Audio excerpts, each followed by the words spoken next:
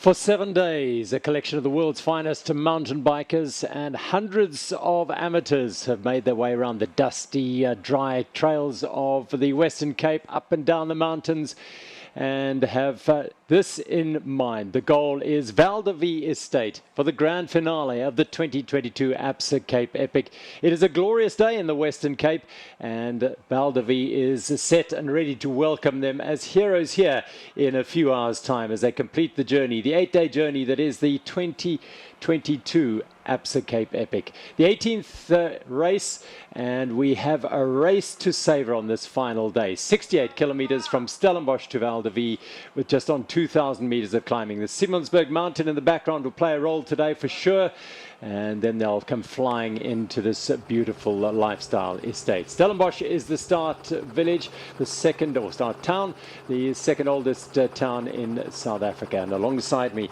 a 5-time winner of the Absa Cape Epic, a former cross-country and marathon world champion, Annika Langveld. Welcome, Annika. Thank you. Exciting day, isn't it? Oh my God, it's going to be one of the most exciting finals of this race. I cannot wait. And Neil Gardner sitting alongside you. Why is it going to be so exciting, Neil? Well, we were doing some analysis as the stage finished yesterday, and we noticed that it's the closest ever in the men's category. It is the closest ever. So we've going into the last day. We've never been this. The two teams in contention have never been this close going into the final day. So we've got Speed Company Racing are 2 minutes and 45 seconds behind Canyon Northwave, and in the last time it was this close, or even comparatively close, was in 2007.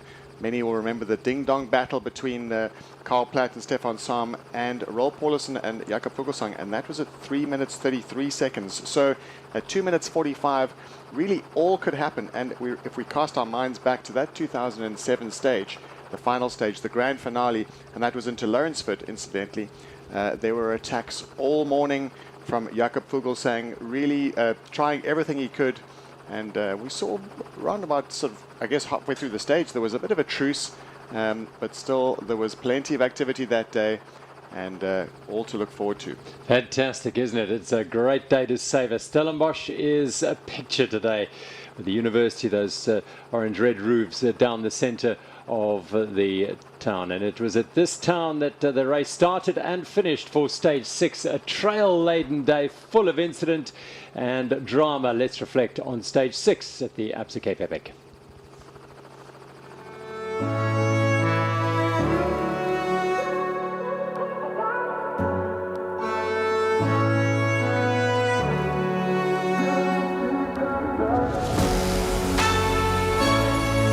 It's the second last day, of course.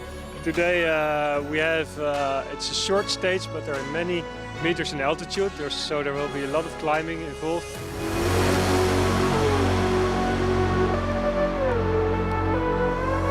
I think the trails will be beautiful today.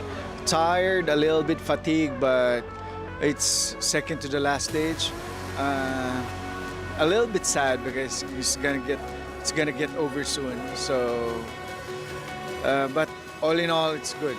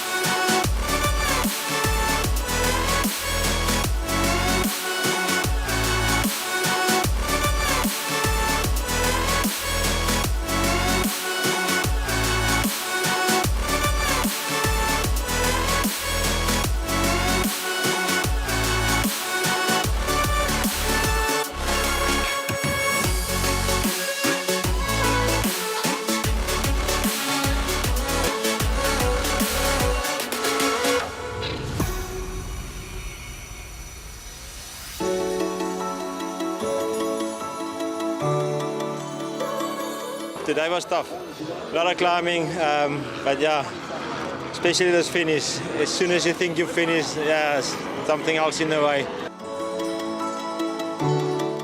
just getting through this is probably one of the most biggest achievements of my life. So yeah, definitely huge. Set your mind to something what you can conquer and what you can overcome. That's the biggest thing for me. One more stage, yes. It's going to be hard, but we will finish for sure for Mexico. This is Viva Mexico!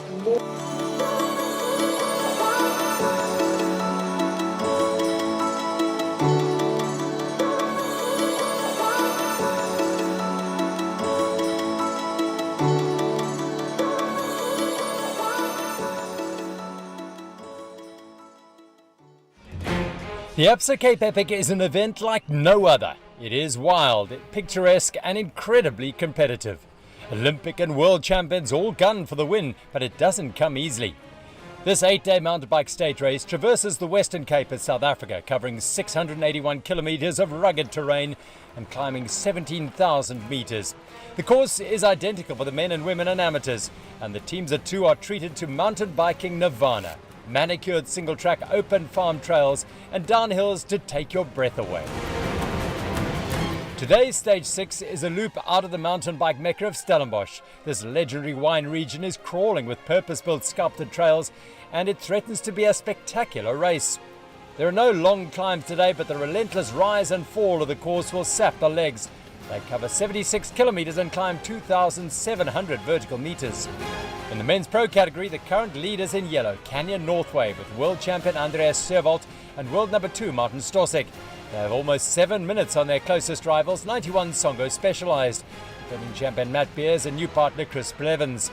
Just 8 seconds behind are Speed Company Racing, Georg Egger and Lucas Baum at their first Absa Cape Epic. The gun goes, and it portends to be an explosive race on this penultimate stage. All the top teams are vying for a win, and the overall GC podium is still in the balance.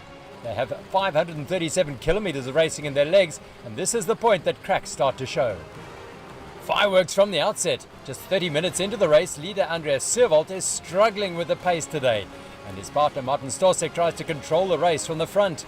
The frustration is evident as Georg Egger from Speed Company Racing elbows his way through in the single-track descent. Second on the GC are 91 Songo Specialized. They're also struggling today. Matt Beers is an incredibly powerful rider, but the constant undulation takes its toll on the tall South African champion. His partner, short-track world title holder Chris Blevins, takes to the front with Nino Schurter, the cross-country world champion. With a huge amount of purpose-built trails on today's stage, the two put in a masterclass in stylish mountain biking through the Bannock Berms. Team Willia Pirelli, Fabian Rabenstein and Bart Alleman are national champions from Italy and Belgium respectively, and are currently in 8th overall, 50 minutes down in the GC. They had problems in the early stages of the race, so today they've targeted the stage for a win. By the 45 kilometre mark, they have almost 2 minutes on the chasing team of Speed Company Racing. Race leaders Canyon Northwave are feeling the pressure of a big week so far. They're almost 4.5 minutes off today's lead, but more importantly, they're just less than 3 minutes behind Speed Company Racing, who are second on the GC. The young German team smell blood in the water and push to make as much time as possible. Willia Pirelli keep driving to the end. It's been a fantastic ride from the Italian-Belgian duo. They've ridden almost the entire race alone, but take it to the finish line in just over 3 hours and 15 minutes. Speed Company Racing sprint to the end and cross the line in second, going from third to second in the GC. They are followed by the Willia Pirelli factory team in third, their first podium of the 2022 Absa Cape Epic. The overall leaders in yellow crossed the line just over 5.5 minutes later. Servold and Stosek struggled today and lose just over 4 minutes in the GC. New faces on the men's podium today as we see Cape Epic newbie Cameron Orr and Daniel Gesmeyer from Willia Pirelli Racing in third. In second, Speed Company Racing, Georg Egger and Lucas Baum. And the Stage 6 win goes to Wout Alleman alongside 5-time Cape Epic finisher Fabian Rabensteiner from Willia Pirelli. Still in the overall lead, Canyon Northwave, Andreas Servold and Martin Stosek, but their gap shrinks to 2 minutes and 45 seconds ahead of Speed Company Racing. The women line up on the second to last stage of the race. Overall leaders 91 Songo Specialized, Hayley Batten and Sofia Gomez-Villafan focus as they know it's going to be another tough battle against Faces Roller, Candice Lill and Mariska Strauss. The gun goes on stage 6 and the women's field sprint out of the gate. This stage has the most single track of the event. It'll be a pleasure to ride, but it is also incredibly draining both physically and mentally. Hayley Batten in the orange leader's jersey leads the charge down the single track, and at the 37 kilometre checkpoint, 91 Songo Specialized and Faces Roller are still together. The two dominating teams, Specialized and Faces, battle back and forth over the next 50 kilometres. They descend the trails of Jonkershoek with speed into Stellenbosch with only 12 kilometres of racing left. BMC Racing, Pauline Ferrand-Prévot and Robin de Groot have had a mixed Cape Epic with 3 wins and 3 difficult days.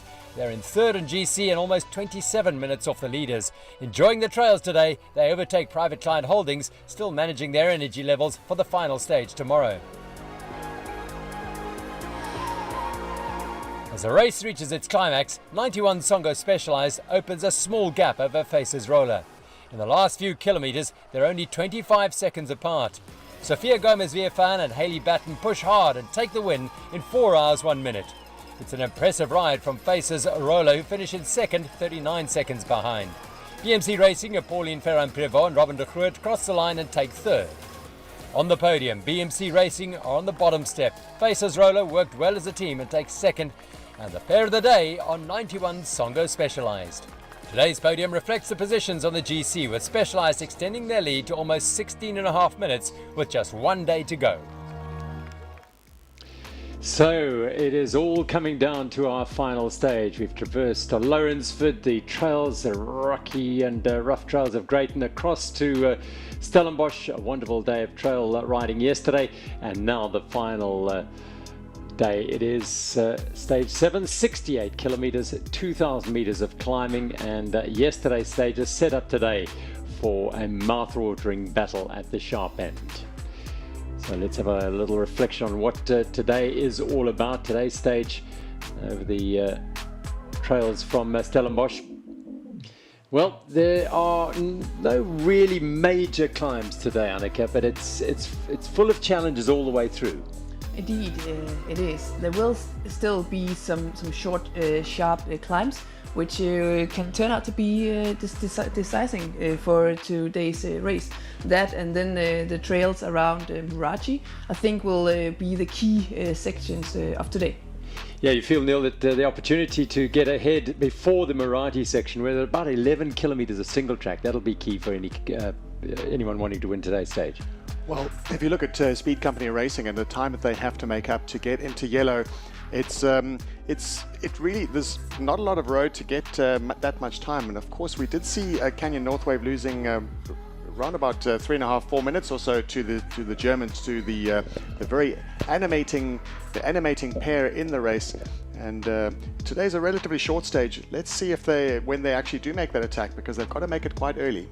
They certainly do. And Simonsberg Mountain is an opportunity. There are a couple of climbs on either side of that great massif that'll give them the opportunities up to Morgenhof, and then the Simonsberg Trails, and through Muratie, through the beautiful Simonsberg Conservancy area, Dirtopia Trails as well. That little section, 20 to 35 kilometers, loaded with single track, and then they will have that last climb up the slopes of Simonsberg as they fly down towards the finish here through Vredelenlist and various of the other lovely farms here in the winelands of the Western Cape. And of course, the finish is right here at one of the preeminent lifestyle estates in the world. It is, of course, Val de Vie.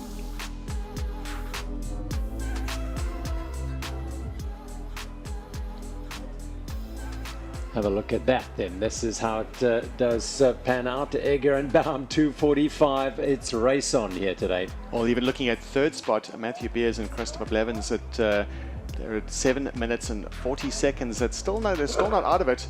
If any one of the others have a bad day, and they could very well easily shuffle that leaderboard around, but it seems like Becking and DS are perhaps out of contention at 20 minutes. That 20 minutes is quite significant, because we know that Hans Becking will be keen to repeat his stage win going into the grand finale with Jose Diaz. But 20 minutes deficit, or with 20 minutes on overall GC, they won't be given the kind of freedom that we would expect to be given to the likes of Dutoy and Joubert for a stage win today. Of course, all eyes on who will be targeting today's stage win. Scott SRAM perhaps, We've got our eye on them. We've got our eye on the bulls, of course, and of course Willie Pirelli's Gersmeyer and Orr, who seem to be on the rise. Yeah, only 6 teams have won stages here. Of that top 7, only the Bulls and Buff Megama haven't won a stage. And of course, Scott SRAM are well off the pace, but they've got the capability and the firepower to bring it home today.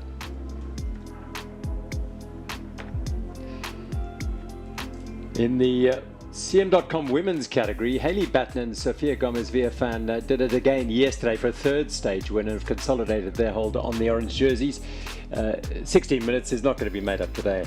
I doubt it, especially because we've seen Batten and Villafañe being quite well matched with Lil and Strauss the last couple of stages. The selection came relatively late in those stages, and I'm quite sure that Batten and Villafañe, if they can, they will go for another stage win today. Absolutely, and look out for perhaps Pauline Ferrand-Prévot in her first Absa Cape Epic, Robin de Groot in her last riding for BMC MTB Racing. De Groot is the only one of this women's field who has won a grand finale stage, so perhaps she'll want to bring the curtain down. Well, I know she'll want to bring the curtain down on her Absa Cape Epic career with the stage win. And what about Marie Rabi and Hayley Preen doing something today? Private Client Holdings, they've been remarkably solid over the second part of this week, finishing on the podium 3 out of the last 4 stages and moving into 4th place. Lutie and Wakefield have had a struggle over the last few days. Ariane Lutie is not 100%, but battling on they are to the finish. Simtech ZA.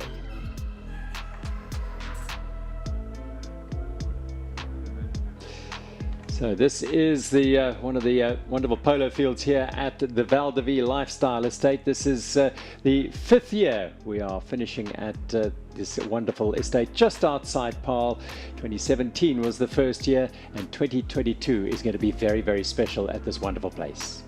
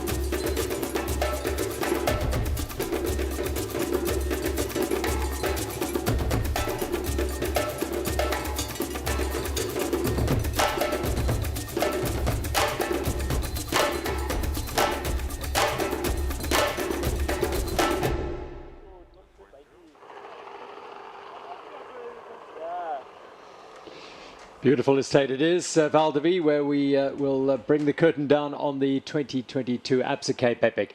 This is from early this morning in Stellenbosch, and before we say anything, absolutely perfect conditions for the riders today, Annika. Yeah, it's nice conditions.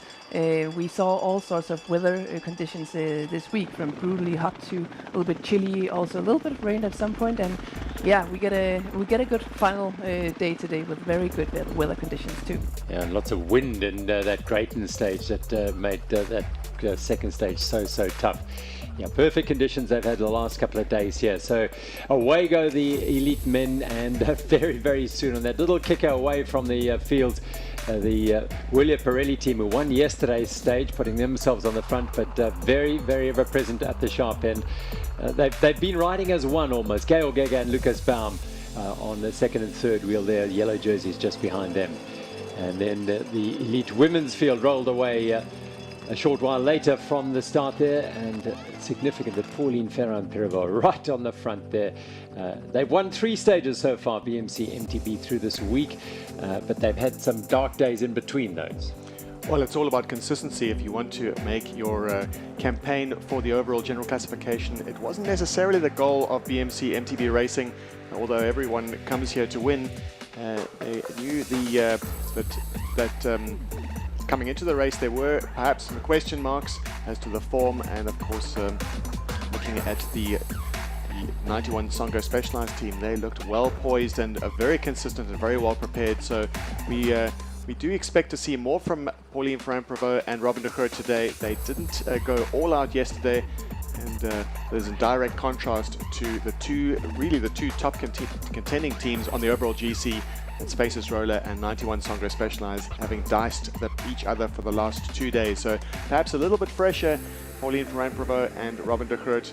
Having taken a slightly easier day yesterday, we expect big things, and of course we expect huge things from the men's race, because it is so close on overall GC, and we will wait to see it all unfold at the Absa Cape Epic 2022. And we are with action from a little bit earlier today in the Idas Valley area, these beautiful community trails that have been looked after and prepared by the wonderful community in Idas Valley. And immediately a little bit of a climb sees Georg Egger and Lucas Baum of Speed Company Racing turn up the heat. They are determined to try and get back as much time as they possibly can, as early as they possibly can. We've been saying it has to happen early. In the first little climb, they go. They have to make the selection quite early, because if they want to see themselves in the yellow jersey by the end of today, they will have to find those 2 minutes and 45 seconds, like from the very start. And today we don't have like a massive climb. It's more a little bit spread out over the entire course, meaning whenever there's a little bit of a climb, they will have to go for it. So we will see them riding very aggressively today. And that little acceleration up the climb on Idas Valley, above the Idas Valley Dam, has just stretched out their whole group here, and that does make things very interesting at the sharp end, putting some pressure on the sharp end. Willia 7C Force 1, Catania and Taffarel. So they are looking for a stage win here. Yep, they've had a big week, Willia. They're getting stronger and stronger. Well, we see them here in more or less the second group as they were chasing after the marauding Scott Stram. We did expect to see Scott Stram going all out for a stage win, and they were joined in the very front group by Speed Company Racing, Willia Pirelli's Ravenstein and Alleman, and a team that we also have our eye on today is Team Santa Cruz, and that's Maxi Marot and Keegan Swenson. And meanwhile, in the women's race, it looks like that is once again Faces Roller kind of animating the race at the front. I have a feeling that they will do everything they can to go for a stage win today, but it will not be easy, because we can see right on their tails, once again, it's a specialized team just following their every move. And it also looked like actually the BMC MTB Racing team is up there too. So yeah, it's still very open. Everything can happen in this stage today. Of course, a stage win at the grand finale at Val de Vie is one of the most coveted and desirable stage wins to have in your Palmares, and very prestigious to be winning on the final day in front of the crowds that will be lining up and lining the finish line. And of course, it'll be a hero's welcome for all finishers today at Val de Vie, and especially for the winners as they approach. We saw just at the back there in the blue outfits, the private client holdings, Marie Rabi, Haley Preen, also very much present and correct. But ominously, we see Pauline Ferrand-Prévot and Robin de Groot just biding their time, waiting, poised for their next move. And this is the lead group still climbing up through the Rustenberg area, and there are 4 teams in there: Scott SRAM, Speed Company Racing, Willia Pirelli, Ravenstein and Alleman, and Santa Cruz. Significantly, Andreas Seerwald and Martin Stosek of Canyon Northwave not in this group. They're 40 seconds behind already here, so significant moment here very early on. As we've said earlier, no really long climbs to open a big gap, but these short, sharp pitches, you can bet every single one of them, as we're seeing here, will be an opportunity for Speed Company Racing to put the pressure on. They're the yellow jerseys in the second group. Well, they're significantly at the back of that chase group, and the chase group does include Toyota 91 Specialized. That is the 3rd place overall in GC. They'll hope to just get over this really steep hump that they are riding up right now. and hope to cooperate with the 91 Songo Special, Toyota 91 Specialized team. And of course, up the road with Scott SRAM and Willia Pirelli and Santa Cruz looking for a stage win. Speed Company Racing have a different agenda. Their agenda is the overall. They may do a deal with with those top running teams who are looking for a stage win, a bit of cooperation in exchange for a ride to the finish. Let's see how the politics unfold on the race today.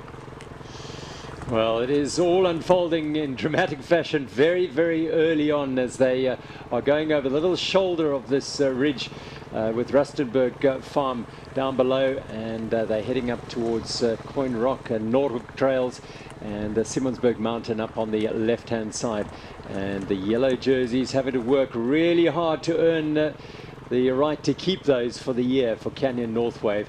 They won stage 1 and they've held those yellow jerseys since then, but it's very clear, significant yesterday, that Andreas Seewald was not on his game yesterday, and Martin Stosek had to nurse him through the day. It's one of those things, attrition happens through the week, and if you have a slight niggle or an illness or perhaps an early injury, it can hamper you later on in the week. It all adds up, and bear in mind the stress that these athletes are putting their body under every single day, and having to recover from something at the same time as you're every single day are like pushing your body so hard. It's definitely not easy. I think, if I'm not mistaken, there was some talk about that Seewald was having some sore ribs, and having having had that myself, I can tell you it doesn't go away in a few days. Okay. It can take weeks and months, but he looks like he's relatively okay. We will see how he will make it to the finish line today. Very exciting actually. It will certainly not be an easy day for the Canyon Northwave team. Any previous years, if we've seen any kind of relaxed roll to the finish where the GC riders leave it up to the stage winners to fight it out, this is not one of those days at all. This is not that kind of grand finale in 2022. It is the closest fought yet. It's the closest we've ever seen the GC going into the final stage at 2 minutes 45. The Speed Company Racing are in deficit on GC, but they are up the road over 40 seconds ahead. Last year's stage winners Hans Becking and Jose Diaz dropped into the third group. This is Bart Alleman and Fabian Ravensteiner, and they are in that lead group. Behind them, Lars Forster. Is he finally finding his legs this week? Lars Forster with Nino Schurter. He's had a really tough week. Lars Forster, perhaps they are also targeting this stage win. And so it's really interesting because we've got stage hunters in the front here in Willia Pirelli and Scott SRAM, and as well as Santa Cruz, Maxime Marot and Keegan Swenson, and the GC contenders, of course, that is Gail Gega and Lucas Baum in the sort of purple-blue kit there, who've been the revelations of the 2022 Absa Cape Epic. Newbies here at the event, as are Marot and Svensson, but really have been fantastic in the way they've approached every single day, been aggressive, looking to take the fight to the yellow jerseys and to all the established Absa Cape Epic teams and races.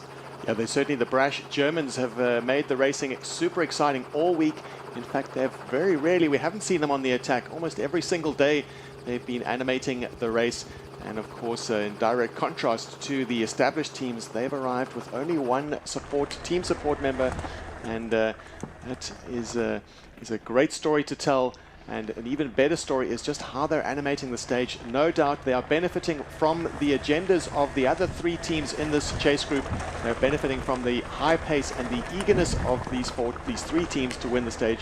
And as the fourth team with them, they'll look to cooperate and perhaps do even a greater share of the work just to keep that group rolling. You saw the Germans go to the front, keeping the momentum going. Perhaps a bit of a lull on the pace after the climb and after the descent.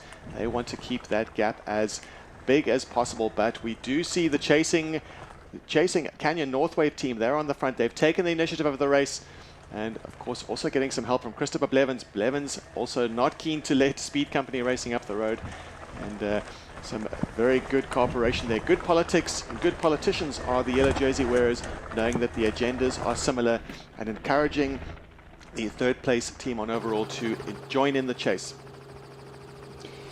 Just for the 5 minutes between second and third, Speed Company Racing and Toyota 91 Specialized at the moment. But have a look at the splits at 16 kilometers. Scott SRAM in that lead group, Speed Company Racing, Willia Pirelli, Santa Cruz, all looking to gain something out of today. Those three of those four teams in terms of a stage win.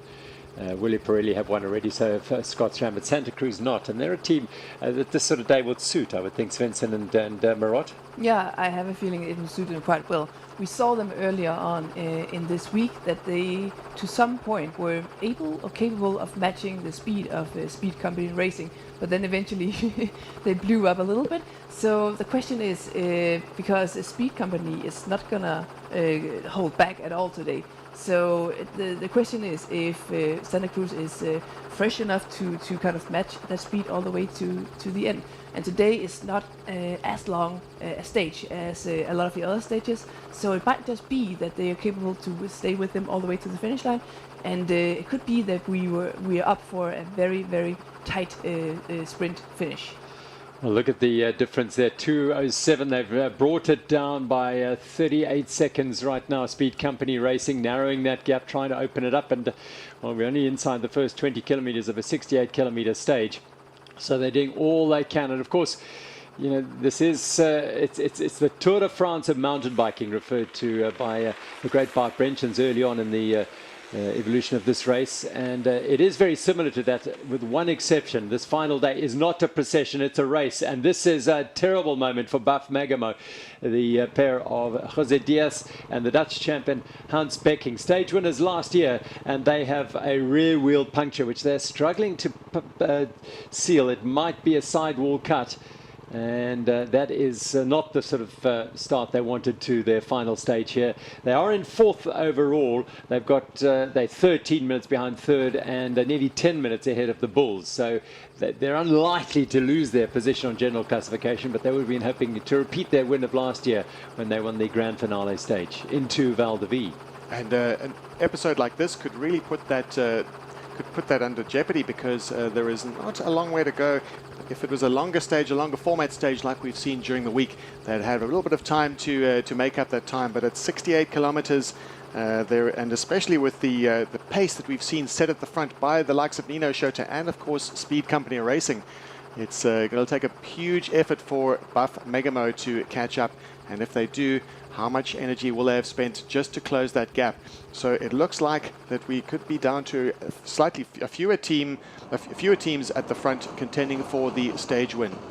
And here we're back with the women's racing, and we can see the scenario that we've seen the last couple of days. The exact same scenario. So all teams pushing hard at the beginning, and not long into the stage we see this selection with the Faces Roller and the 91 Sango Specialized team being together. They are so well matched. They can match each other. There's not a lot of difference in strength between these two teams. We have seen each team get the upper hand when they came to the finish line sprint. The last couple of days it was the Specialized team who were the strongest, or just had a little bit of extra energy when it came to the finish. And now the two teams are back together in the lead, and it will be a very tactical race from here on. Yes, after 16 kilometers, they had a 19-second lead over BMC MTB Racing and Private Client Holdings, so they'd separated themselves from that group.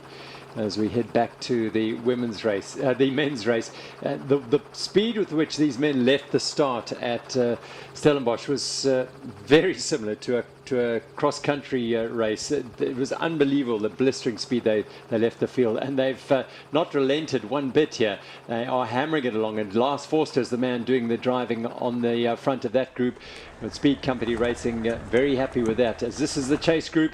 Canyon Northwave, Toyota 91 Specialized, and the Willia team chasing hard to stay in touch as best they can. Look at the pace. The yellow jerseys on the front here, they sense there's a problem here. They know there's a problem because their closest rivals are up the road. But this is a good sign for the Canyon Northwave team. We can see them at the front now of this chasing group, and it looks like they just needed those first kilometers to get the engine going, the legs warmed up, and once they're kind of hit a good speed, they can kind of maintain that.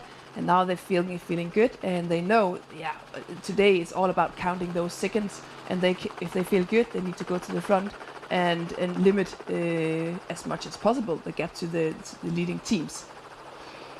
Nowadays, there's so little difference between marathon races and cross-country races. However, the makeup of this group of the Canyon North Wave are out-and-out marathon specialists. This is what they do, Andreas Sivalt and Martin Stosek. But you've got the likes of Chris Blevins, who's the short track world champion and a World Cup winner, of course, in that chase group. And then in this lead group, well, you've got marathon specialists in Willia Pirelli, but you've also got the finest cross-country racer of his generation, Nino Schurter, in there with Lars Forster, world and European champion. So the mix is fascinating, but it all counts for nothing today because it's all about who's going to win this stage and, of course, win the overall. And the two are so interlinked because we have the chase, we have the leading group up ahead of 4 teams, and only 3 are really looking purely for a stage win. And one of the teams, significantly Speed Company Racing, are looking to gain time on Canyon North Wave on the overall. So it's all about how those two agendas will meet and how much Speed Company Racing can cooperate and help keep that speed as high as possible. Even if they have to do more work at the front, they'd sacrifice a stage win just to get more time on their overall rivals. It's quite an interesting scenario. So we see here the leading group is led by the Speed Company Racing because their only interest today is kind of counting, finding every second where they can. And the same scenario here in the chasing group. Now the Canyon North Wave team has gone to the front, and they are also not going to hold back at all. So a lot of teams can kind of benefit from that, just because we have some teams that are not focused on the overall, for the stage win at all today. They're only focusing on the overall, and all the other teams can kind of benefit from that. Well, you're getting double value today. 2 races in one here at the final stage of the Absa Cape Epic Grand Finales. They head through Muratie Farm, absolutely beautiful part of the world, tucked into the valley here. And this is the scenario then. Just 41 seconds, Canyon North Wave are down on Speed Company Racing. Those are the two in first and fifth. As you look at those are the two contesting the overall. Toyota 91 Specialized in there as well, but all the other teams here are Scott SRAM, Santa Cruz and Willia Pirelli hunting the stage win. Look, Speed Company Racing would happily take the stage win, but they'd rather take the overall, I can tell you that. And it's quite interesting if we compare these splits at kilometer 23 to the ones at I think it was kilometer 16. Actually, the gap between Speed Company Racing and Canyon North Wave looks like it's pretty much the same. So it looks like Canyon North Wave, they kind of needed those first kilometers to get the legs and the bodies going, and now they can kind of maintain the same speed as Speed Company Racing, but it's still a long stage to go. It's not over yet. Well, of course, we've got 4 teams up ahead. 3 are really looking to contend for the stage win. And they also have all to gain from the agenda of Egger and Baum, who are pushing the pace. So it's likely that the idea, if you're looking for a stage win, is to try and reduce that the chances of a sprint finish. And if Egger and Baum are, if they exhaust themselves, if they spend all their energy on keeping this gap as high as possible, they will not have enough left for a sprint finish. So in that case, that would leave just 3 teams for the podium and to fight it out for that prestigious stage win.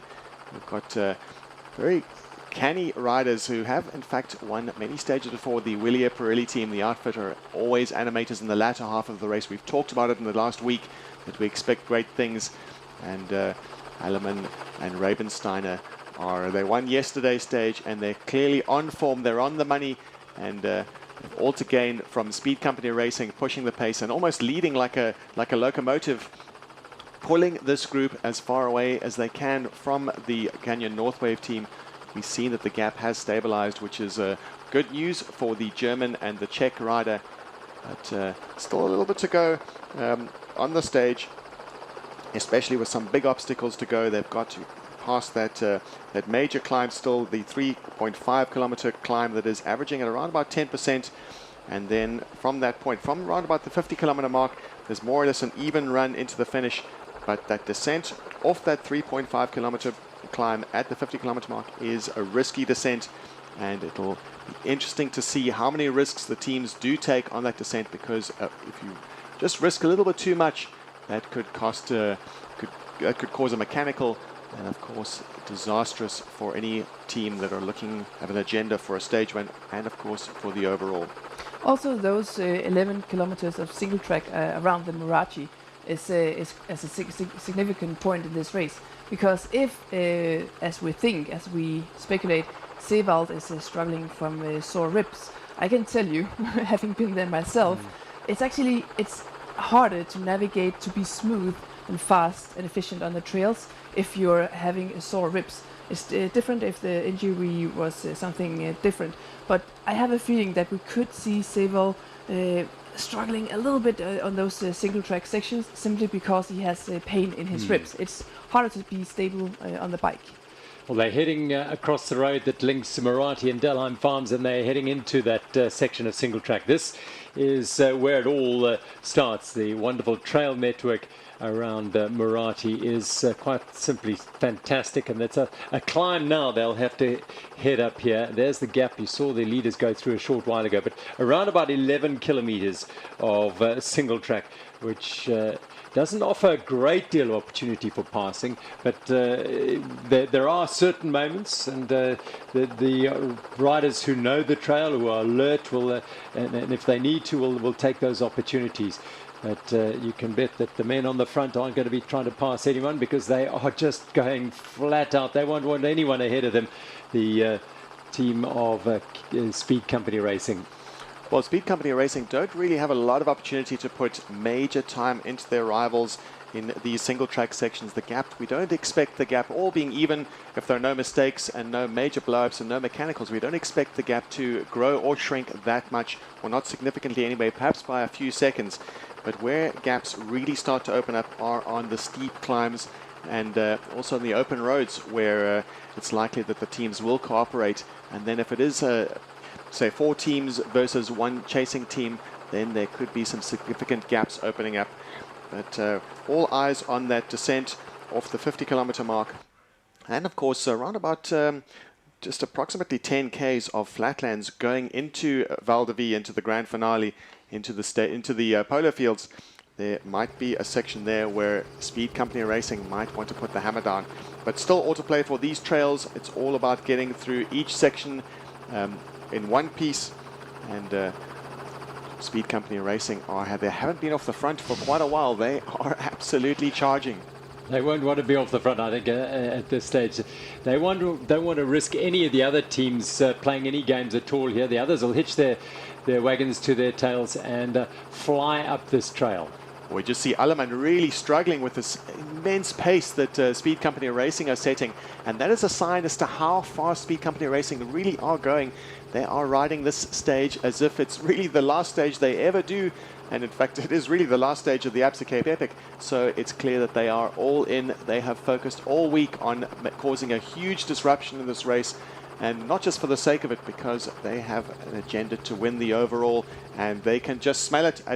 At the start of the day, they were 2 minutes and 45 seconds behind the Canyon North Wave team, and that is the closest we've seen so far at the Absa Cape Epic going into the final stage. We're 25 kilometers into a 68-kilometer stage. It's riveting stuff. Up ahead on the top, halfway up that mountain, are the stage leaders, Speed Company Racing. They're needing to make up 2 minutes and 45 over the yellow jerseys, who are around 45 seconds behind them. High drama.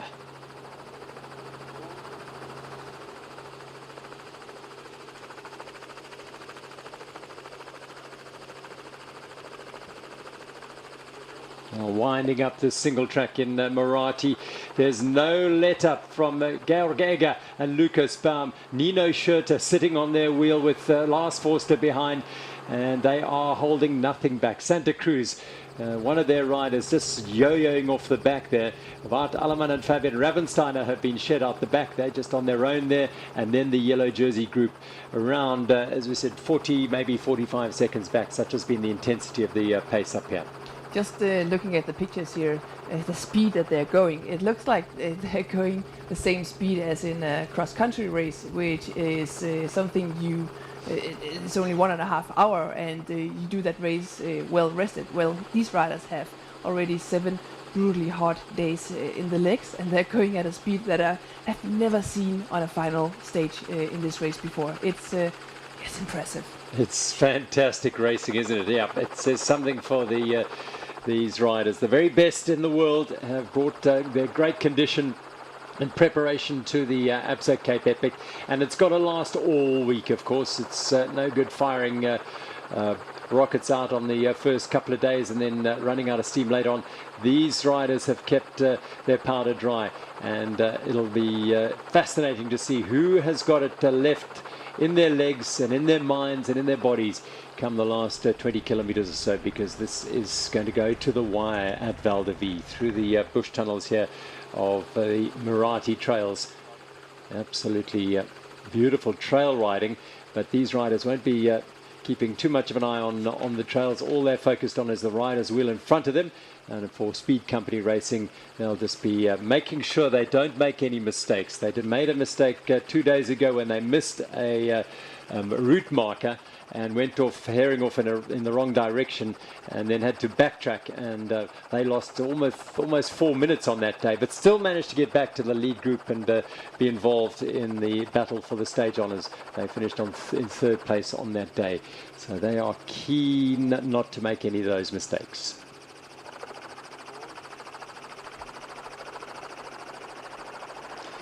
Well, the Western Cape really showing off today, because the conditions are perfect for mountain biking, for whatever you want to choose to do in the Western Cape today. But our focus is very much on the grand finale, the final stage of the 2022 Absa Cape Epic. And in those trees and in the forest down there on Muratie, the race is exploding. Speed Company Racing started the day 2 minutes and 45 seconds behind. The overall lead is Canyon Northwave after 7 days of racing. That's all it is. And the young German team, Speed Company Racing, in their first Absa Cape Epic, have taken it to the yellow jersey Canyon Northwave pair and are hammering off the front here. They opened up a lead of 40 seconds after 23 kilometers, and on this climb up out of Muratie, they are keen and then looked as though they may have opened up a little bit more of a gap. They've shed a couple of their companions in that lead group, but they are making every effort to try and squeeze out time on the Canyon Northwave pair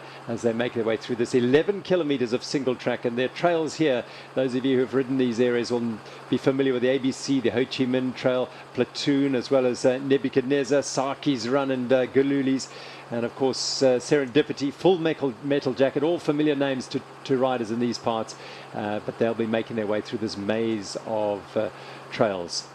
The yellow jerseys are the team that stand to lose most today if they cannot stay within 2 minutes and 45 of Speed Company Racing. Georg Egger and Lucas Baum. They've ignited, they've really just put a match under this race from the very first day when they finished second in the prologue. It popped up from nowhere. Yes, and in that interview they said they weren't interested in just taking part. They said they were going to take over, and we believe them now. Absolutely.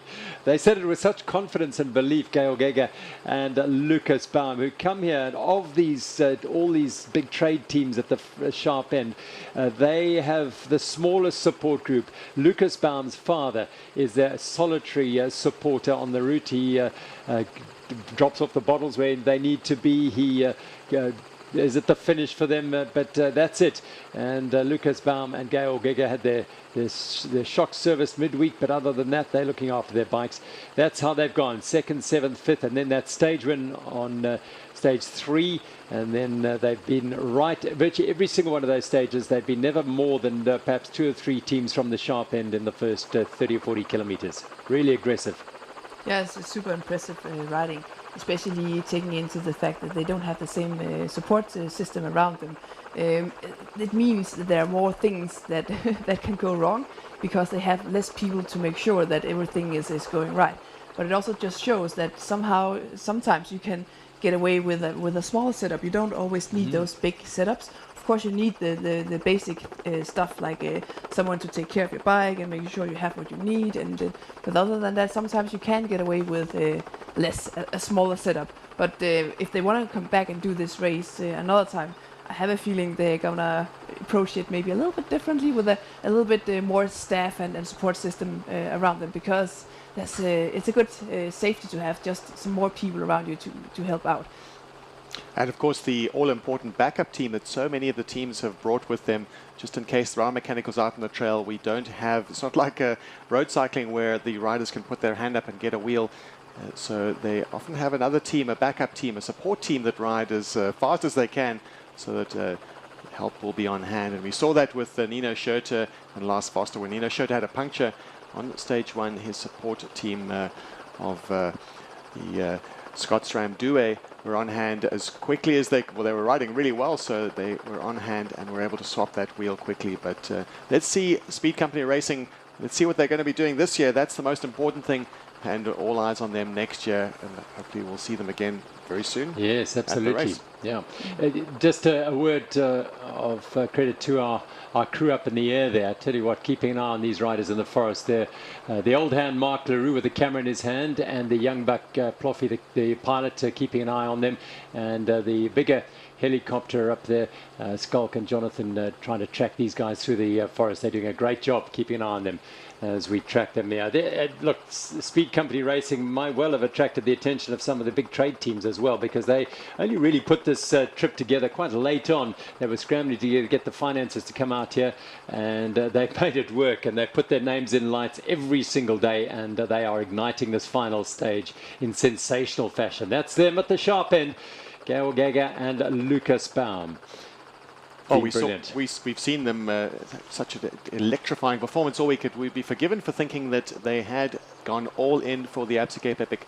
However, they did put their preparations in quite late in the day, and not really a last-minute entry, but certainly we weren't expecting to see them at the race in the lead-up. But it also, one has to point out that they had a really good early season build-up with some races in Europe, stage races in Europe, where they performed really well. And no doubt still on top form from those races. Also, just think about the fact that I think they are like almost lifelong friends. Mm-hmm. They do a lot of the training together, so they know each other so well. I think one of them said that he would just look at the legs of his friend and he would know exactly how he was feeling. And it's those small things. I think that's a key part of why they are so successful in this race. They know each other so well and know exactly how the other is feeling. And you can see they're riding. Well, we haven't actually seen them leave each other's rear wheel. They are constantly riding as a tight unit. It makes a big difference. Well, look at that gap back there. We saw Willie Pirelli hanging on to that group, and we see now that it has been whittled down to 3 teams for the stage win. And close attendance, of course, is Scotsram's Nino Schurter and Lars Foster. Lars Foster having a better day today and a better time of the race. And also in close attendance is Team Santa Cruz. They've been a bit quiet in the latter half of the race, and we expected to see a little bit more of them earlier on, perhaps a stage win. And today it looks like it could be their day, certainly for a podium. And with 3 teams and 3 spots on the podium, it looks likely they'll get onto that podium, but all about who wins on the day. We saw Aleman from Willie Pirelli really struggling, and his partner Fabian Ravensteiner dropping back, because of course there is that 2-minute rule. 2 minutes, or no more than 2 minutes allowed between 2 teammates. And there they are. Aleman, the national marathon champion, Belgium, riding with the national champion of Italy. Yeah, and he, previous winner on the grand finale, of course, 2018, he and Michele Casagrande riding for the same team under a different name, a trade name. Then they won the stage into Val de Vie. No change at the front.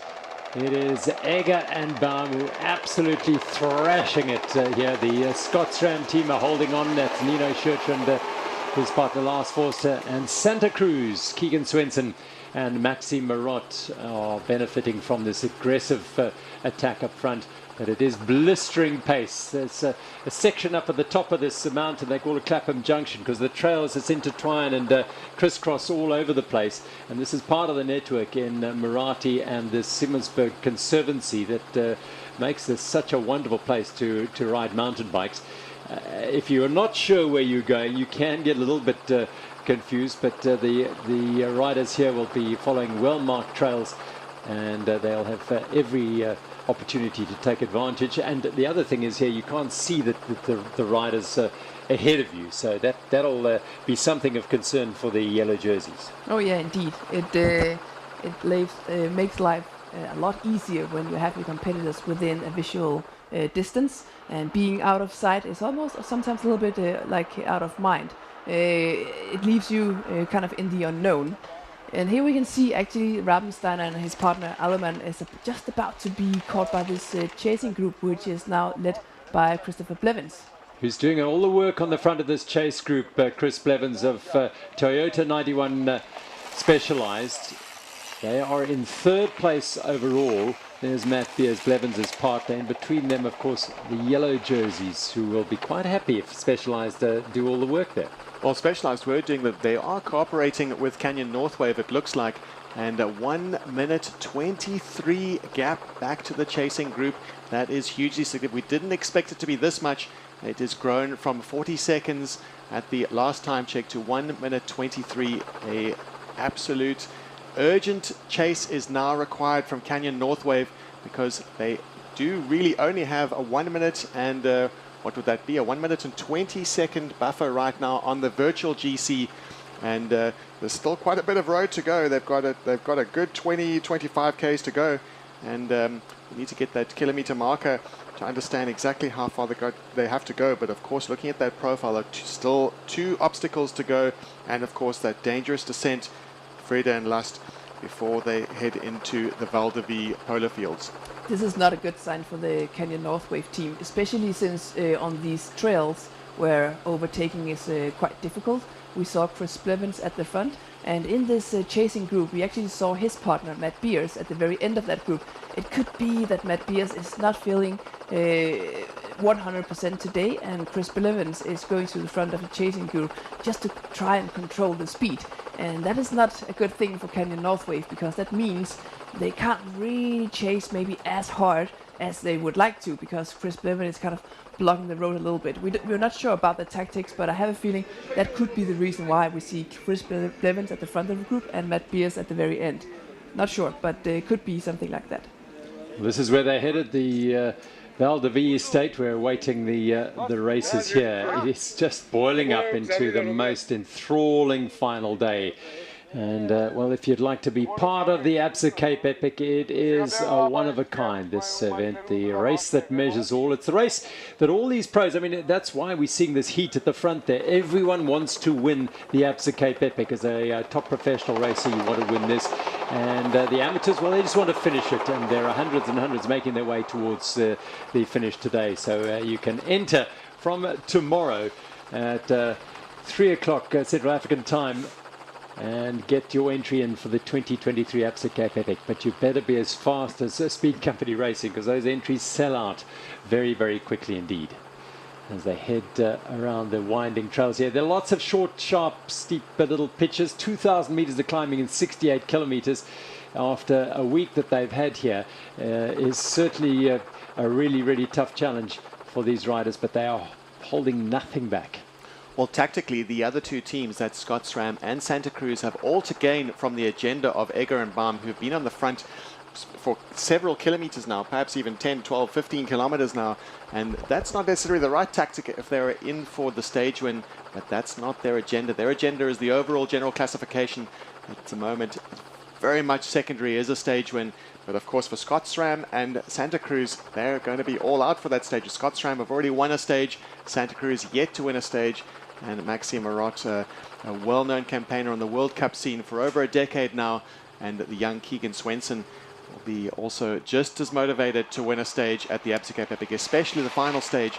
But really all to play for the yellow jerseys. They don't quite look like they're on the pace. That gap should, if Andreas Seewald was really on the pace, if he was highly motivated, if he had really the firepower, he would not leave a gap like that. And really, it's perhaps some more chinks in the armor showing on Canyon Northwave, and if they have a plan, they're certainly holding it close to their chest, because they are losing time hand over fist right now. They've lost almost 40 seconds since the last time check, so it's really all to play for. Let's see up front just how much urgency there is with Speed Company Racing. It doesn't look like they're letting up at all. They are charging, and just looking at the body language, it's clear that they're still in sync very much as a team. There is hardly even a bit of daylight between the 2 of them, and just that body language says to us all that they're still very much on the hunt for that overall victory. Yeah, and remember, it's hard for the riders out there to get these splits that we are capable of observing here. Maybe they'll have some supporters trying to give them splits, but sometimes they will be quite delayed.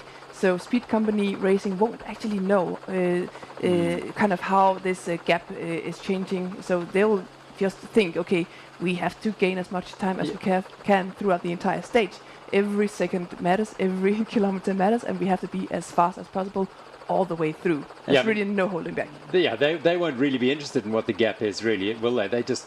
There's only one method for them today, and that's full gas all the way until they get to the finish, all the lights go out. Well, that's the art. Is essentially it's like a time trial for them. They've really got to go full gas. They've got no other agenda, no other tactics. It's just measuring their efforts so they can keep maximum power or measure their power and even their power out over this stage, over the 68-kilometer stage. They attacked really early on, and with the chasing group, it's almost immaterial to them what the time gaps are, because they've still got to charge no matter what, whether the gap's a minute, whether it's a minute 20. They have to go. But imagine if you were in the shoes of Speed Company Racing, and you know that you're kind of roundabout halfway through the stage, and you have a gap of 120. You would know that you were on the right track, and that would be a huge motivation.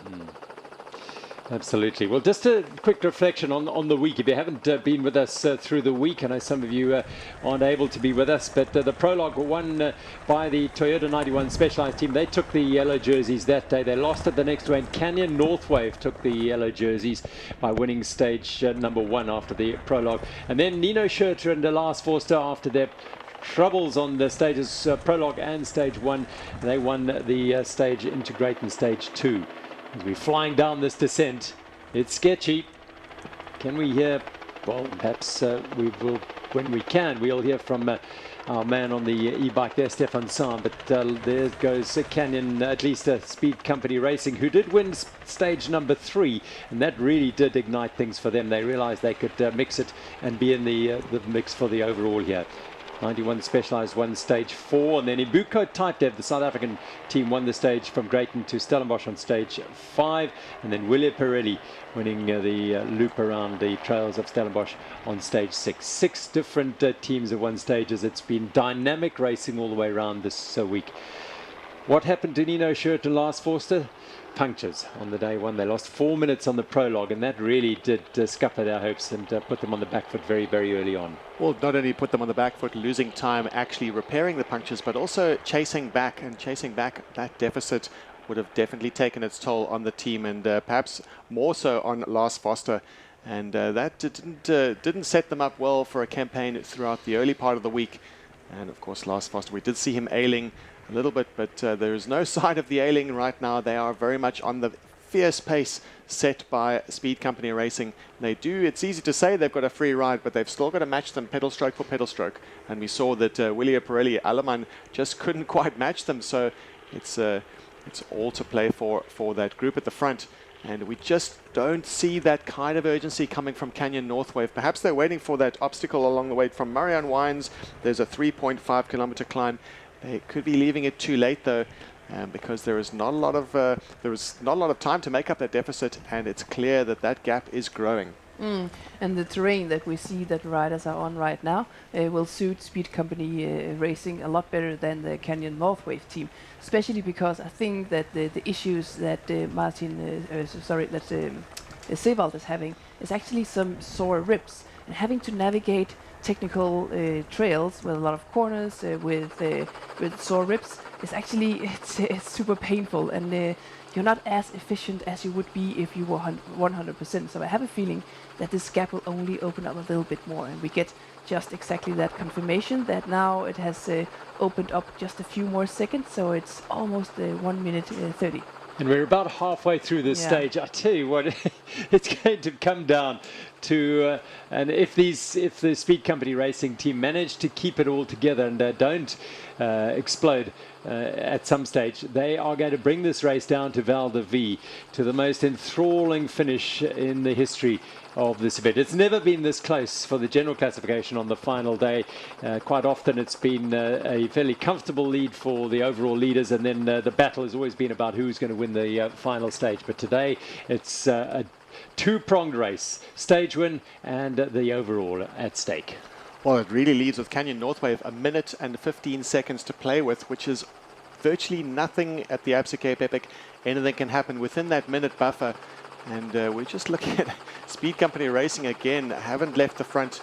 And even the e-bike of Stefan Sam, he will know just how much pressure is being put on by the Germans, his fellow countrymen.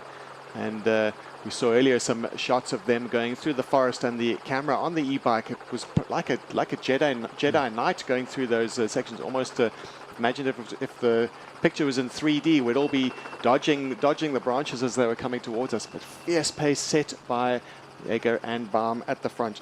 Just looking at the road ahead, or the trails ahead, coming up to the 50-kilometer mark, it's going to be interesting to see what the other teams do when it comes to their campaign for the stage win.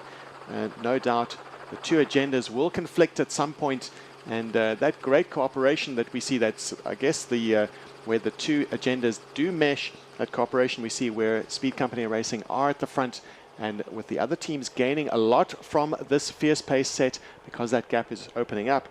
But do Scott SRAM and Santa Cruz make an attack on that climb at the 50-kilometer mark? Because the best of all would be to arrive, or best case scenario for any team looking for a stage win would be to arrive at the stadium alone and not risk a sprint finish, because there is so much more risk with the positioning, with just the amount of firepower left in the legs.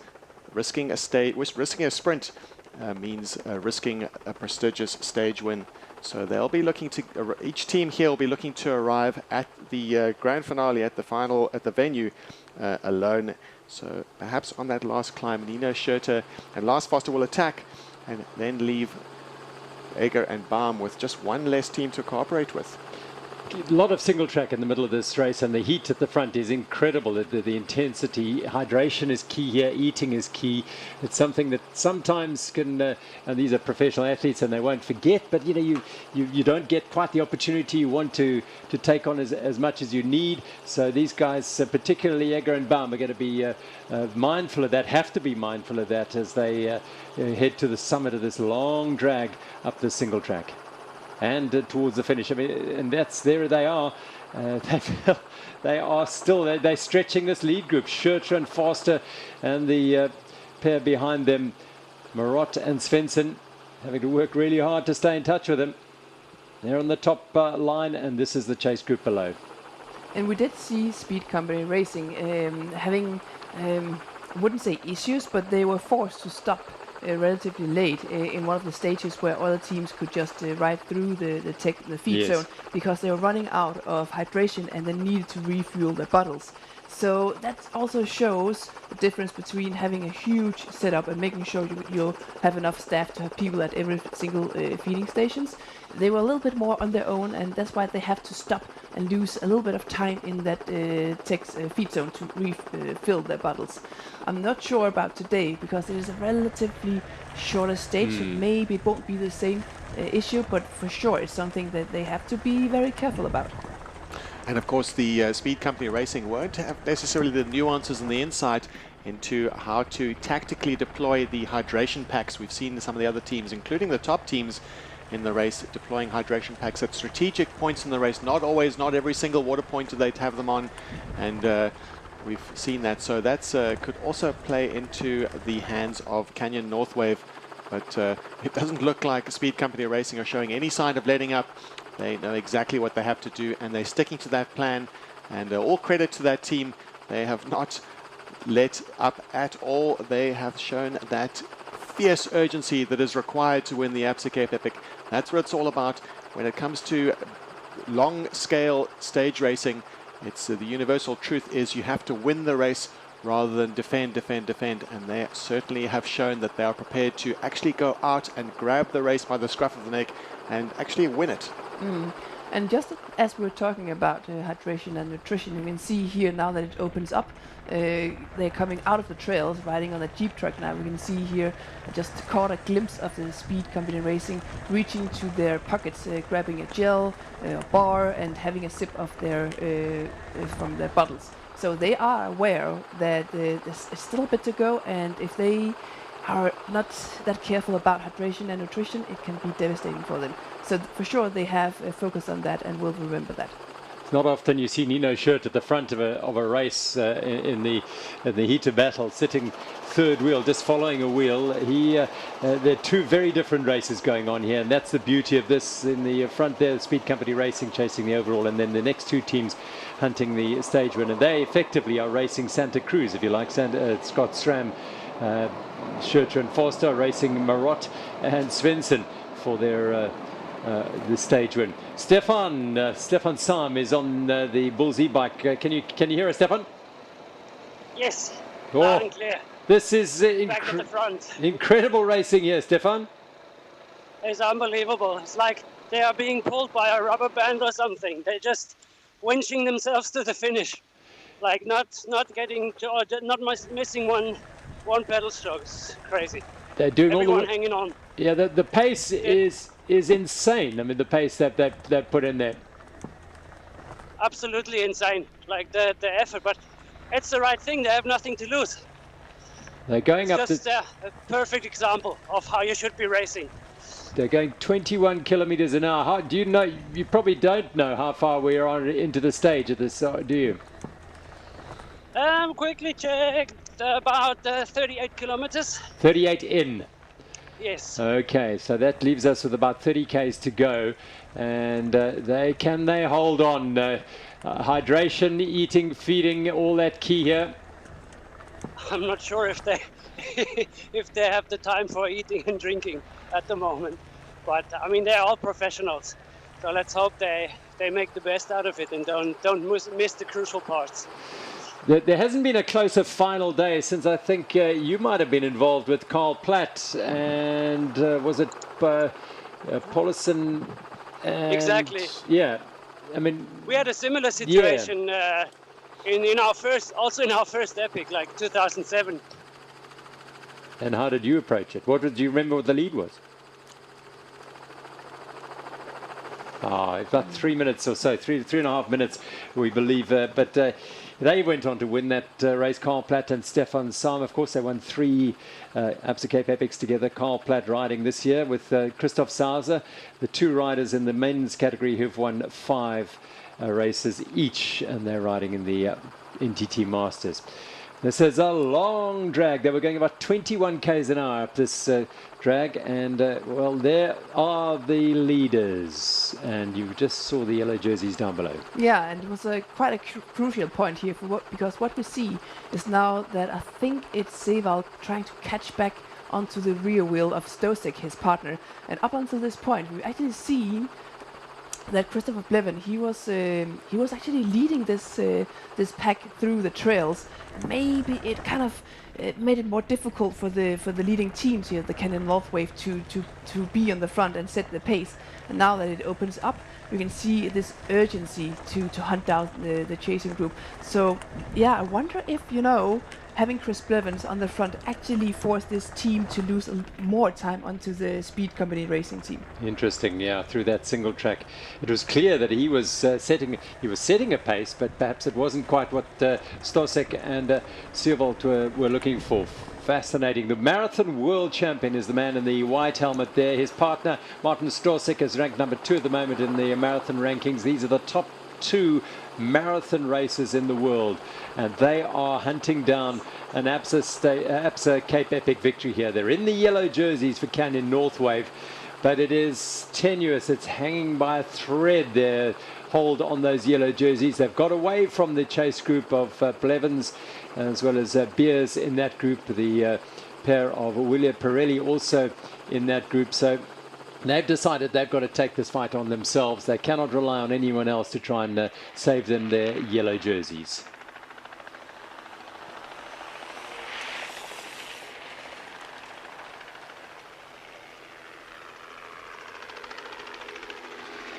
So the yellow jerseys get away from the chase group and set off in pursuit of the leaders, Speed Company Racing, Scott SRAM and Santa Cruz. Their solitary aim, though, is to try and close the gap to that group, which would mean that Speed Company Racing's virtual lead on the general classification shrinks. At the moment, we reckon it was, they were about 1 minute and 15 seconds down on the yellow jerseys, but that's a very much an approximation of the situation. There it is. So nearly 2 minutes. Remember, they started the day, Speed Company Racing, 2 minutes and 45 seconds back, and they have taken nearly 2 minutes of that back. So just 40 seconds. And Seerwold is the man, the second rider here. You get the feeling he is, again, the man who's really struggling today. Well, he's struggling. Relatively terms. He's struggling, yes, exactly. He's struggling at a very high level because they've already left those chasing teams. They were cooperating a little bit with that group, and they have left them behind. And just you can see that the impetus has gone out of this group. And even the third place riders on general classification, the team that have been really animating the race, and that is Toyota 91 Specialized, they have been left behind. And Canyon Northwave know now that this is their time to keep that gap to a minimum. And they're not doing a great job of it because they've lost almost 2 minutes already to the charging German Speed Company Racing. And we really expect to see this really almost turning out to be like a time trial at the end of a Grand Tour, where it's really one team against the other, because Speed Company Racing are getting absolutely no help whatsoever from Scott SRAM and Santa Cruz, who are on a different agenda. They want to win the stage, whereas Speed Company Racing are looking to win the overall general classification. That's the lead group up the road now. In fact, sorry, that's the yellow jerseys, and it's clear that Stolsek is feeling very strong, and Seerwold is just trying to hang on there. The German behind his Czech partner, and he had a tough day yesterday, did Seerwold, and he had to be managed through the day by his partner.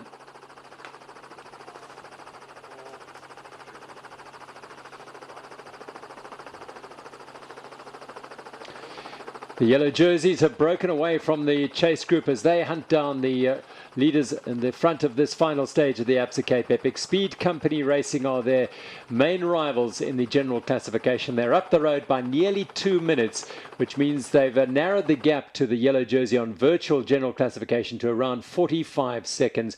And we have around about just under 30 kilometers to go on this 68-kilometer final stage, which will end at Val de Vie, and which in all likelihood end in an enthralling finish, not only for the stage, but also for the general classification. It's boiling up to an incredible race.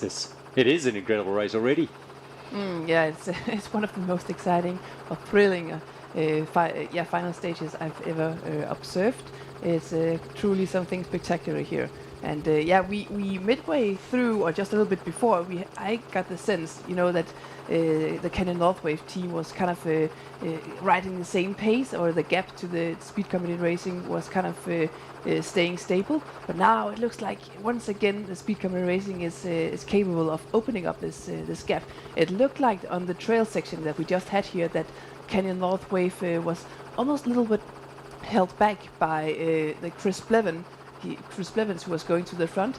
It looked like Chris Blevins was aware that his partner Matt Beers was not 100% today, and tried to kind of manage the speed of the chasing group by going to the front and setting the pace there, because overtaking in those trails is not easy. And we saw as soon as they came out of the trails and the road opened up, Canyon Northwave, they kind of sensed, okay, we've actually lost a lot of time on these trails. Now we need to go on the attack, on the hunt, and that's why they separated themselves from the chasing group, and now they are on their own, chasing the leaders. Well, we heard from Stefan Sam on the bike exactly that, is that the Speed Company Racing haven't missed a pedal stroke. And that's significant that when you go around those corners and take a bit of a micro rest as you let the legs have a second or two rest, it turns out that that is not the case with Speed Company Racing, not leaving anything.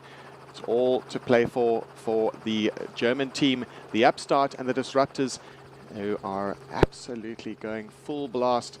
And we're just looking at the split times for Faces Roller, 91 Songo Specialized, just right there with them.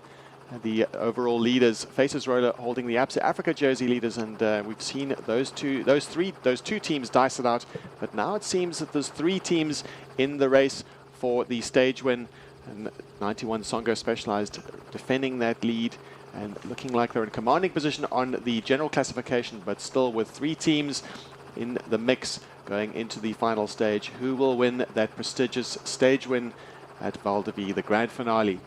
Yeah, there's all sorts here in that the women's race as well, because the 91 Songo Specialized team want to cap an incredible week by winning the grand finale.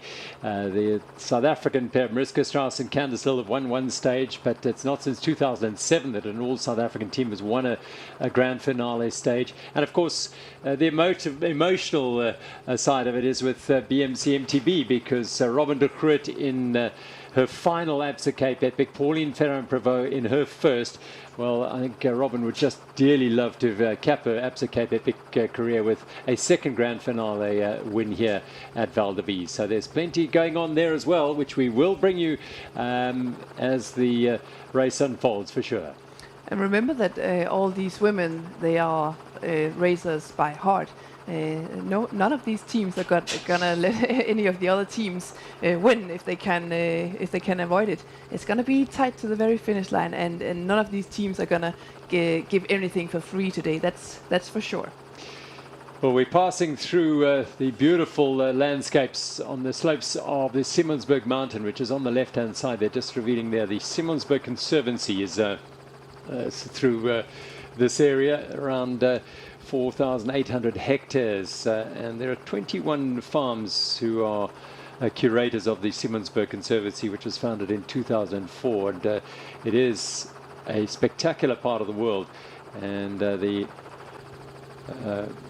curators here have created trails, and they've obviously protected areas as well where riders and you won't be allowed to go, but plenty of these areas are very much trail friendly, and the farmers and landowners in this part of the world have been incredible over the last 10-15 years to open up their lands and allow the trails to be built, and these riders exploring many of those today.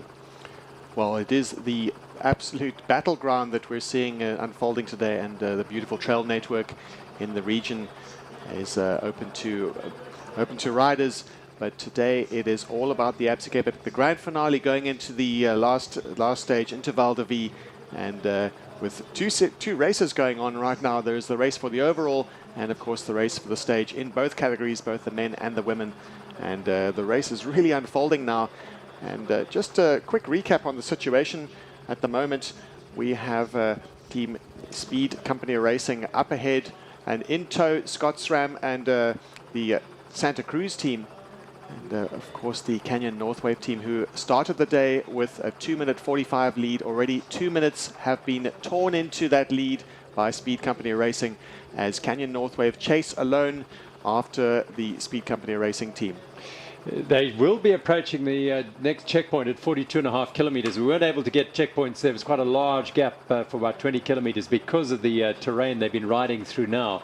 But they are approaching the 42.5 kilometer checkpoint, and that will be fascinating. That will tell us a whole lot about how this race is going to end here. The Canyon Northwave eventually got out of the single track, got away from the chase group, and set off in pursuit, because they realized that things were riding away, that the yellow jersey was being ripped from their shoulders by Speed Company Racing. And here they are still ripping it up at the front. Lucas Baum and Georg Egger of Speed Company Racing. Forster and Schurter, Marot and Svensson hanging on as they charge towards the finish here. You know, it's always a sign when you see road racing, when there's a long, thin line, you know exactly that the pace is at maximum. And it's no different here at the Absa Cape Epic going into the final stage. It is mountain biking, but it's clear that the pace is absolutely full gas. And Lars Foster just leaving a slight gap. I don't think that's really a bad sign yet, but we saw the face of Maxime Marot, we saw the teeth, and that can only mean one thing, that it is full gas for these 3 teams. And there is certainly some suffering going on. Maxime Marot just keeping an eye on that gap and making sure that he doesn't get caught behind Lars Foster And back to the women's, it's also all to play for. And it seems like the two teams, really the dicing teams we've seen over the last 2 days, the 91 Songo Specialized team and Faces Roller, it looks like they've left Team BMC behind, and they are hunting after another stage. And it looks like another battle between these two teams. The South African team and the US team, the US-Argentinian team, who are, of course, in the leaders' orange jerseys. And what you see here is, I think it's Candice Lill, who has just positioned herself between the two team members of the specialized team, meaning she can control that team a little bit better, because she knows she has one of their teammates behind her, and that's on this single track, it will be hard to overtake. Haley is up the front. She's having fun, isn't she? having just enjoying these trails. I know she's she has a blast of a week until now, and she's just really enjoying this final stage as well. But that being said, it will be serious business once we get closer to the finish line. Rather like in the men, these two are riding their, well, they are riding their first Absa Cape Epics, like the Speed Company racing men, and the joy and enjoyment they have shown after every stage has been so gratifying, because they've come here on a journey. Villafan is riding her second. She rode in 5 months ago in October the Epic, but didn't get to finish it with her teammate. She was riding in the mixed then, but this is her first at the sharp end of the race, and my word, they brought a lovely energy and a fresh outlook to the race, and the enjoyment with which they've ridden around here has been fantastic to see. The 91 Songo Specialized team. Hayley Batten is highly skilled. We saw her on the trail-laden stage 6 just absolutely smash her way down those beautiful trails in the Old Bethlehem Farm and Abanuk Valley and in Jonkershoek. Batten and Gomez then the overall leaders of the CM.com women's race, 91 Songo Specialized, and with them Faces Roller, Candice Lill and Mariska Strauss. And it'll come down to the overall come down to the stage win chase for these two, with BMC MTB seemingly distanced now. And these two teams, I mean, they are both so hungry to get this final stage win, because winning on the final stage, the grand finale, going down the so-called Champs-Élysées of mountain biking is truly spectacular. And it's just a nice way of finishing a strong week, kind of, to close everything. And they both want to, have that opportunity to ride in here as the winners, because what you do here is actually you're doing a big loop within the estate, and spectators will be cheering you on, and it's you get goosebumps once you ride down that stretch, and taking the win today on this final stage. Yeah, it's quite special. Yeah, we are situated here at the finish at Val de Vie, and the vibe is building up here. The music's up, and the commentators are preparing and relaying what's happening out on the route to the spectators who've made their way here. So the atmosphere is building ahead of the finish here at Val de Vie, the grand finale of this event. As the men have gone through that 42.5, the first three, Speed Company Racing, as well as Scotsram and Santa Cruz, all through there. A little foot off for Hayley Batten around that sharp hairpin, but no problem at all, as these four riders set a consistent pace. This is basically what we've seen for the last 3 days, from the Great into Stellenbosch day, stage 5. They managed to get away from private client holdings, and from then on it's been these two teams who've been going at it hammer and tongs to try and get some dominance over the other. We have seen some of the other teams in the women's category struggling a little bit more throughout the week, having ups and downs, good days and bad days. And these two teams, I feel like the specialized team, they have been rock solid all the way through, and that's why they find themselves in the orange jerseys right now, with a comfortable gap to second place at around about 15 minutes. Faces Roller had their issues, but also really came into a steady, good form in the latter half of the race here. And that's why we see these two teams battling out at the front right now. I feel like they have really separated themselves from the rest of the field. Well, we flick back to the NTT Masters category, and they don't come much more decorated in the men's field than those two in the blue jerseys. Carl Platt on the front. The second rider in the blue is none other than Christoph Sauser. 5 wins each in the elite men's field, and they are heading for the podium, the top step of the podium in the NTT Masters. If you had suggested 10 years ago that Carl Platt and Christoph Sauser would one day ride the Absa Cape Epic together, they would both give you a little bit of a frown and say, no, I don't think so. Well, they have been fierce rivals of the race, and probably the fiercest rivalry, the rivalry ship that we've seen at the race so far, each with 5 wins. So they are on equal win numbers. So perhaps by teaming up, it takes a bit of the pressure off, and if they win the NTT Masters category, it'll be 6 wins for them both. Well, this leaves then one more question to be answered, because the only other person who's won 5 titles at this event is sitting next to us. True. Yes. That puts a little bit of pressure on, Yeah, huh? funny that. Well, I'm going to leave that one open. We'll leave that door open. We won't close it. No, never close it. You never know what. Never say never.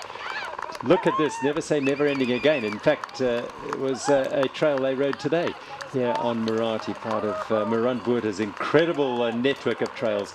As Hayley Batten, Candice Lill, Sophia Veervan and Mariska Strauss go through.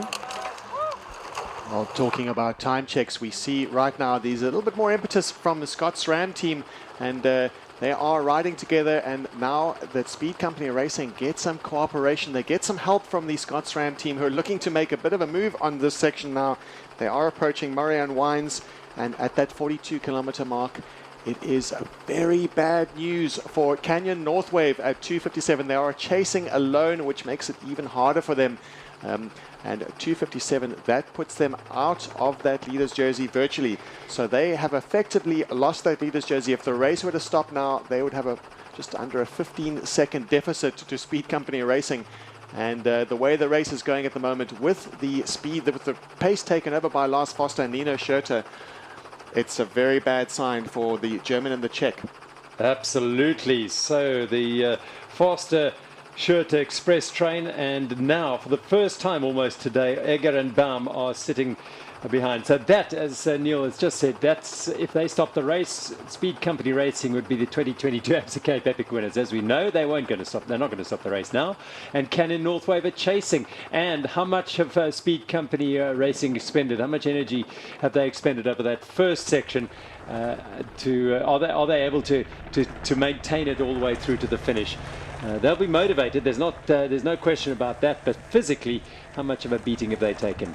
Well, it was a crucial time in the early part of the race when there was a big attack, and that split was caused. There was only a 20, 30, going up to 40-second gap in the very early part of the race, in the early climb out of the Idas Valley, that the move was made, and it was crucial for Canyon Northwave to stay with them, to keep the race fairly neutral and to not let anything like this. This is a situation they would have known exactly that this is what would have turned out, because any gap, any weakness shown by Canyon Northwave would have been capitalized on by Egger and Baum, and it has absolutely happened. Their worst nightmare has come true with a cooperating teams up front with 2 agendas, one group of riders.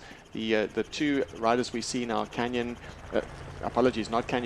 SRAM and Santa Cruz, are after the stage win, and Egger and Baum all to gain from this agenda, because it's clear that they are going all out. This group is now starting to cooperate, and with Canyon Northwave chasing alone with no help from anyone, there are just the 2 riders together with only themselves for company and for help. This is all playing into the hands of Speed Company Racing. They couldn't have scripted this any better if they'd wanted to, with 2 teams battling it out for the stage win there. So there's something for them to race each other and set a cracking pace, and they're sitting on now getting a total. Look at this rough trail that they're going up through, the Simonsberg Conservancy. Renosterbos, the rare endangered Renosterbos here in the Simonsberg Conservancy, is what the curators of the Conservancy try and preserve and protect, and the 21 farms that are part of the Conservancy very much a part of looking after it. There's the yellow jersey in our split screen. When last we saw, they were 2 minutes and 57 seconds back, which puts them out of the yellow jersey right now. And again, it's evident that Seerwold is the sufferer here. Stosek on the front, Seerwold having to yo-yo back and forth the whole time. Now Stosek says, you go and set the pace and we will chase. But the question in the leading group is, why is Scott Schramm now at the front? Is it because they sensed that the Speed Company Racing was kind of sitting up just a little bit, or is it to kind of help, to cooperate? If it is that they sensed, okay, Speed Company is fading just a little bit, it could be a good thing for the Canyon Northwave team. So it is so exciting. Or did they look and see Keegan Svensson suffering and say, well, let's push this on. We want the stage win here. It's all manner of things. We don't know. They know. Or do they? That's the beauty of this. It is all unfolding in high drama here on the grand finale of the Absa Cape Epic.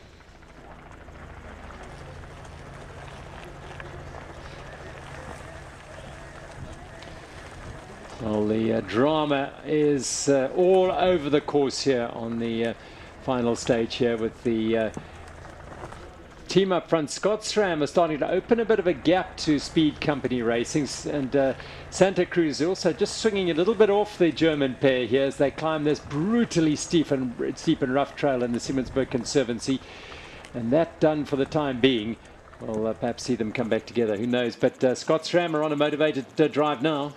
Well, they certainly are, and with all to gain for the Speed Company Racing, it's playing into their hands. They have, whether or not they thought this through, it's clear that it, whatever plan they had is working out, and that they get the cooperation of the speed merchants of the day, the riders that have perhaps been taking leading up to the grand finale stage, taking a couple of easy days, and that does make all the difference whether you take an easy day. Annika will attest to that. If you have a slightly easier day, the next day it just goes a little bit better. Yeah, it's quite clear that this really hasn't been the race, the week that they were hoping for, having different sorts of issues. And it seems like they took a couple of days kind of recovering from all that, and then swap the focus on not the overall, not the GC, but okay, let's go for stage wins. And today it looks like they have timed that to perfection. We'll see. Still a little bit to go. Well, a proven race winner, one of the greats of all time, Nino Schurter on the front of this group. You wouldn't want, as Egger and Baum, you wouldn't want anyone else up there. He's the man who's going to drive a ferocious pace. He has an appetite for winning like few others. So it'll be an opportunity for them to build on that lead that they had opened up over the yellow jerseys. We'll get another look at that as they pass through this time check at 47 kilometers. They've gone through there in 1 hour 52 minutes. Such has been the blistering pace. Oh, one of Baum and Egger starting to stop. I think that's Egger. He's lost a bit of ground there as Santa Cruz go to the front of this group. Wonderful to see the mountain bikers, family and kids out watching the best riders in the world battle it out for victory here. Foster.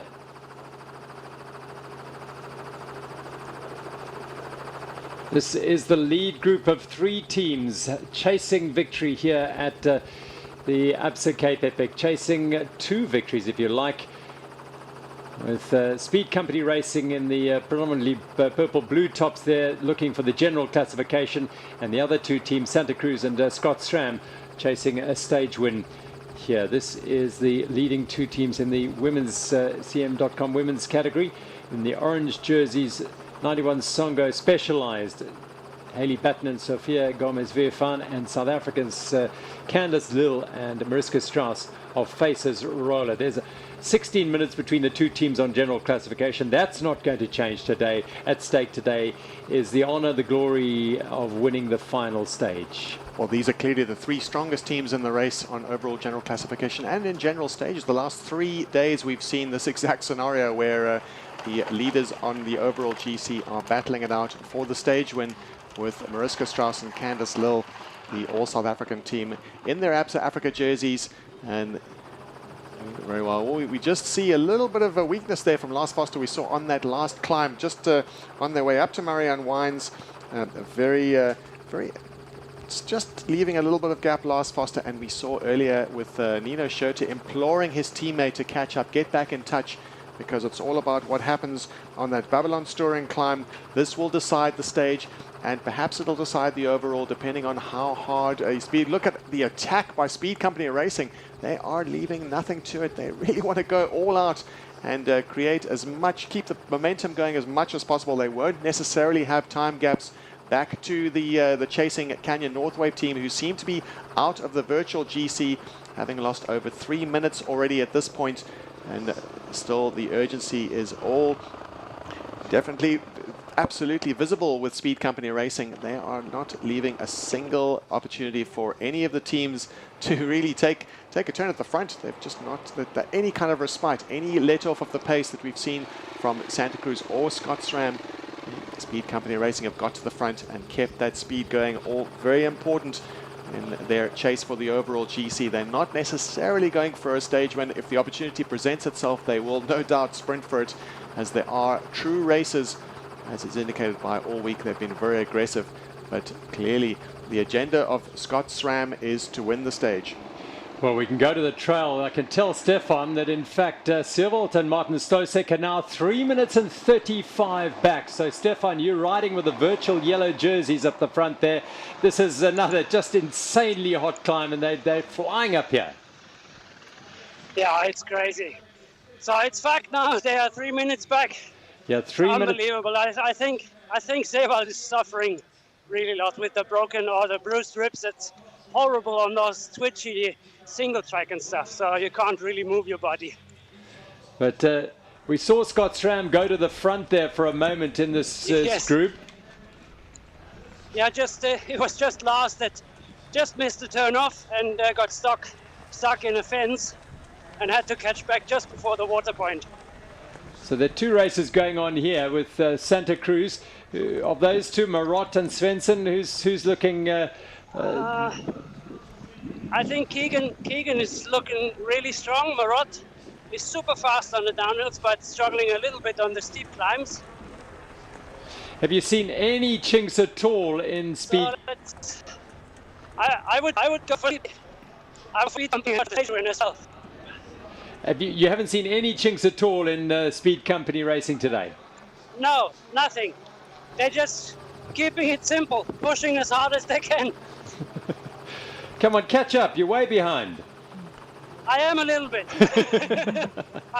I got distracted to talk to some beautiful people. Oh, thanks very much, Stefan. Stefan Sam, a legend on the bike, and he's keeping us right in the picture here. You can see Keegan Svensson just stretching the back there on every opportunity he can. Well, Keegan Svensson is a former stage winner at the Swiss Epic, in fact, in 2018, when he rode with none other than Christopher Blevins. So he knows all about how important the grand finale stage win is. Very important, and he was a young rider at that point, and really breakout performance by the young American. And you'll want a bit of a taste of that. But also, let's remember that Nino Schurter has won the grand finale in the 2020 Swiss Epic, and riding with Lars Forster that year. And of course, we've also seen the Scott SRAM team name in lights in the grand finale, but that was of course the backup team of Andre Frischknecht and Van der Heijden, who had a dramatic stage win in the grand finale, going into the finale, and that in 2019. But haven't had the general classification results that Scott SRAM have hoped for, but it's clear that today it's very much on their agenda to make sure that they win the stage. They will have a lot of resistance from Keegan Svensson and Maxime Marot. Maxime Marot is a quick sprinter, but of course all four of these riders in the contending for the stage win today are cross-country riders per se, and they will not. It'll be all to play for when they reach the finale, and all to see who will have enough for this rise, the Babylonstoren climb. We predicted that this would be a climb that would really separate out any contending teams that were together. We expect there to be some moves, but so far we haven't seen much. We've just seen the absolute fierce pace set by Speed Company Racing. Oh, now we do start to see some gaps opening up, and this could be telling for any riders, any teams that hope to have their name in lights on the stage and have they be standing on the top step of the podium.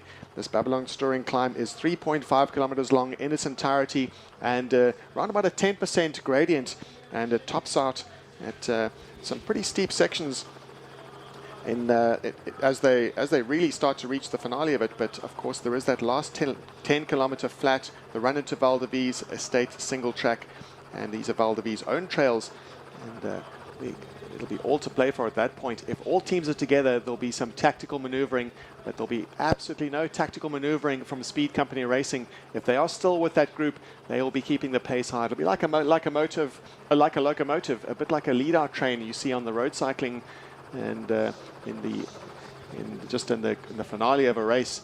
And Speed Company Racing, of course, have a very different agenda today, and already making great inroads into the lead. In fact, having virtually overhauled the general classification leaders in yellow we see right now. And Seewold's on the front. That is because Martin Stozak has let him go to the front to set the pace. There is no point in Stozak setting a fierce pace if Seewold cannot match it. So it's all up to Seewold just to keep that consistent pace. They have put quite a lot of time into Toyota 91 Specialized, who've lost almost half a minute to this team. And it's interesting to see that Canyon Northwave didn't choose to cooperate with Toyota 91 Specialized, who are currently riding with Willier Pirelli Factory, and that's Cameron Orr and Daniel Gesmeyer, and Willier 7C Force, Cataneo and Taffarel. We have seen Rabensteiner. We saw them having difficulties. That's Rabensteiner and Alleman at 5 minutes 30 back. So it's clear that Canyon Northwave are choosing to chase alone and to chase after the Speed Company Racing team. But they have already lost 3.5 minutes. So they're already way out, 45 seconds out of that jersey virtually if the race were to stop now. And of course, there is still quite a bit to go with a good, let's call it 20 kilometers to go in the stage. You know this climb? Have you been up here? I think I have. It hasn't been in the race before, which is actually fantastic. It looks a really, really good climb. Yeah, it's a nice climb. I wonder what these riders think about it right now. Maybe the ones probably not so good. Ones at the front enjoy it a little bit more. You can see here in the Scots Ram racing team that are a little bit like we saw the last couple of days. Lars Forster is just starting to suffer a little bit more. And the question is, because you want to, for the last part of the race, being in the draft of a team in front of you would be very nice because it is flat, but then you need to keep the wheel, and it looks like Scotch Ram is struggling with that. And watch the race tear by, and let's see exactly what happens when they reach when the Canyon Northwave team reach them. They were 3 minutes 30 back, and if that puncture takes them a long time to repair it, they may get a chance to come into contact with the Canyon Northwave team and perhaps cooperate with them a little bit. But it's clear that that prestigious stage win has eluded them right now. It's disappearing well up the road. We can see the Speed Company Racing certainly aren't waiting. In fact, they're not letting a single moment go by without putting maximum power down. But there is still one spot left on the stage win podium, and no doubt that Canyon Northwave and Scots Ram will be in contact very soon. Just depends on how long it takes Nino Schurter and Lars Foster to repair that puncture. Well, meanwhile, here at the front we can see Speed Company Racing just continuing to push on at the front. I don't think they care too much about. Of course, they're happy that they have one team less with them, but it doesn't really make a big difference because we can see that actually they haven't left the front at all. So they are just in time trial mode. All they focus on is gain as much time as possible. They don't really care too much about what is happening behind them, except for, of course, the guys of Canyon Northwave who were or are in the yellow jerseys still. They are wearing them on the road, but if it stays like this, they will not wear them at the finish after this race, because the Speed Company Racing team have been quite extraordinary in the way they've approached this entire week.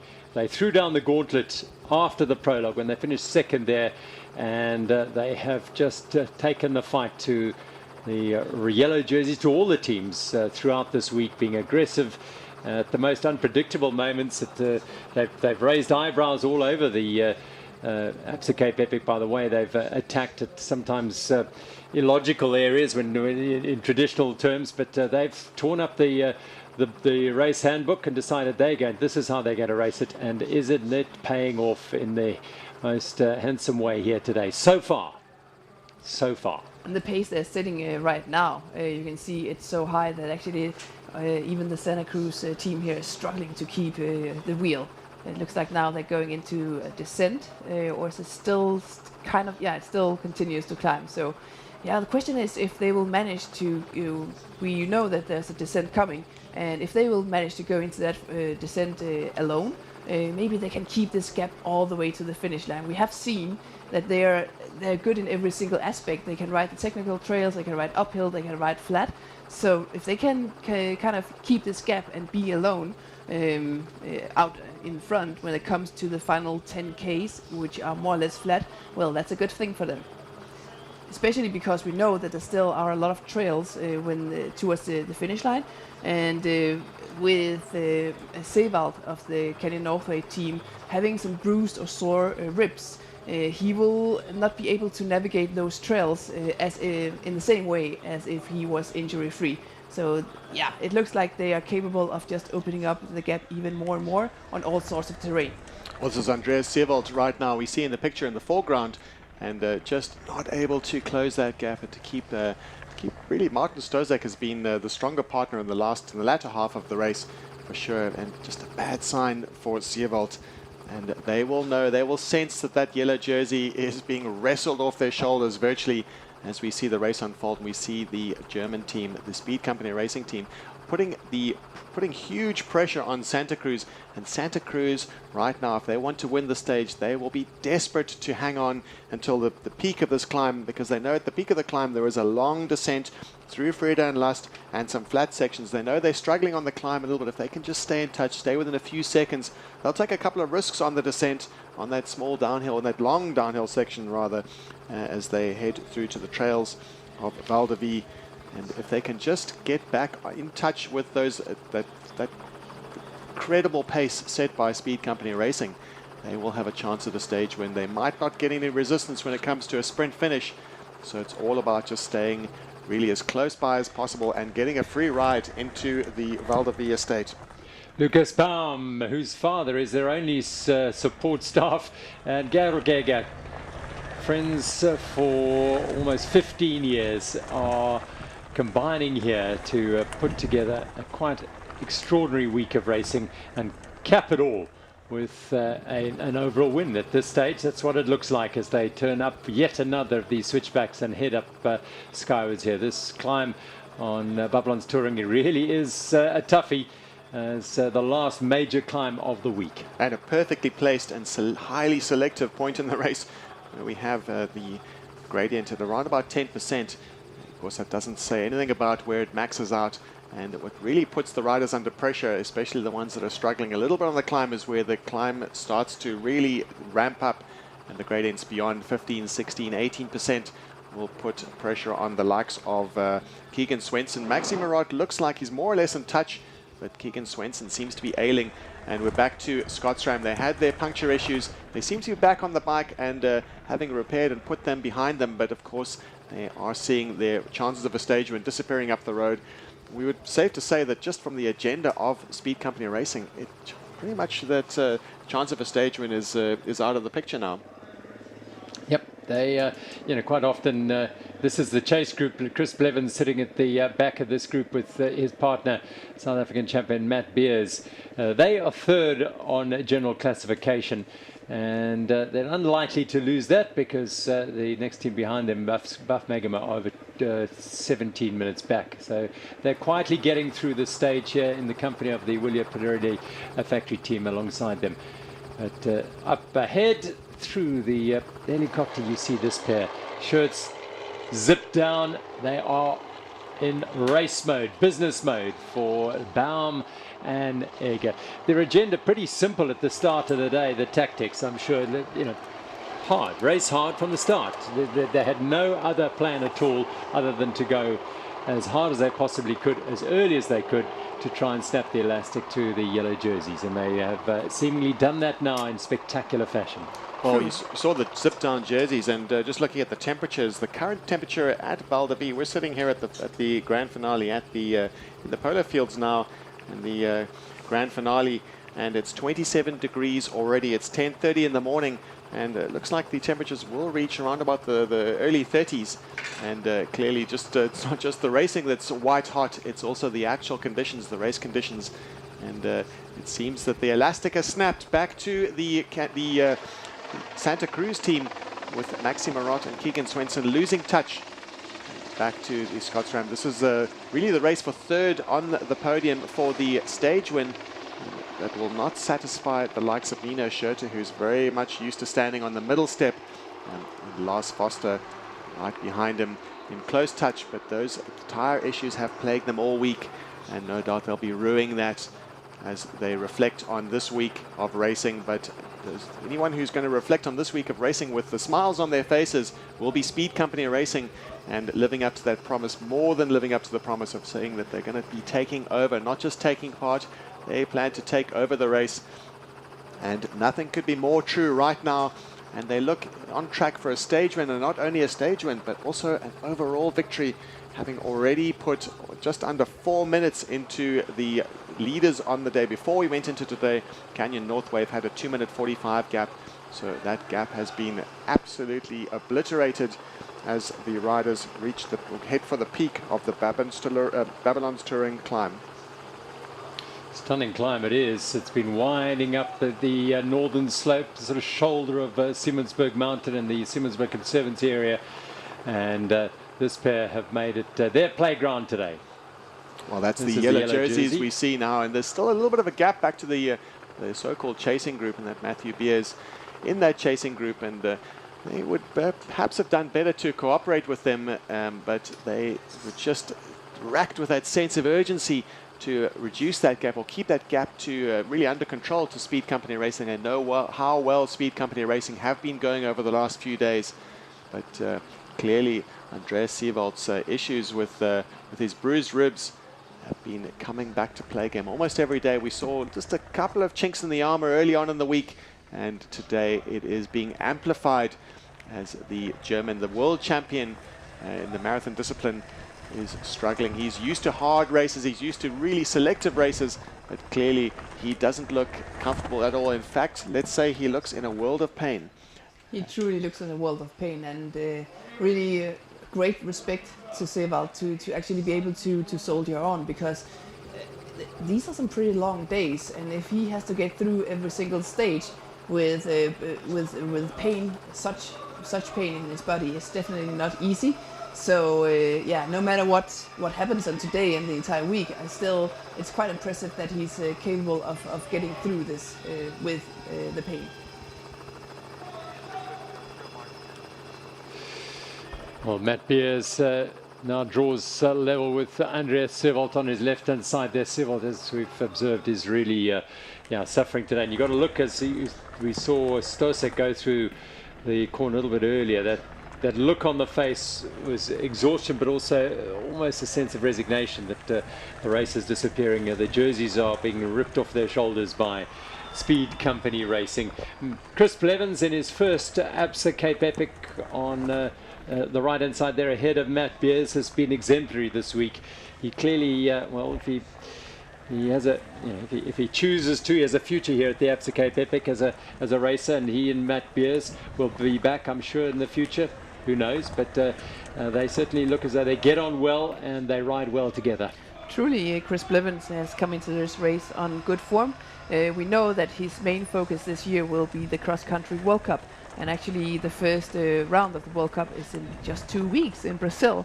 And I know that before going into this race, both Chris Blevins and also Haley Batten, they were not sure whether they were going to go to Brazil for the first World Cup, because they were not sure about how the recovery after the race would be, and with the traveling and everything added up, it would make sense to go there. But now, throughout this week, they have kind of made the decision that both of them will go there. And of course, they will need to approach this first round of the World Cup very differently to what they're used to, because now on the backside of this huge effort of this race, they have to focus much more on recovery than kind of fine-tuning the engine. So it's a delicate process, and a process where you really need to trust your gut feeling and constantly feeling your body, and just taking much more rest than what you thought you would be. I've been talking to both of them, and I think they'll manage just fine. You have that experience of having done this and won this and then gone to World Cups. What sort of does it give you a good base? I suppose that's managing that time in between is the key. Yeah. So back in 2014, I did the Cape Epic for the very first time, actually. And only 2 weeks after we had the first World Cup in Pietermaritzburg. So I stayed in South Africa, and I remember feeling absolutely broken after this race. Absolutely broken. But I just kind of stayed calm, stayed cool, and just relaxing as much as I could. Did a few hard efforts, and actually only the day before the first World Cup was when I started to feel somewhat normal again. And then in the race, I was flying. I ended up on the podium, so it is possible. Yeah. You've also won a World Cup a week before the Absa Cape Epic as well. Yes, true. 2018. Back in Stellenbosch. Yes. So much to keep track of. But yes, in 2018. Great memories from that time. Well, these guys are writing themselves into a bit of a history here at the Absa Cape Epic. Memories they will cherish for the rest of their lives, I'm sure, regardless of what they do in the future, because this is their first Absa Cape Epic. The two 27-year-old Germans, Georg Egger and Lukas Baum. And they have taken the race by the scruff of the neck on the final day. With a 2-minute and 45-second deficit to the race leaders, they have ripped it away and ridden away from the race leaders. This is the chasing team in that lead group. Nino Schurter on the front, the 9-time world champion, and Lars Forster had a puncture a little bit earlier, and they are chasing back to try and regain contact with Santa Cruz and Speed Company Racing to see if they can have a say in the stage win, which will culminate at Val de Vie, the grand finale of the Absa Cape Epic at Val de Vie for the 5th year, and a great atmosphere building up here. Spectators back at the Absa Cape Epic. We didn't have them 5 months ago, but it's wonderful to have spectators, family, friends and supporters here to welcome the heroes back. They will get a hero's welcome as they ride in every single one of these finishes. Some 364 teams started today, after over 520 started at Lawrenceford a week ago. That's the attrition rate of this event over the last 613 kilometers. Some 14,900 meters of climbing done over the last 7 days. But today it all culminates as they fly down now. Pretty much all the climbing done for these leading teams as they fly on off the slopes of Simonsberg Mountain, having done that big climb over Babylonstoren. The first time we're riding through Babylonstoren, which has been a real boost to this event. It was a fantastic climb for these riders. Yes, there are a lot of riders still to come. Big gap. They've got away from Santa Cruz of Speed Company Racing. They can almost see the finish. The leaders in the race on the day and in general classification.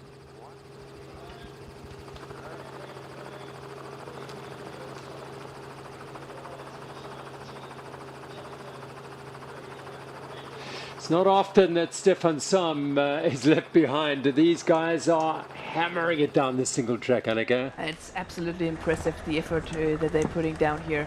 I don't think I've ever seen anything like this. They are truly on a different level. They've been so strong every single day. So I think we have Stefan on the bike. And Stefan, can you tell us a little bit about the speed that these guys are putting in right now? Can't talk right now. I must follow. This is ridiculous. It's crazy. I'm maxing out. Tell Stefan, what happened to the Santa Cruz? See, we saw Santa Cruz were in touch. They had a puncture. Rod was chasing back, so they caught up again. But I think he took too much risk. There's lots of ruts, like from the rain and stuff. Also blind stones that you don't see. And just punctured. That's in front, although they're racing super fast, I think they're still taking or managing the risk as good as possible. Well, they look over the shoulder there. They're not aware, perhaps, of where they are. They're chasing stage and overall victory. Georg Egger and Lukas Baum. This is Maxi Marot and Keegan Svensson in pursuit now, trying to close that gap. Heads down in race mode, chasing a stage win here. And Maxi Marot on the front, a well-known campaigner on the World Cup scene, and really just been riding at the highest level for over a decade. And it's his first Absa Cape Epic, as it is Keegan Svensson, and they really wanted to see if they could win today's stage. They targeted it. They'd taken a couple of easier days, and they were pretty much in touch on that climb. They were able, some touching distance of Egger and Baum. Egger and Baum on a fantastic day, flying today, but having had issues along the way, they will maybe have to be happy with a second place on the podium for the stage. Right, and through the olive groves now are Muratie and Swenson of Team Santa Cruz.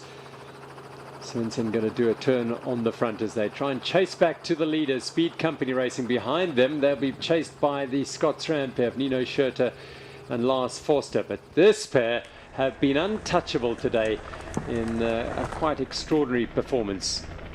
They knew what they had to do at the start of the day. It's one thing knowing and one thing hoping you can do it, but it's a very, very different thing to actually execute.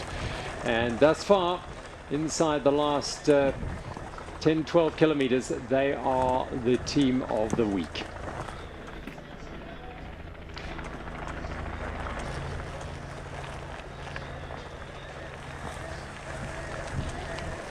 Speed Company Racing are doing an incredible job here.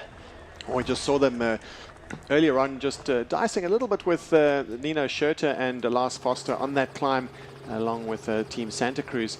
But they have left them behind, and they are looking for a stage win, and not only a stage win, even more important is the overall general classification, and they will sense that even earlier on there was weakness with Canyon Northway, perhaps even yesterday, and today they knew they had to go out on the attack. And we talked earlier about the tactics of what happens in when the two agendas mesh, when the race is looking for stage wins who are maybe out of contention on overall, and that meshes with the agendas of the general classification.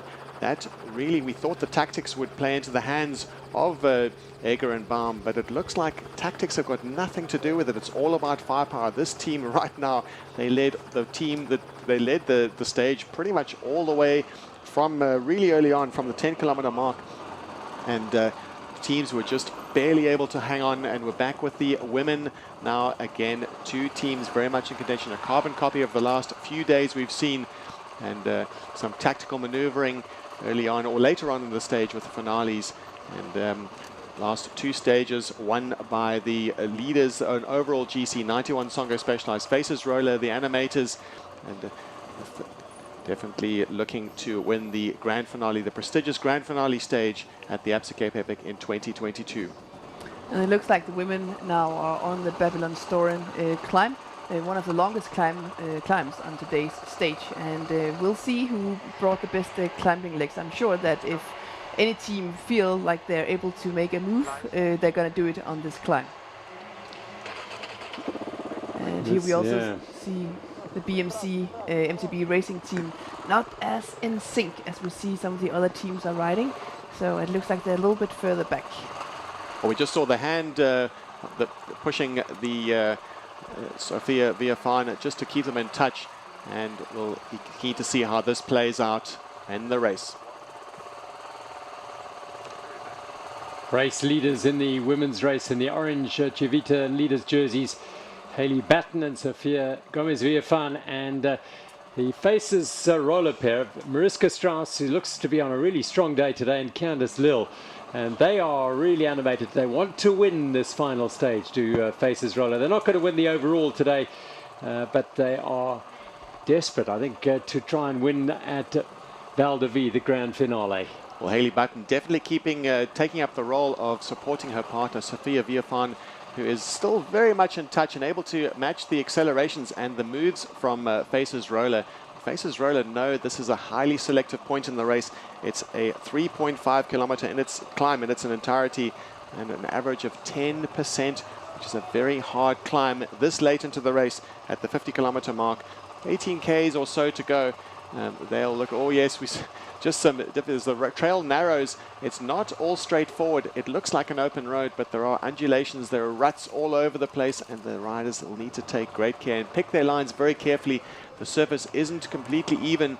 It will be filled with difficult sections and perhaps some sandy patches as well. We can't see exactly what the trail surface looks like from here, but the riders will be highly aware and very much in tune with where the grip is and where the narrow sections are.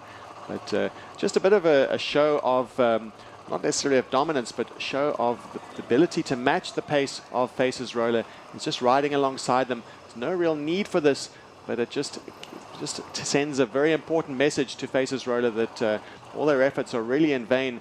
And it's just don't try anything because we're right here. This is one of those tactical mind games that's really important on a part that's so selective in this stage, the grand finale of the Absa Cape Epic. Well, what a sight. This is what it looks like here at Val de Vie. A wonderful atmosphere. Isn't it good to see? After the last couple of years, the world has endured at events, and really just what a welcome this pair of Georg and Lucas Baum are going to get as they come charging into the finish. Bearing in mind they're going to keep it all together, but they've charged through the Babylonstoren climb, the Ventus, Kloof, Rupert and Rothschild and Fred and List, the wine farms. They're heading towards Simondium. They'll cross underneath the road through the Trails SA network of trails alongside the road, and that'll deposit them in the Val de Vie estate. But that'll come down the road, all flat now, and just a drive for home. You know it's there. You can feel it. You haven't been in this situation where you're going to win the overall on the last day as well. You've been in the leaders' jerseys, but just towards the finish here, what a vibe. Yeah, it's absolutely crazy what these guys are doing right now. And we don't know if they were able to get splits throughout today's stage. So maybe they're still racing and relatively blind. I mean, they will keep the pressure on all the way to the finish line, because they know that going into today's stage, they had to close a gap of 2 minutes and 45 to Canyon North Wave. They know that Canyon North Wave is behind them, and maybe they also know that they are suffering, but still they don't know if they will be able to close or to make up this much time, and that's why we see them constantly just going flat out. But also they have to be a little bit careful. So now they have experienced that the teams that they were riding with, the Scottish Ram team and also the Santa Cruz team, they both had issues with flat tires. So that means that this pair, even though they're going ever so strong, they have to just make sure that they're not going too aggressively into the more tricky sections where there's a risk of a flat tire. Stefan, you with us? Yes. Stefan? I'm with you. I see they're doing just a quiet 41 kilometers an hour here. Exactly. On pretty rough sandy surface in flat. It's impressive the power they put out. And they seem to take, I mean, you know, they're getting away with it, but they really are taking some risks in some fairly gnarly sections at times. Because they have no idea where they are. There was no one to tell time gaps, so they are still racing the yellow jersey. So they have no idea the race scenario. No, absolutely not. I could tell them, but it would be unfair. That would be. So I could tell them, but it would be unfair. Absolutely. So Garugega and Lucas. Oh, now we go for a swim. You're going to have a swim? Yes, see.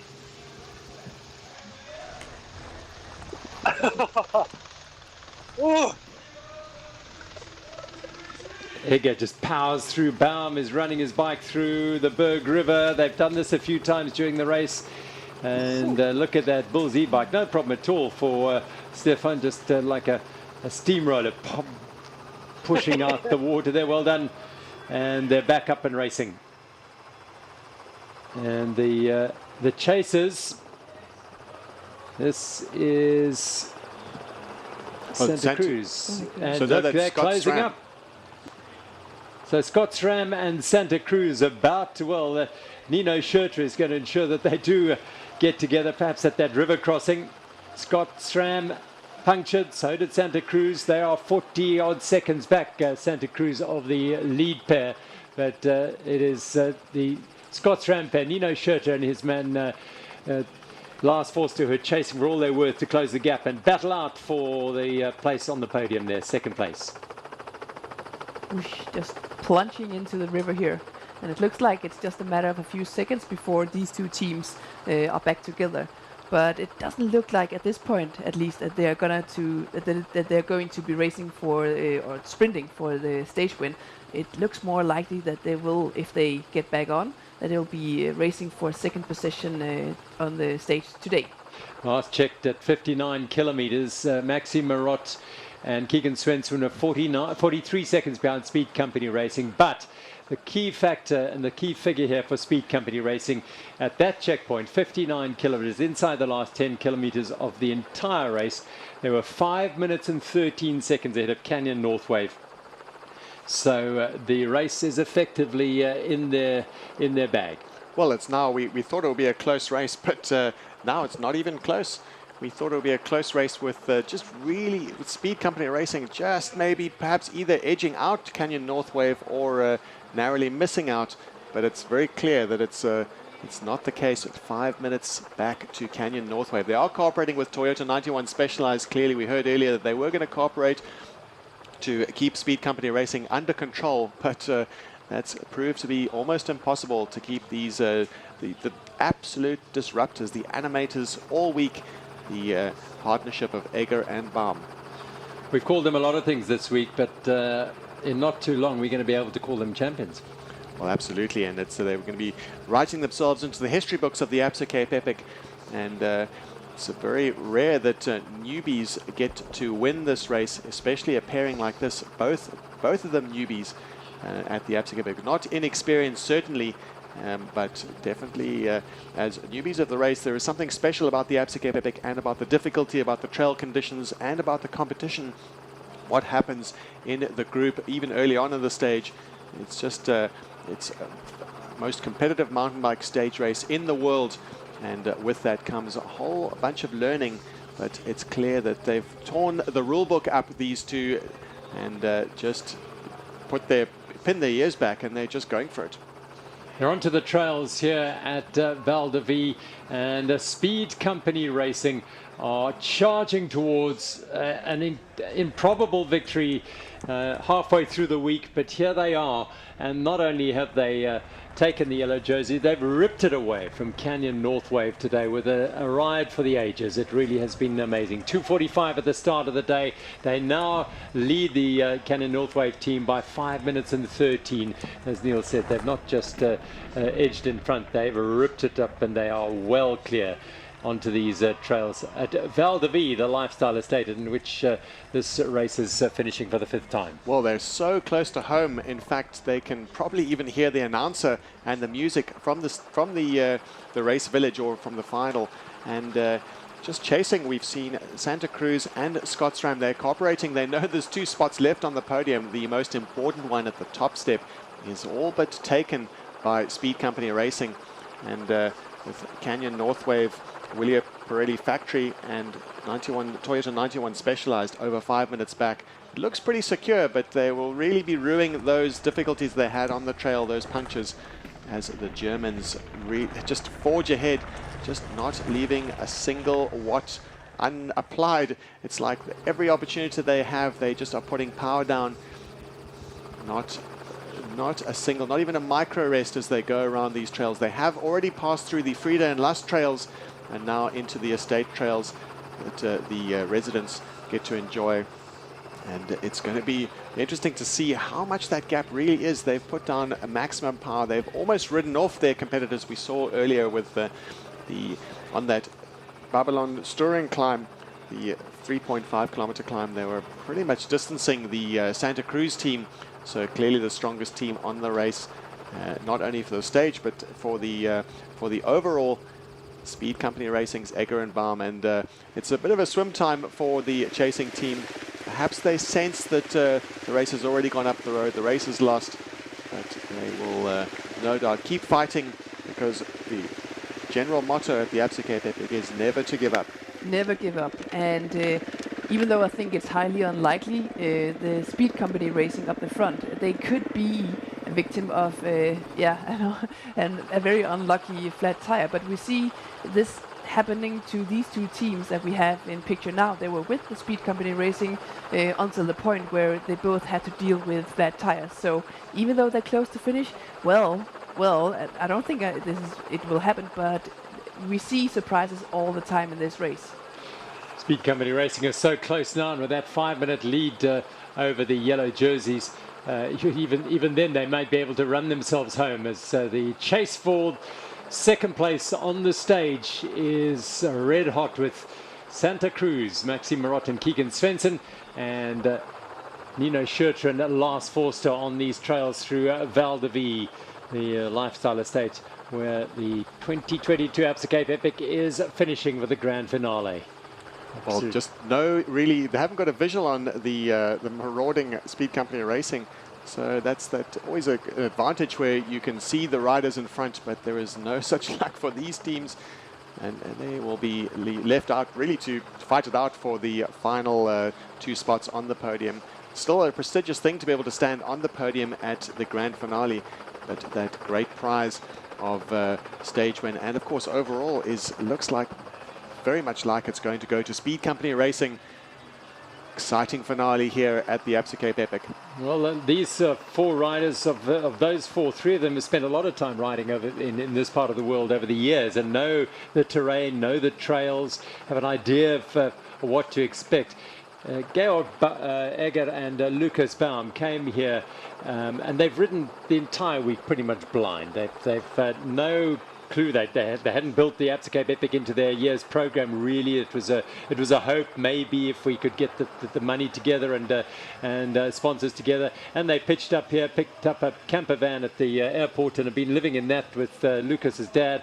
And here they are, riding the final few kilometers of this journey that has ridden them into glory. They really are just untouchable today, and in the end, untouchable this week.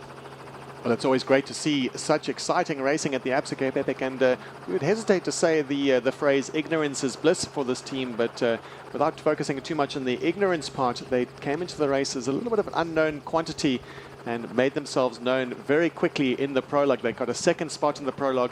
They were brash. They said they made their intentions very clear that they were here to take over, and some of the teams might have been a little bit cynical about that comment, but they have absolutely lived up to it. There's no doubt that they have torn up the rule book here at the Absa Cape Epic. Things have not gone according to convention at all. This was the closest we've seen going into the stage, and this is the first time ever that we've seen the overall really being taken over in the final stage. The Speed Company Racing riders have never worn the yellow jerseys, and they look very likely to be wearing them after the stage. They've not worn them in the stage, or in any of the stages. In fact, they've been lying 2nd, 3rd, 4th. They've moved around on the general classification, and they have come good, put their issues behind them.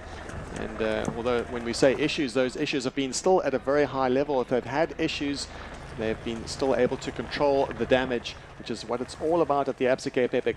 They've controlled the damage, and when they have been on a good day, they've really made it count. They've won 1 stage already, and they look highly likely to win another if they can keep their bikes in one piece. They've certainly, physically, they look certainly very strong.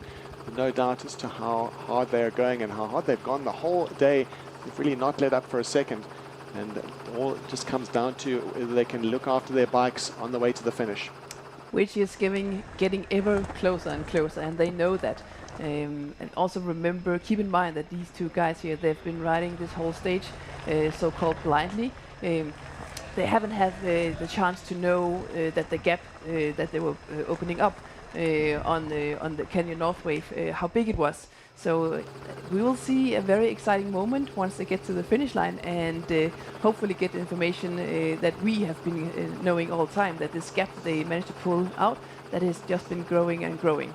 Well, I can't wait to see their faces as they cross the line. They'll be celebrating for the stage win, no doubt.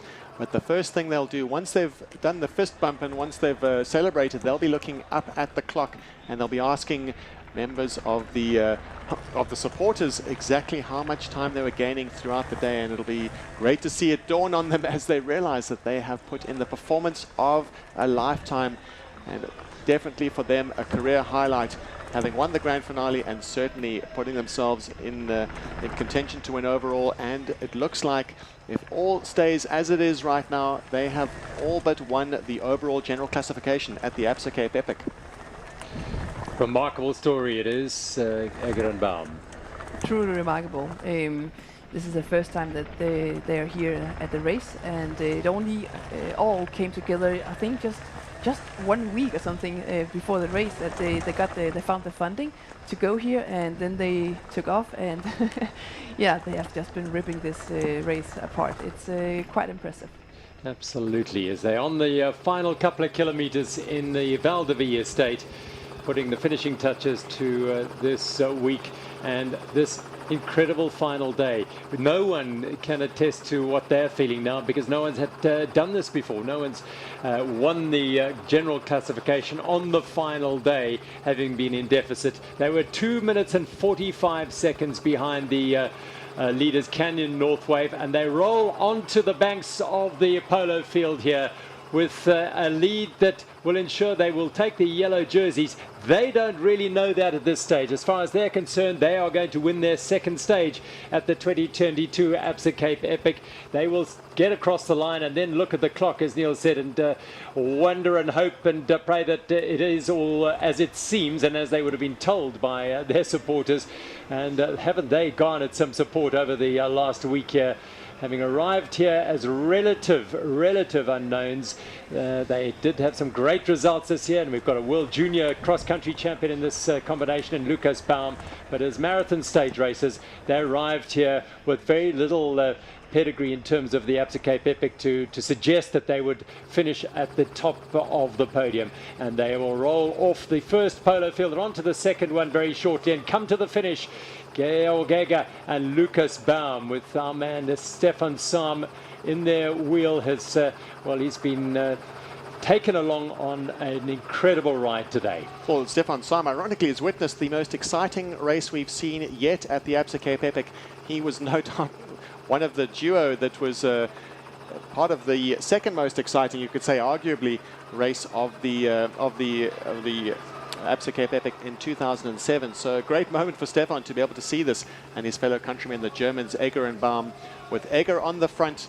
Clearly the stronger partner today has hardly left the front, and he's been driving the pace since almost the very first kilometer as they left Stellenbosch. And they just take a little bit of time to celebrate, but they know they can't let too many seconds. They don't actually know how much time they've gained on their rivals. So it'll be almost a bike throw to the line, like a time trial. We talked about them measuring their efforts like a time trial, but they'll definitely have to spend a little bit of time with a fist bump, but they won't get that traditional celebration that we've seen in the past with the yellow jerseys crossing the line.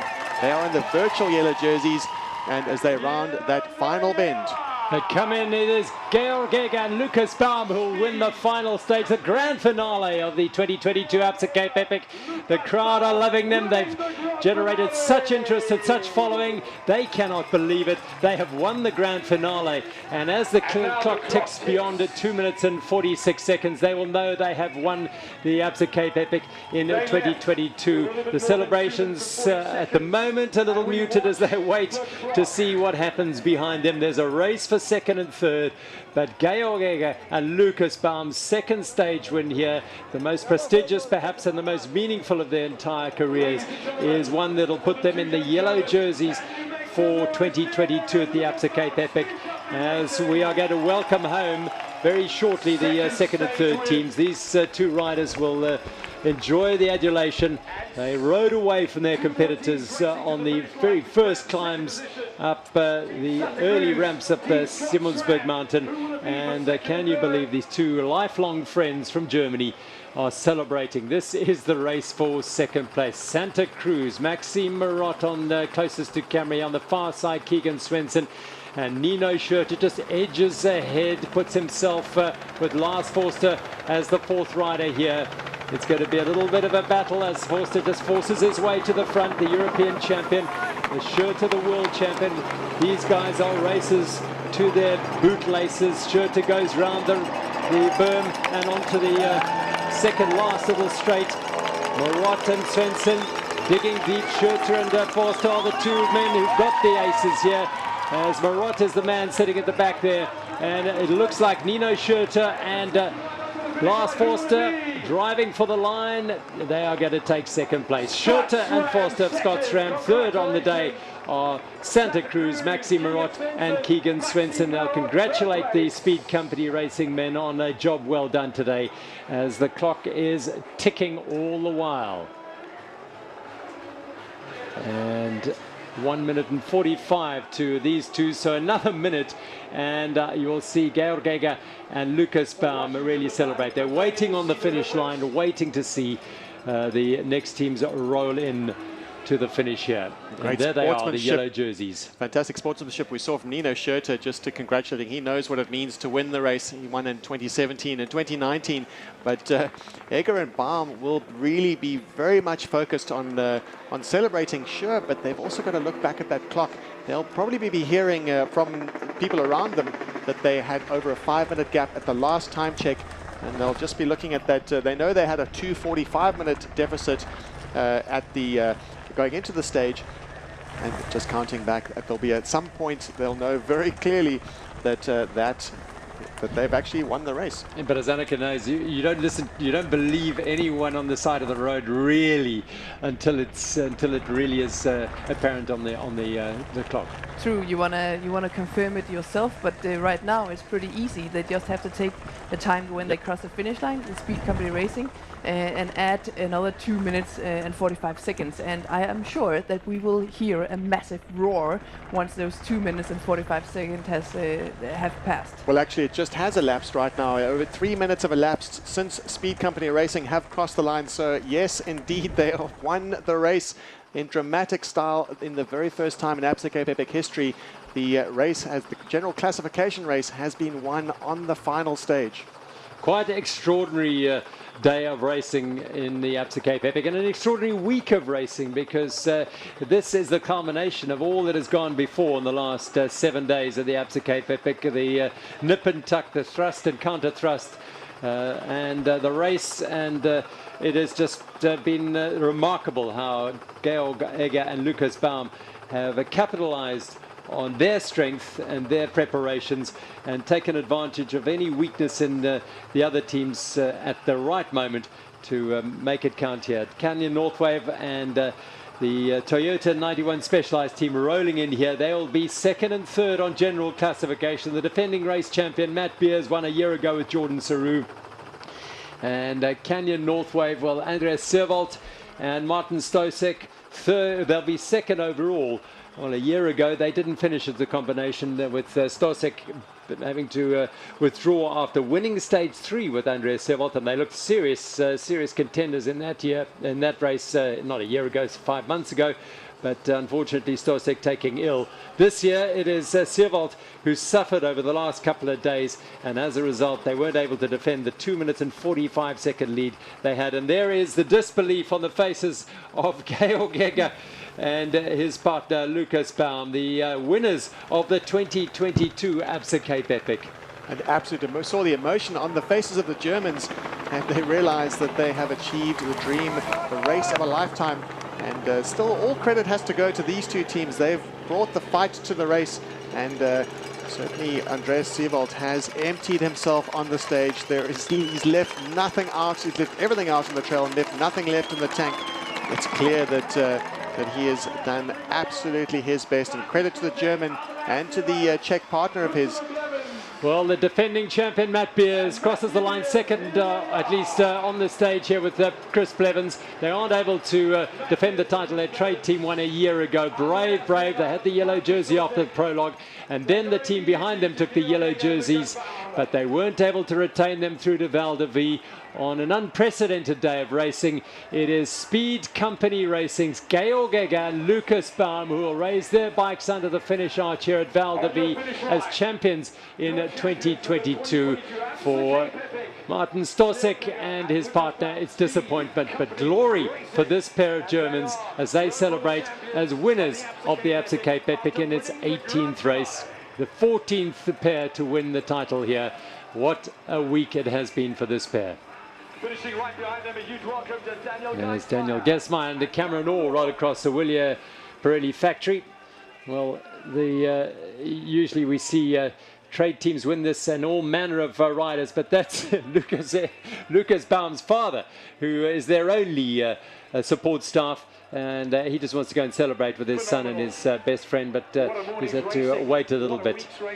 No one can quite believe it. A quite extraordinary performance by Lukas Baum and Georg Egger. UCI women's category. champions in 2022. Well, as fans, we're treated to the closest and the most exciting race we've seen at the Absa Cape Epic, and no disappointment going into the very final stage. And in fact, really, we only knew that that there was a real chance that Speed Company Racing would win it round about midway through this stage, which is normally, by convention, very late in the week, to be pretty much sure of who's going to be winning the stage. Normally we get a fair idea of who's on form, where the racing dynamics lie, and just absolutely kept guessing all the way through as the Germans just went absolutely all in on the final stage. We knew that was going to happen in the beginning of the stage. They only had a 2-minute 45-second deficit, the closest ever we've seen going into the final stage, and all to play for the Germans. And they didn't disappoint the crowds, and having taken the overall race without ever having worn the yellow jersey. Yeah, what a week. It has been both for them, but also for us as fans and spectators, just observing the way they approach this race and just, you know, riding ever so energetic and aggressive at the front. Truly spectacular, and I think they are well-deserved winners of this race. In the end, 3 minutes and 3 seconds, I think, will be the fourth place at the start of the day. So this will change pretty likely as the day unfolds. But the key is the top three won't change. Egger and Baum, Speed Company Racing, the winners of the Absa Cape Epic in 2022, ahead of Seerwold, the world champion, and Stosse Cape Canyon, Northwave, Beers and Blevins, Toyota.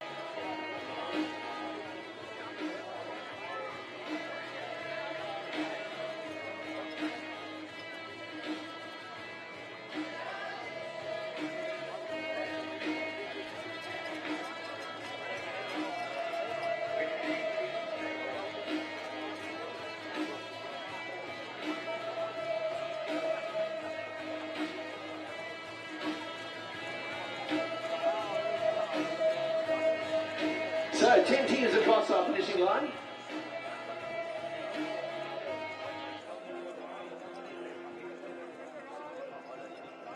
So thank you, South Africa, for coming out of this final day of the Absa Cape Epic at Val de Vie, the Champs-Élysées of mountain biking.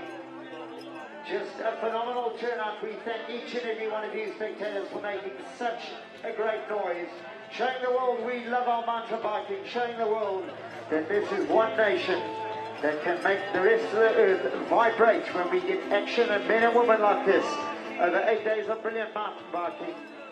The visuals all around the world have stirred the heart and soul of mountain biking, and what an 8-day race it has been, not at an end yet. There are still many more men and women who have across our finish line throughout the day.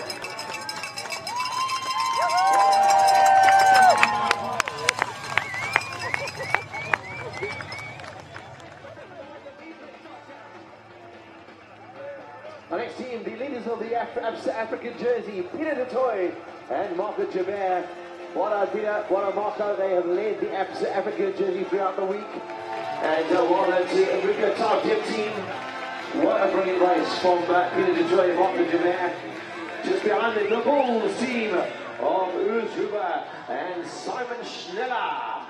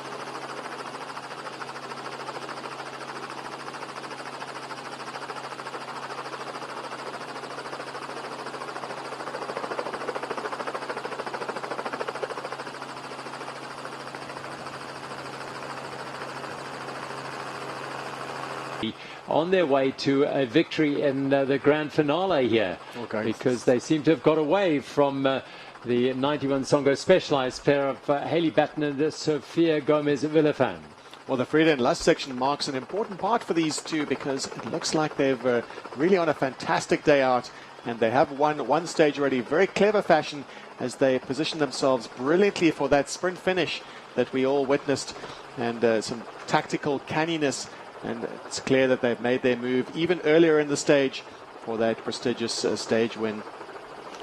And we know they still have to cover just round about 10 kilometers to the finish line. It all comes down to how well can they work together as a team, and will they be able to maintain this gap that they have opened up. We have seen that someone like Haley Batten, when it comes to time trialing to the finish line, she has a massive engine.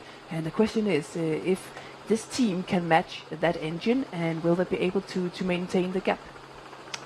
Well, they pass under the road courtesy of these Trails SA trails built under the railway line and under the road to afford the community the opportunity to commute safely either on foot or by bike.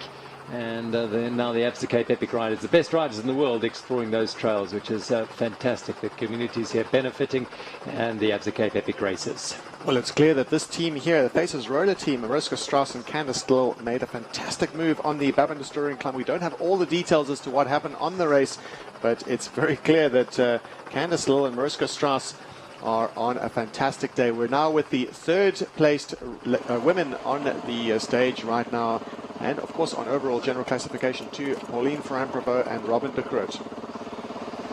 Well, here they are, Robin de Groot and Pauline Ferrand-Prévot, 3 stage wins through the week, and the third place on general classification. Robin riding her final Absa Cape Epic, and Pauline, one of the most decorated races in all forms of the sport, riding her first.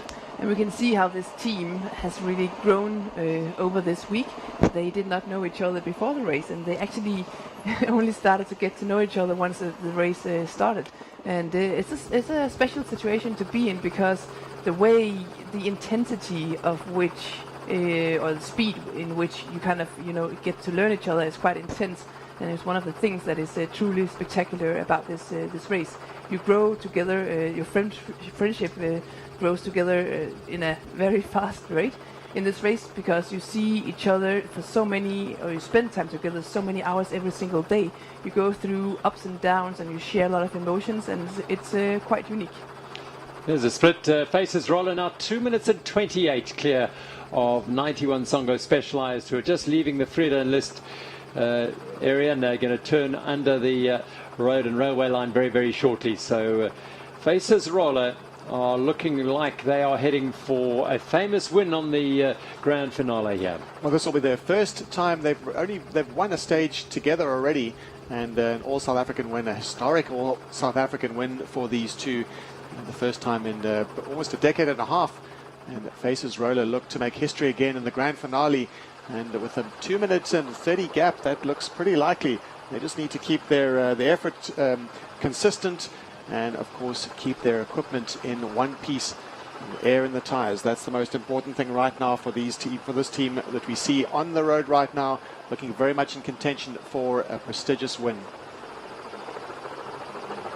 Yes, and these two, they will know this feeling of going into the final stage, and what it means to be able to go for a stage win on this day. So they will not hold back at all. Yeah, Candice Lill has finished second 3 times on this stage, and so Mariska Strauss once before, but only recent times. Robin de Groot, a stage winner here in 2017 with Sabine Spitz. That day Strauss was second behind them. So this is a great moment for this South African pair. So much, there was quite a lot of expectation on them to perhaps win the overall, but after the 91 Songo Specialized team took control of that orange jerseys, they haven't really threatened. They were close on the stages, but on the general classification they've not been really in the mix. But a stage win here, the final grand finale stage win to add to their early one this week, will be some consolation for them. Well, the team in blue that we see up ahead, that is a men's team, and they'll have been briefed carefully by Isla Stowe, who will have kindly asked them not to interfere. There is a great spirit within the race. It's unlikely that they would want to, because of course at fever pitch at the grand finale, everyone knows how important this stage win is to a professional rider, and certainly Mariska Strauss absolutely on the power right now. She knows exactly what it means to win today's stage. And Candice Lill, just letting her take the base. They've been really in sync throughout the week. We've seen fantastic camaraderie between the two of them. They are now great friends, and they do ride for separate trade teams and during the year, but this pairing is especially for the Absa Cape Epic, and no doubt those dividends are paying off. All the hard work they put in and all that preparation is now coming to fruition as we'll take a look back at the second place team on the stage, but the overall leaders on general classification, Toyota 91 Specialized, Sophia Viafan and Hayley Batten. They had a 16-minute lead going into today's stage, so that doesn't look too much under threat. It's not exactly a carbon copy as we've seen in the men, and it's clear that they're happy just to bide their time and to keep rolling because that overall lead is pretty comfortable. But nevertheless, they'll want to keep the power down and to finish strongly and look for another podium spot on the stage for the grand finale.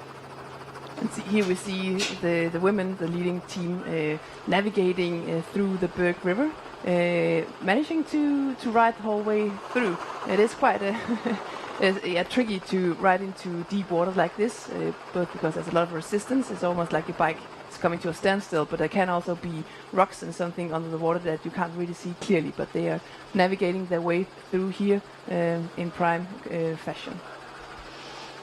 Well, they are heading to the stage when behind them the 91 Songo Specialized pair of Hayley Batten and Sophia Gomez Villafan have dropped back 2 minutes and 28 when last we checked. They had 16 minutes in hand at the start of the day, so that was never going to be seriously threatened today, because over a 68 kilometer day it would have to take something a little more than riding power for that deficit to be wiped out.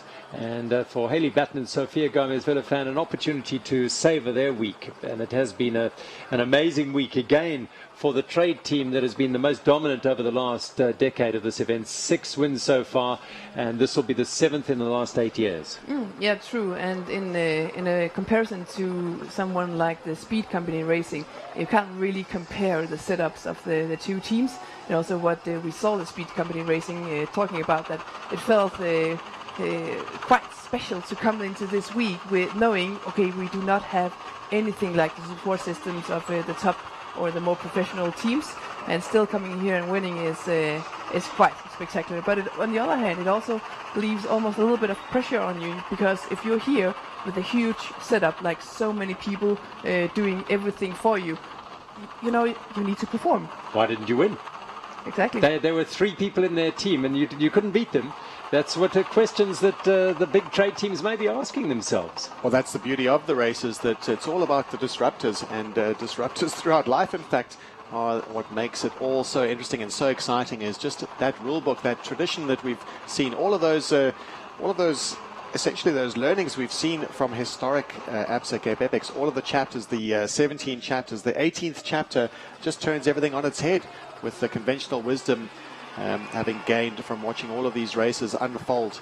And it'll be a very different analysis when we look next year at down the start list to see, to try and predict who will be the animators, who will be the winners. And it makes our job all the much harder when we do our race predictions at the beginning of the week. We didn't have Speed Company Racing on our list at all, so that's our bad. Well, absolutely, but they have been they've put some good results together early in the year. They won a couple of Gail Geiger won a big stage race in Europe, in Spain, earlier this year, and Lucas Baum was in the top 10 there as well, so the signs are there. But then there were other racers as well who are at this event who are also at those events. So they've manipulated, they've worked, they've planned, and I suppose that they haven't had the noise around them, if you like. They've just got on, the no focus on them, and they've drawn attention to themselves, no question about it, by painting themselves as the team to come and rip this race apart early on, and they had to live up to that. And they not only did they live up to that, they surpassed that, I think. Meanwhile, Faces Roller, Candice Lill on the front, a little flick of her head to say we're turning right here and we're going into this little single track section on Val de Vie. Mariska Strauss on her wheel on these trails around Val de Vie. They expand year on with new trails being built and installed here, all part of the Val de Vie lifestyle estate to give mountain bikers, trail runners, walkers an opportunity to explore the area. But these two, Lill and Strauss, on their way to stage winning performance here. And a very well-deserved win. We've seen them being so enthusiastic and animating throughout this race. They had a few issues on the way. Maybe if it weren't for them, we would have seen a different scenario now, where the Specialized team is in a comfortable lead with around 15 minutes. Yeah. If it weren't for those issues that this team had to go through, it could have been a much more close race than what we have been experiencing. Just saw, just before they went onto this section here, one of the riders ahead of them, one of the male riders, just pulling over and letting them go through, which is good trail etiquette. They're on a mission to win the stage here in the women's category, Strauss and Lill, and didn't want to get in the way as they snake along the river trail. Lill and Strauss both have finished second on this stage before, but this will be a moment of great celebration for the pair.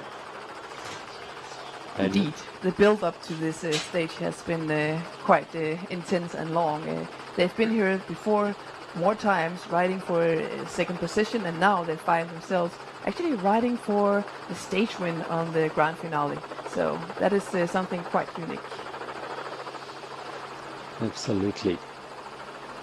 Well, we talked about the race being close in the men, and it really was the story of the race, and just even the women's race has been pretty much wide open, kept us guessing for a while.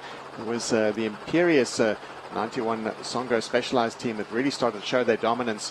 The Faces Roller were dicing them every day since stage 5, and clear that it was a close race. And in fact, going into the final stage, going into this morning's start, it was the second closest overall GC that we've seen so far, and the closest, of course, 2016. And that was when Annika, you were riding with Ariane Luti, and I think it was Jana Belamoina, the Ukrainian rider, riding with Sabine Spitz, breathing down your necks. It was quite intense in the end, because we could clearly feel that they were coming into great shape, and also they got more and more used to working together as a team, Sabine and Jana, and they put us under some serious pressure in the end. And it was quite intense. Yeah, they won 3 stages towards the end of that race and really did turn up the heat. Past these lovely homes at Val de Vie, Lill and Strauss with the 91 Songo Specialized team some way back now, and this pair will move up onto the polo fields here at Val de Vie. 3 kilometers to go. Look over their shoulders, Candice Lill. Yeah, they won't know how close they are, and they won't know what the motivation is. And Mariska Strauss just moves right up onto the wheel of Candice Lill. The 2 preeminent cross-country racers in South Africa over the last couple of years. They've certainly been on the cross-country scene in the World Cup. They're always consistently placing the top 15, top 20. So clearly highly skilled riders, and just the obvious pairing. Often in World Cups they were placed within 1 or 2 places of each other, so it made perfect sense the 2 pair up for the Absa Cape Epic. This would be the South African fans' best chance of an overall victory and overall stage, and in fact individual stages as well. And today they are doing their fans proud, well on their way to their second stage win of the 2022 chapter of the Absa Cape Epic. What we've seen here is actually a team that has been very much in sync throughout the entire week. it was hard to tell whether one was the stronger or the weaker, and the next day we would see something that might be a different scenario. So it seems like they're very much in sync, quite evenly matched, and I think that's a key part of their success. Absolutely, being synchronized as a team, and ultimately that team, well, I mean, the 91 Songo Specialized team have been equally so. But if one looks at the men's race as well, that Egger-Baum combination you heard in the interview there, we are lifelong friends, my best friend, and that is already a great base from which to start a mountain bike team ride. Whoopsie, just overshooting the turn. Strauss and Lil, but yeah, and this is a combination where they were rivals for sure on the South African scene in cross country. They sort of almost alternated the national championships. Cherie Ridiker as well was involved as well, but eventually, and they rode with different partners over the years in the Absa Cape Epic, but now forming a very, very strong combination, Lil and Strauss, and well, this is another building block on their way towards perhaps future glory in the Absa Cape Epic. It will be second place for them this year. Yeah, definitely this will be a massive boost for them, this ride today, but also this entire week. And I'm sure we haven't seen the last of these two riders at this race. I'm pretty sure they will continue riding on as a team, because we can see it's quite obvious how they truly click, and it works for them riding together. And they have by now already a few races of experience, and I'm sure that they will want to build on that. Here come the Masters, the NTT Masters leaders, two legends of the sport and of this event. Carl Platt, a little high five from a spectator as they roll down onto the last couple of 100 meters. Carl Platt and Christoph Sauser, the Songo legends, are going to win the NTT Masters with quite a comfortable margin over Team Restonic. People will recognize them. These two have been the fiercest of rivals in the men's race over many, many years. Team Bulls and Team Specialized. But Christoph Sauser on the left, Carl Platt on the right. Legends of the sport. And they are the legends of the Masters. The Songo 91 Epic legends win the stage, and with it they win the Masters category as well. What a great story with these two riding together, and Platt having won the Cape Epic in 2004, 7, 9, 2010 and 2016. Sauser winning in 2006, 2011, 2012, 2013 and 2015. Great day out and great week out for these two, sharing stories along the way and really enjoying just their time together. And a bit of a switch from being fierce rivals, the fiercest rivalry we've seen so far at the race, and of course now friends. Just rolling in behind them, Henri Frischnecht of Scott Stram. Their week hasn't gone well. His partner Yuri Ragnoli not being able to finish. 111 riders started this morning solo. In other words, their partners had dropped out. And 364 complete teams making their way towards the finish. Let's hope every single one of them finish. This is one of them. Candice Lill and Mariska Strauss. No doubt the legs have heard the announcements at the finish. They can sense they are on the verge of putting the finishing touches to this wonderful final stage, the grand finale here. 68 Ks, 2,000 meters. Work certainly to be done on this stage, and they've done it very impressively. A break on that Babylonstoren climb to get away from 91 Songo Specialized, and they've maintained that gap into Val de Vie. Well, we're looking forward to hearing down on the line exactly what transpired during the race, and with 91 Songo Specialized having lost around about 2.5 minutes to the Faces Roller team. And it looks like BMC MTB Racing, from the time that they're passing through that time check, it is pretty clear that the pace was fierce up that climb, up the Babylonstoren climb. That is a 3.5 kilometer and 10% average climb, and a decisive point in the race. But it's all looking like it's going in the favor of Faces Roller. Mariska Strauss and Candice Lill, a dream come true for them to win the grand finale into the Val de Vie estate. And just taking it conservatively on that switchback. Just the legs must be absolutely burning right now. They will be on really wanting to put maximum effort in. I'm not sure if they'd be looking at the overall GC And necessarily that wouldn't be their goal. They'll be looking to win the stage. They know that over a 16-minute deficit going into the stage would be almost insurmountable unless there was an absolute disaster for the 91 Songo Specialized team. But like we always say, never give up, always keep pushing. You never know. And they are very close to hearing the announcers say their names as they cross the line. Just about on the final section, the final entry point into the estate, and they'll be entering the finish chute very soon. Polo ponies being cooled down. That's the sort of day it is. It's very hot, 27, 28 degrees here at Val de Vie. It has been hotter this week, as one recalls those opening days at Lawrenceford. Temperatures nudging into the low 40s and exacting a heavy toll on riders. But those strongest have survived and thrived. And this pair, Mariska Strauss and Candice Lill. And what a week this what a week this team have had. I feel like this team is just going stronger and stronger every single year. And my predictions are we need to look to this team in the future in this race. We can see how they approach it. And just keep getting stronger and stronger, and it is a matter of time before there are some serious contenders for the overall. They won stage 3 in Greyton, one of the out and back loops in Greyton, in a fascinating battle with 91 Songo Specialized after the private client holdings team, who have been somewhat the unsung heroes and heroines in this week for the women's race. Haley Preen and Marie Rabi. They've thrust themselves into contention on various days, finishing third on 2 of the stages. But this pair winning stage 3 and now rolling onto the last little ramp up onto the bank on the polo fields here at Val de Vie.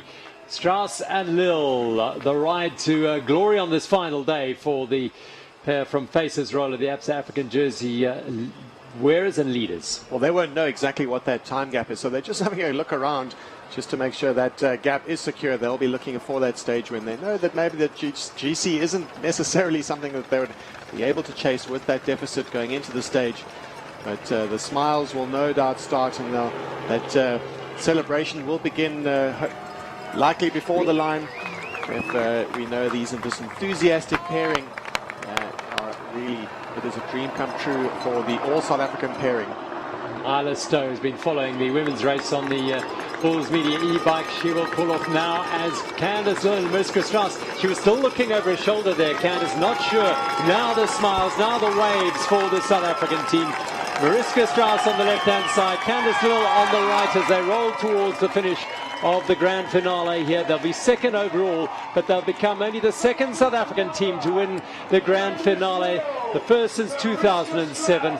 Mariska Strauss and Candice Lill, high fives all round, capping a very, very good week for the Faces Roller team as they take the win on the final stage here, the grand finale at Val de Vie. Strauss and Lill in red, the Faces Rollers team. They will finish second overall, stage winners for the second time this week. And what a week this team have had. We know that pressure was on. We know that this was the year where everybody was looking to them and thinking, okay, girls, this is really this is your chance. This is the year that you can win the race. And I have a feeling that they are going to come back stronger next year, and there will be, it's just a matter of time before we will see them in the orange jerseys. Champagne, yes. Absolutely, the champagne shower, and well-deserved on their stage victory today for Mariska Strauss and Candice Lill, stage winners on the grand finale. And they'll await the overall leaders in the Chivita orange leaders jerseys very shortly. And they escape from them, we believe, on the... She's got a bit of those bubbles in her eyes, as Mariska. And that's the downside of the champagne shower, of course. Hard luck. The stinging eyes, yeah. But they'll put up with it. Yes, exactly. Exactly. You drink it, you've had many champagne showers on the finish line. Yeah, it's nice, but it does sting in your eyes. I can tell you that. But it kind of it doesn't really matter at that point. You're just so happy with the whole race and the win. And we've seen it sting some grazers as well, famously on the arm of, I think, Jaroslav Kulhavi coming into the finish one year. It does sting on exposed skin. Indeed, that was in Lawrenceford, in fact, when he cut a corner just a little bit too close going into the grand finale and having a bit of an off. But it's all this week really belonged to this remarkable pairing of 91 Songo Specialized Hailey Batten and Sophia Viafana riding just incredibly well. Sophia Viafana, the Argentinian, and coming in as really there were question marks as to whether or not she would be able to match Hailey Batten, but the two have ridden with maturity and poise, and imperious in that orange jersey. They have commanded the race, and fantastic job by this pairing. Yeah, indeed. I think all questions are gone by now. Sophia has really proved to be a strong rider in this race. Otherwise, she wouldn't be in the orange jersey. It's quite easily so. But it's been a remarkable race for this team. We saw how they came into the race, not having ridden together in a stage race before, and they just have been riding as a unit. Absolutely brilliant riding by this team, and that is why we see them in the orange jerseys right now and as the final winners in this race. Hailey Batten on the front here, and Sofia Gomez Villafan from Argentina behind her, or next to her now, and they'll roll down the last bank and head towards victory. Well, the 91 Songo Specialized team have been the dominant team in the women's race for the last 8 years. They didn't win back in 2017, but other than that, Annika with 5 wins, Sarah Luthi with 3, Kate Courtney alongside Annika 1 year, then Anna van der Breggen last year, Sina Fry and Laura Stigger. And in 2022, a vintage year once again for the 91 Songo Specialized team. On the left-hand side, Hailey Batten and Sofia Gomez Villafan, the winners of the 2022 Absa Cape Epic for 91 Songo Specialized. 3-stage wins, second on the grand finale, but most importantly, the orange jerseys for 2022 to 91 Songo Specialized, Hailey Batten and Sofia Gomez Villafan. What a victory from these two. They've really shown themselves to be mature well beyond their years, and also that over 16-minute deficit that they have allowed them a chance to really make the most of that finish line salute and that celebration. And they are both equally proud of each other and themselves, and so they should be. Having a champagne performance of a lifetime. Yeah, they're quite keen to have a drink after all of that, and not quite the refueling strategy that we've seen in the past couple of days, and they will be celebrating and they keep their eyewear on so that champagne shower doesn't quite sting as much. The corks of victory. There we are, celebrations, the magnet of champagne for Sofia and Hailey Batten. One over the head, one would have a drink, and they have brought great spirit and a sense of enjoyment to the event this year. Both making their debuts here, and well, that's another hallmark of this team. Last year, 2 first-timers, Fry and Stigger. The year before, Anna van der Breggen in her first time winning the event. Kate Courtney the year before that. Annika, you won it in your first year, and there the teammates go and celebrate. And significantly, the blue jersey of Christoph Sauser, very much part of the trade team and giving his sage advice. Fantastic. It'll be a great team picture for them. Yet another one, the 7th team picture, and that'll go on the walls, no doubt. Definitely a huge day for the team, a huge day for the entire Specialized racing team. They put so much emphasis and focus on this race, and being able to pull it off it's not easy, because you know all pressure is on you. Everybody is looking to you all the time, and you have the best setup in the world, and and having to manage with that and deal with that is not always easy. But these two women, they handle it perfectly. Well, Chris Blevins in his first Absa Cape Epic journey has found himself on the podium. There's Christoph Sauser as well. And Matt Beers in the South African Champions jersey, winner last year with Jordan Saru, but not able to repeat that, but finishing on the podium again. Well, doesn't this tell a story? The Specialized team, Tristan Norkier, Cameron Mason, the support team for the Toyota 91 Songo Specialized team as well in that picture there. Well, doesn't that contrast from Speed Company Racing? three in their team picture. Look at this. 91 Songo Specialized, Toyota 91 Specialized. The team that have been a dominant force in the Absa Cape Epic for nigh on 15 years. Well, celebrations. Third place team on the trails making their way towards the finish were BMC MTB Racing's Pauline Ferrand-Prévot and Robin de Groot. But let's go down and hear from today's stage winners in the CM.com women's race. Candice, Mariska Strauss, is there a better place to win a stage? Not at all. That was a dream race today. Just in front of I'm so proud of Mariska. We fought really hard at that last time. But we went absolutely can you please welcome 91 Songo Specialized. Tell us a bit about that support. It was just phenomenal. I think about 10 days out, I started getting a bit emotional. I was like, yeah, it's happening. Women's champion. Super excited to see how Candice come aside. And where did you guys make that break? On that last climb at about 50 to 55 Ks, we could tell Sophia was struggling a bit. So we just put the pressure on, even though we were also struggling, and we managed to hold it to the line.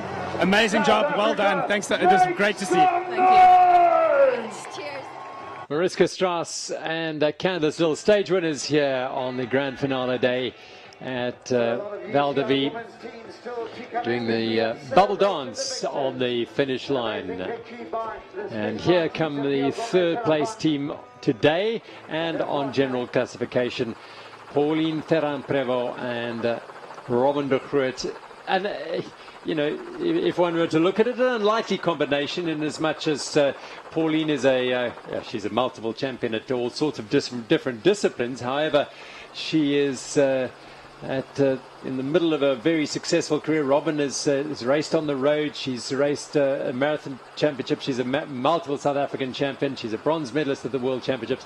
They teamed up, and here they are. They've won 3 stages and third on this stage, and will finish third overall. But I think that's exactly a key point, in this team, is that they come into this with maybe different goals, and but somehow that energy, it becomes almost like a symbiosis, because you have different approaches and goals, and Robin looking towards more like, okay, I wanna do this well, because this will be my last, and Pauline more thinking, okay, I need kind of a platform, a springboard to kind of, move my career a little bit further ahead. I think she has some struggles towards the end of last season, and kind of using this as a building base towards the rest of the season. And I think I'm quite sure actually that Pauline will have a very strong season. It seems like in this week she hasn't gone entirely to her limits, and that will maybe make it for her a little bit of an easier recovery after this race. And if she manages all of that right, we can see her flying already, actually maybe from the very first World Cup in just a couple of weeks.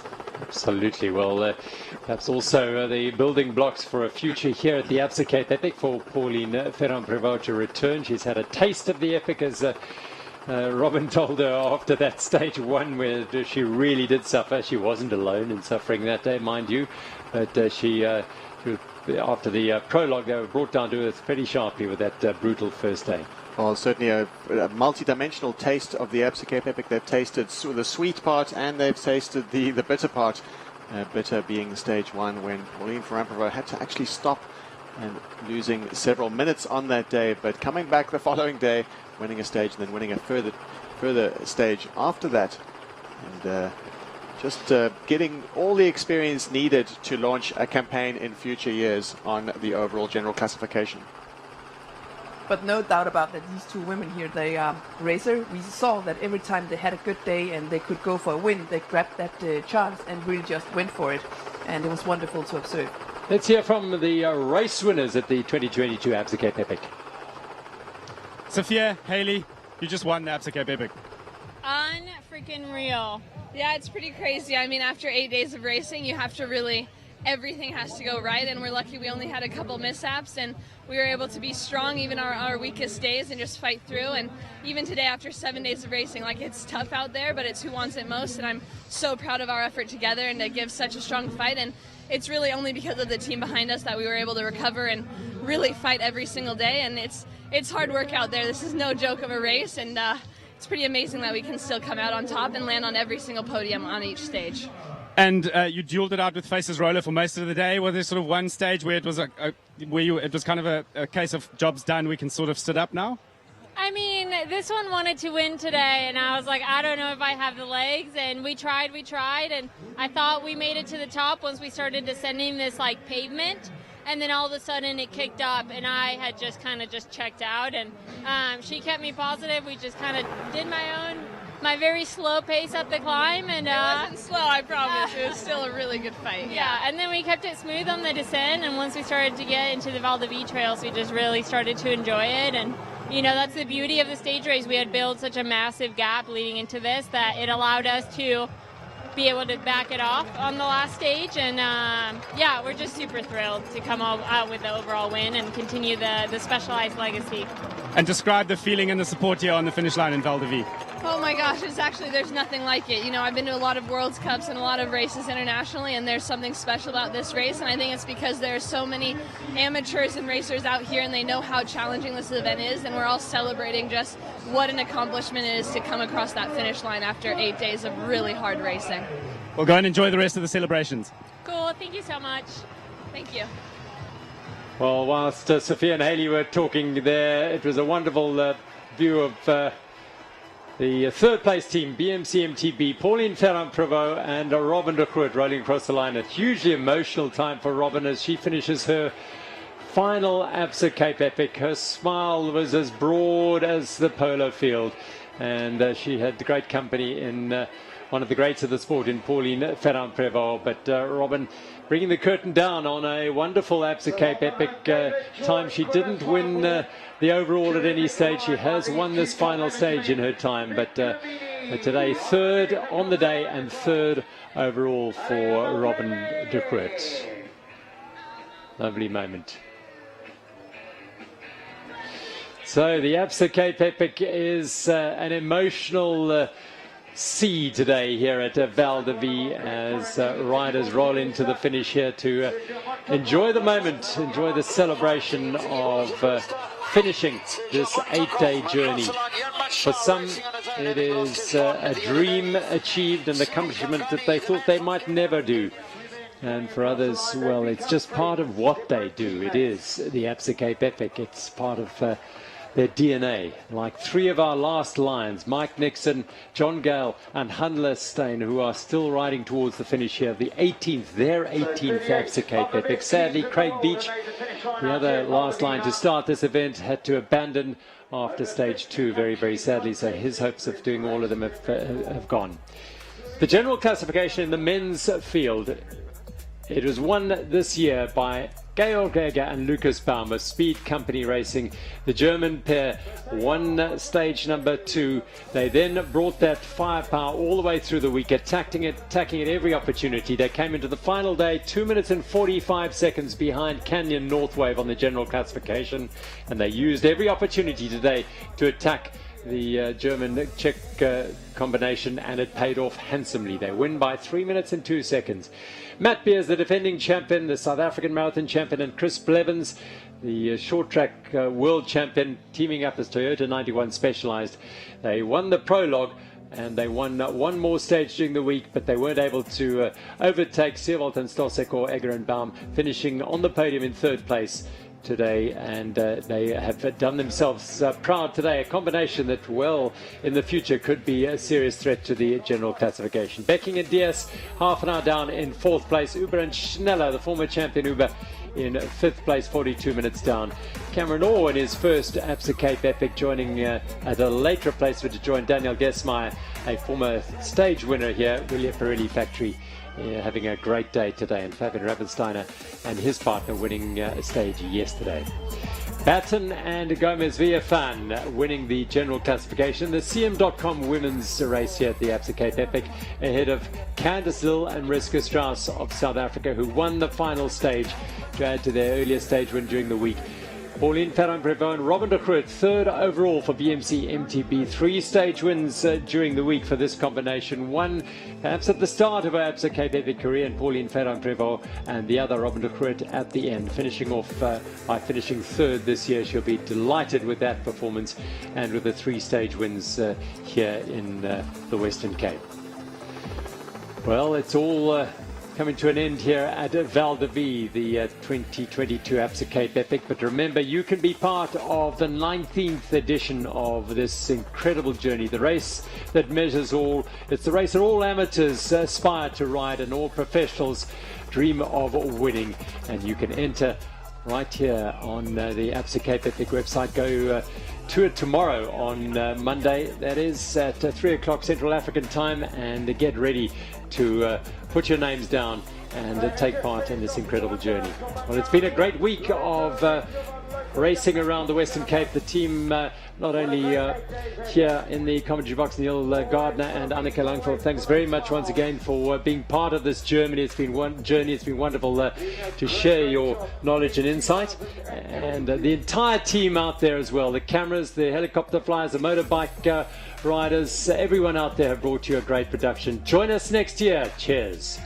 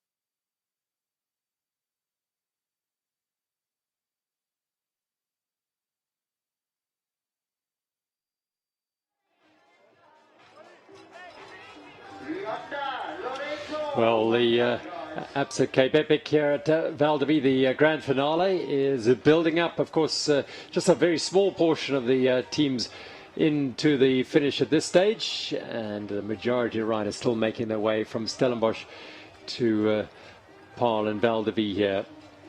For the racers, yes, it's a serious day of racing, but for the vast majority of the field, Neil, it's about, let's get this done safe and sound. They have to finish this day today. Well, it's a relatively shorter day today at the Absa Cape Epic. We saw the fierce pace set by all of the professionals, both in the men and the women's category, and it's certainly a hero's welcome. We saw the crowds lining the route, and it'll be a hero's welcome for all the relatives and family and friends of the riders who've been campaigning all week, the amateurs from the front to the very back, and all the sacrifices, all of what it's taken just to get to the start line. Will culminate in this moment, a hero's welcome at Val de Vie in the grand finale, and there'll be some tears shed, no doubt, as really it all comes to a head, and just the final sense of achievement, having crossed the line and having covered the entire 8 days and made it through many mishaps for pretty much any team that manages to complete this race. There's a day of stories and a week of stories. And no doubt those stories will be retold over the next few years, and certainly a moment of a lifetime for almost anyone who crosses this line today.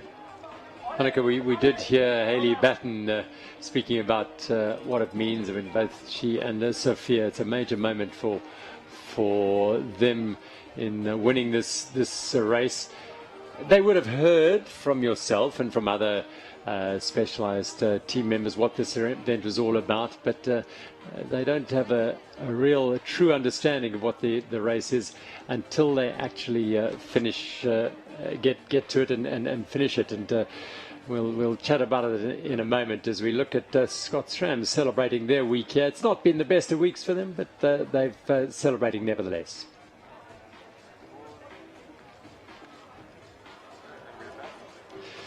Scott Schramm on the finish line. They've had better weeks at the Absa Cape Epic, but the journey continues for them, and I'm sure they'll be back rejuvenated and keen to make it count.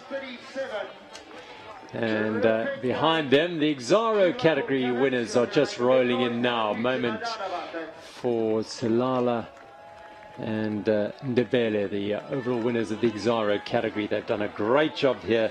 Hlalelisani, Ndebele and Tlotlo Selala, the Exaro Academy 1 team. We were talking about the emotions surrounding the finish here, and Hayley Batten saying this is no joke, this race here. No, definitely not. I know that she's been aware of this race for quite a while, and even at one point I was considering asking her if she wanted to do the race with me. It was kind of still early on in her career, and her time was specialized, so that never happened. But ever since then, she's been... she know about this race and had it for a while on her mind. So she's really been looking forward to it. Finally thinking, okay, this is my year. This is the time that I can do it, and found a partner in Sophia. They've been racing brilliantly together here. So in the journey before you actually here in the race and finishing the race is quite long.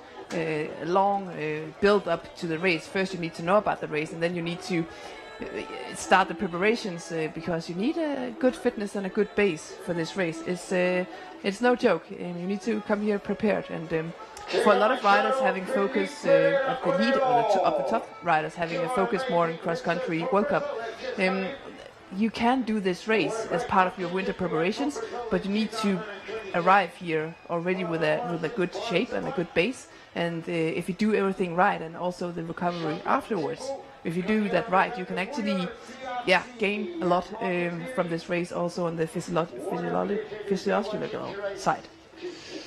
Exaro celebrating Hlalelisani Ndebele and Tlotlo Selala of the Exaro Academy 1 team, finishing 34th overall. A really great achievement by this pair. The Exaro category getting stronger and stronger over the years, and deeper and deeper. And of course, once the riders turn 26, turn 27, they can no longer ride the Exaro category, so they move on to the men's and general classification positions. And an example for these two are the Fairtree Imperial Canada pair, Lorenzo Leroux and Luyanda Tobingunya, who continued on after they won this category last year. They finished in 37th this year. And the City Change of Life pair in second place here.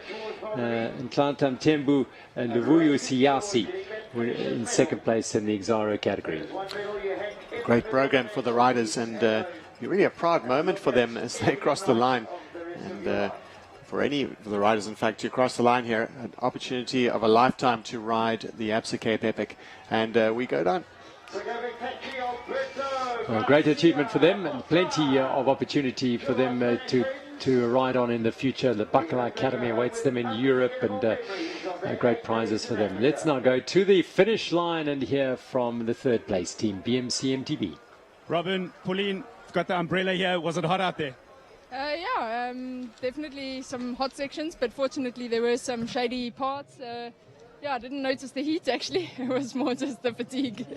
Did you ride today conservatively and just trying to stay on the podium overall? Well, by the time you hit the last day of Epic, you just want to make it to the finish. So I don't know how we rode. We just rode. How good does it feel to finish on the podium in your first Absa Cape Epic? Yeah, it's super good, and we are of course super happy. So, and to share the podium with Robin is really great. So, yeah, I think we are happy with our week and with the third stage win, and it was a great event. Robin, you've been quoted as saying that this is your last. Is it really your last? Is it ever the last? Yeah, it's definitely my last racing. But yeah, what an incredible journey to have closure with this event, and to share it with Pauline. It was, when she invited me, it was just the most perfect timing. Thanks a lot. Enjoy the afternoon. Cool, thank you. Smiling Pauline Ferrand-Prévot and Robin de Groot as they finished third in the general classification of the women's race, CM.com women's race. As you heard Robin saying, the curtain down on the racing side of the Absa Cape Epic for her. Perhaps in future she will be back to ride it, not quite at the sharp end, but with whoever she might choose to ride alongside, or who would like to ride with her. Let's go and hear from the Grandmaster winners. He's a perennial winner. He's won just about every time he comes to this race. He wins it. Bart Brenchens and Abra Azevedo. Bart Brenchens, Abra Azevedo, congratulations winning the Grandmasters there. How good does it feel? That's a good feeling coming here back in Val de Vie. We had a good week. We had some troubles as well, some bad days.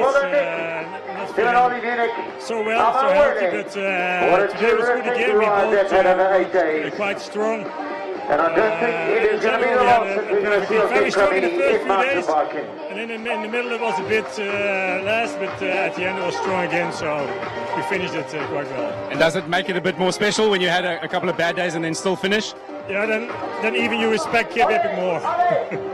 And let's talk about the support. How good is the support here on the finish line? Good support. I and Bart have a different style of ride, but I think the same mind setup is never give up. Thank you very much and congratulations. Enjoy that champagne. Thank you, we do.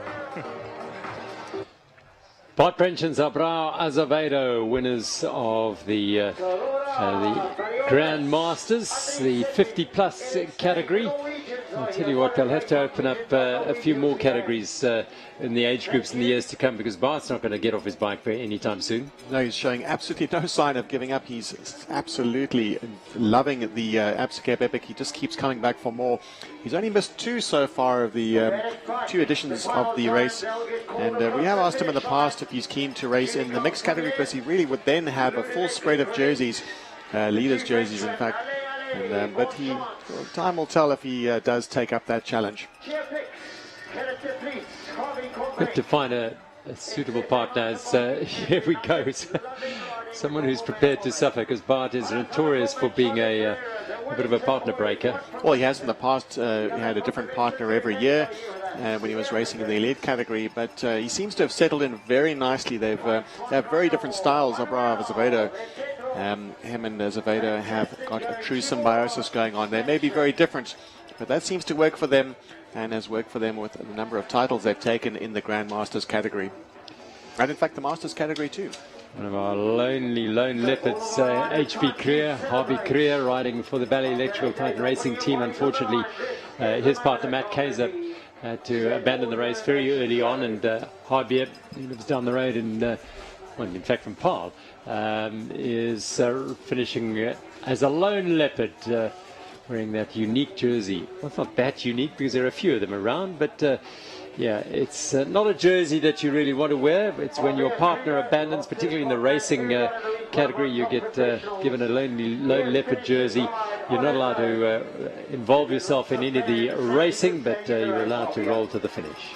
Well, yes, it's given to the riders, just allowing them to still experience the race and enjoy what it has to offer in terms of the atmosphere and the camaraderie off the bike too, and also makes them highly identifiable among the other riders, that they are not actually officially part of the race in terms of the timing, but very much part of the race in terms of the experience.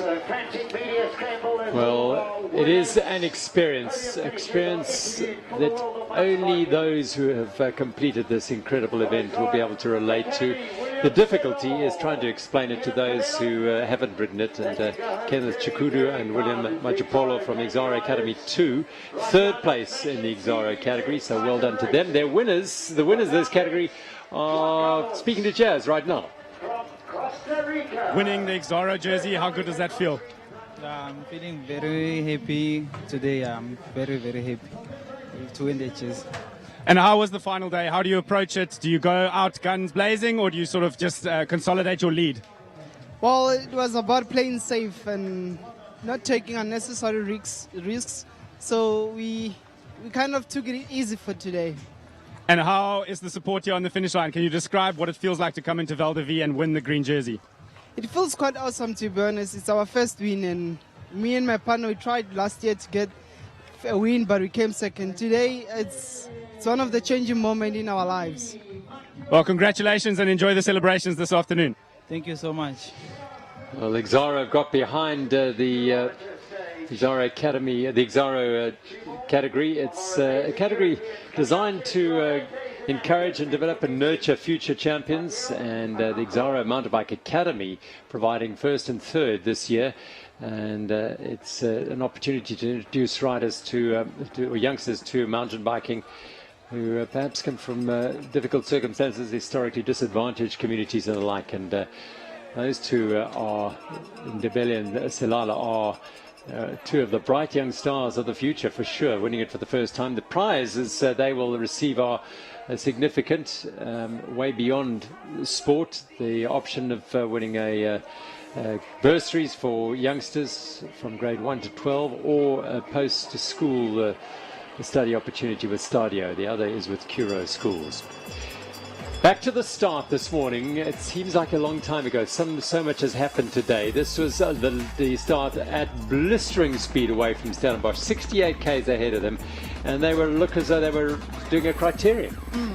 Yeah, it was pretty clear what the goal today was for the speed company racing. They knew that they had, going into today's stage, they had a gap of 2 minutes 45 seconds to Canyon North Wave, and we knew that they were going to attack right out of the start gate, and boy, did they attack. Val de Vie, who yesterday won the stage with his partner Fabian Ramensteiner, was the early aggressor, dragging along with him Georg Geiger and Lucas Baum. The yellow jerseys were present to correct at that stage, but the intensity of the attack through the Idas Valley climbs, they were short and sharp, these climbs, but it shed the wannabes and thrust the champions to the fore, that's for sure. Well, we can see there Stozek able to match the pace of Eger and Baum, but not obviously significantly missing was the yellow jersey pairing of Andreas Seewald. And the pace went absolutely full here, and we're catching up now with the second group on the trail at that particular moment. And well and truly, the elastic had broken with the four leading teams about 40 seconds up the road. And this was that group, Santa Cruz, as well as William Pirelli, Scott Sram, and significantly Speed Company Racing in those blue and purple jerseys. They've been almost perennially there every time the road has gone uphill, so they have been at the sharp end. This was the chase back. Matt Beers at the back of this. The yellow jerseys in there as well. And the yellow jerseys not looking that comfortable. They should really effectively at this point been on the front and defending that overall leaders jerseys that they have. But Christopher Blevins, who we'd heard a little rumor that Christopher Blevins and Matthew Beers would cooperate with the yellow jerseys, but losers of the day, of course, we hoped that they would, if fans would have hoped that they would have repeated their stage victory last year. That would be Buff Megamo having some difficulties with their tyres. Well, as they started to head into the trails towards Muratie, the gap was at 40 seconds back to the yellow jerseys. Speed Company Racing taking it on here and opening that gap and leaving nothing to chance. They set the pace at the front of this group, which contained the other two teams who were chasing stage honours here. Remember that the Speed Company Racing, they didn't get any time gaps out there on course, so essentially we knew that they were going to go full gas from the very start to the very end, because they didn't, well, they knew that they were ahead, but they never really know how much they were ahead of Canyon North Wave.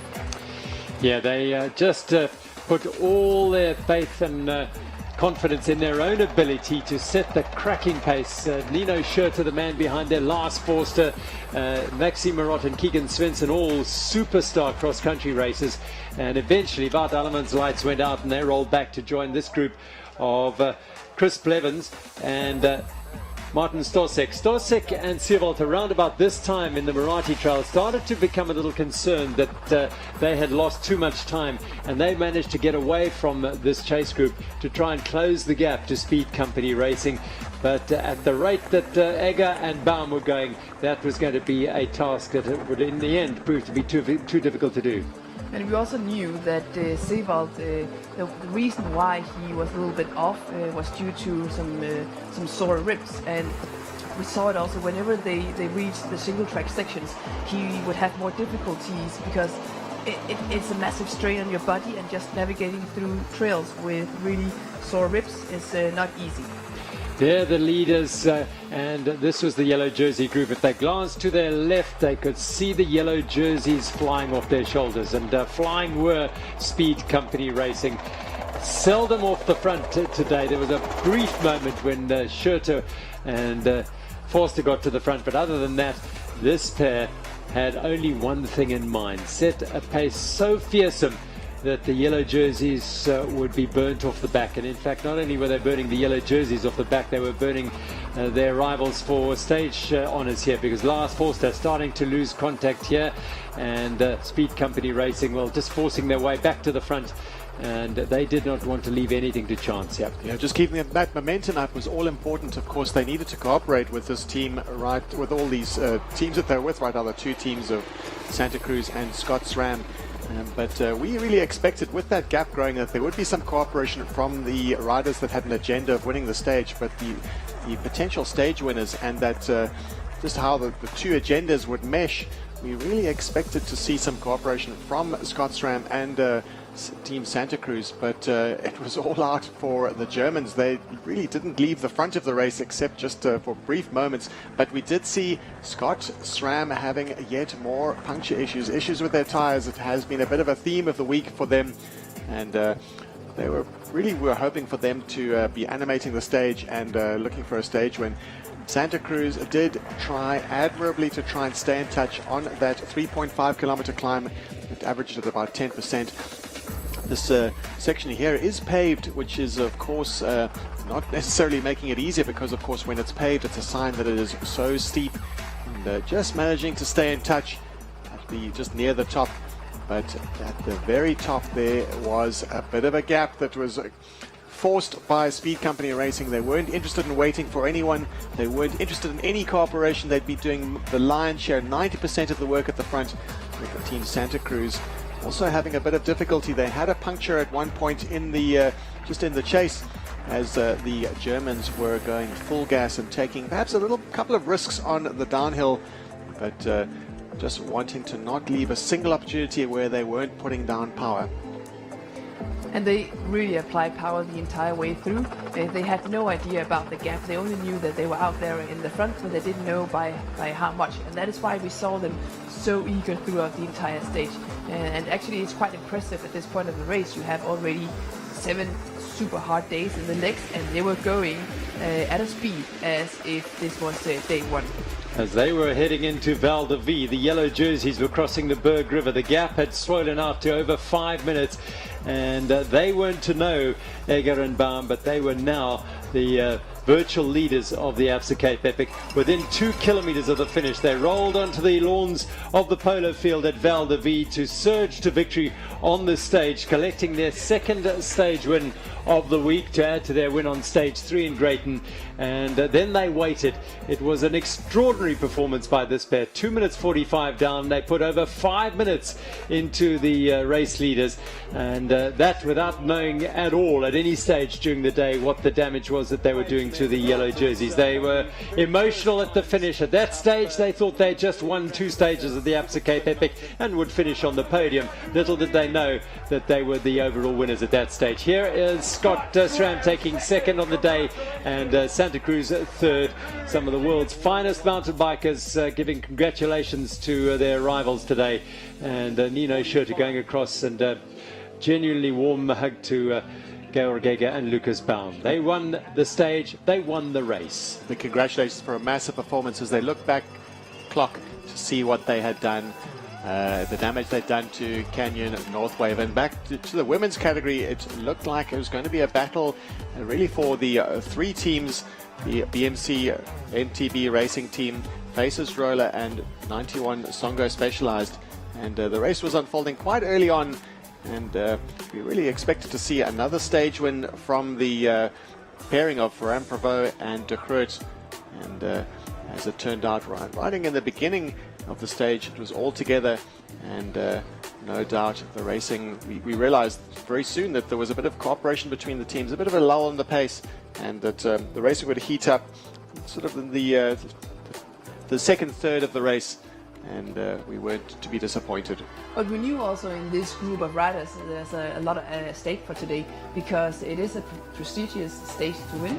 The final stage of the entire Cape Epic is something truly spectacular and extraordinary, and so a lot of teams were having this particular day on the calendar, and soon we saw the pace heating up with Faces Roller, and especially also the 91 Songo Specialized team setting the pace at the front.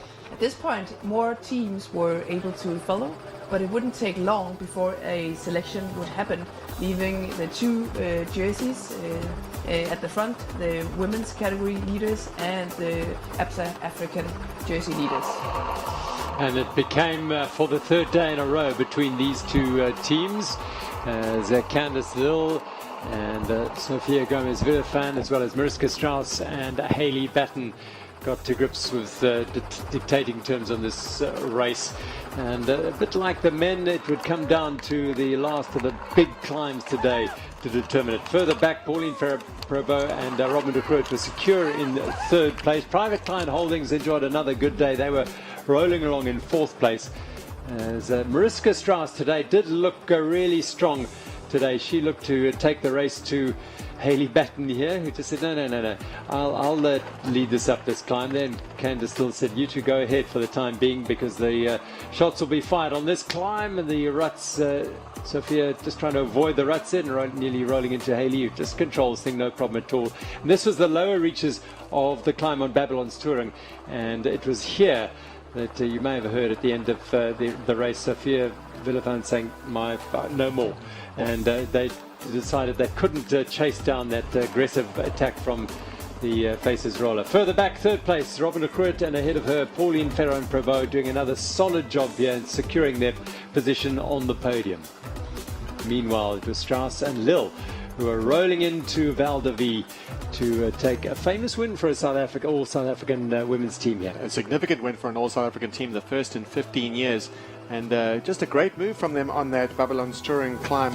They will have noticed that Sophia Viafana would have been getting a couple of pushes, and anyone who's been a racer will know that as soon as you smell weakness, that's the time to attack. And they attacked on the final, just that last little ramp up, as they really just then consolidating their effort, consolidating that key move on the downhill.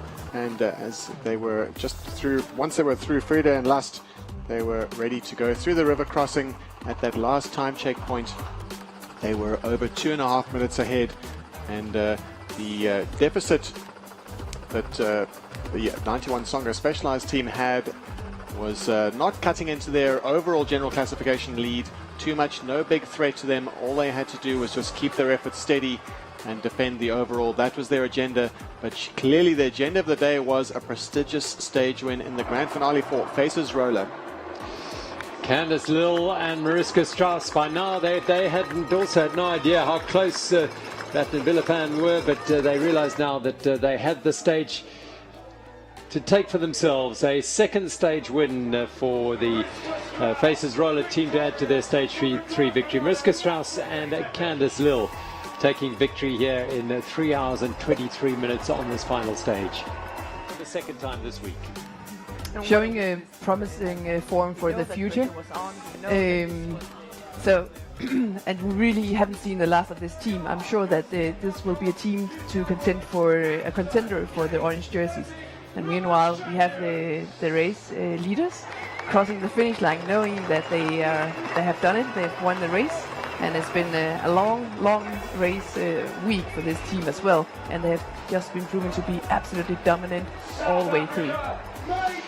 Riding way beyond their years, and a superbly mature performance by them. They enjoyed the champagne shower as winners of the 2022 Absa Cape Epic. Hayley Batten on the left and Sophia Gomez-Villafan, the Argentine.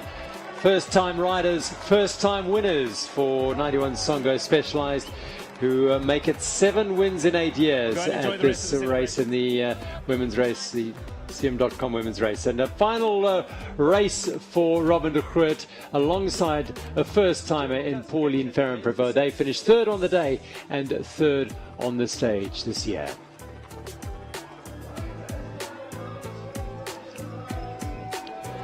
So that's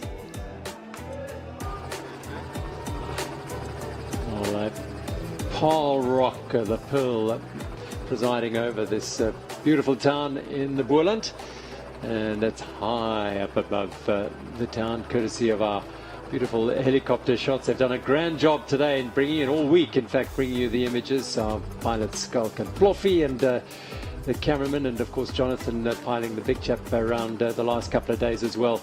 It's been fantastic. Val de Vie for the 5th year, this award-winning lifestyle estate, playing host to the grand finale of the Absa Cape Epic And in those 5 years, it certainly has grown, not only the buildings, but the trees as well. And wonderful to see the growth in spectators, because 5 months ago, we were in a slightly different world. We were indeed, and it's great that things are returning to a relative normal, relative new normal, you could say.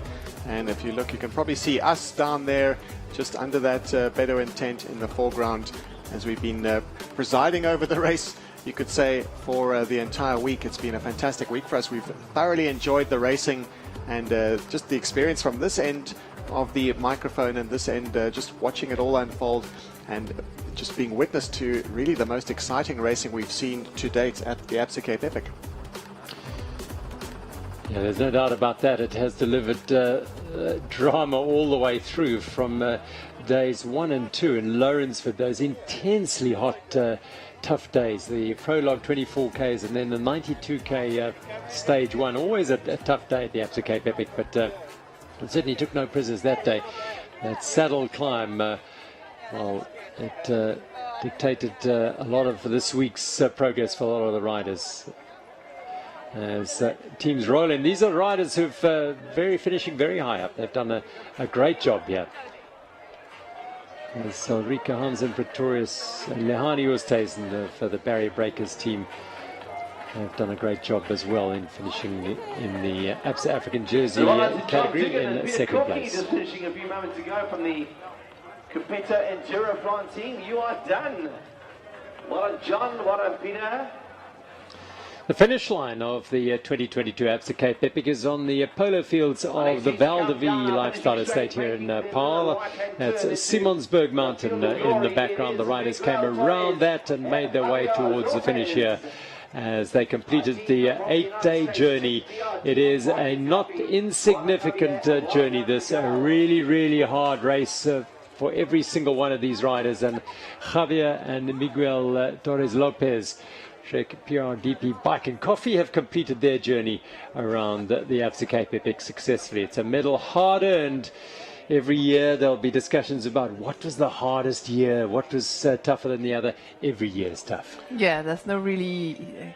every year is tough because you tend to ride and race to your limit, to your very limit, and you just adapt to the stages and things as they are happening. So I wouldn't say, it's hard to say like one year was definitely harder than the others. Of course, there are different variables and factors playing in, like the weather, the wind, the heat, and but I think this year was definitely also another hard one.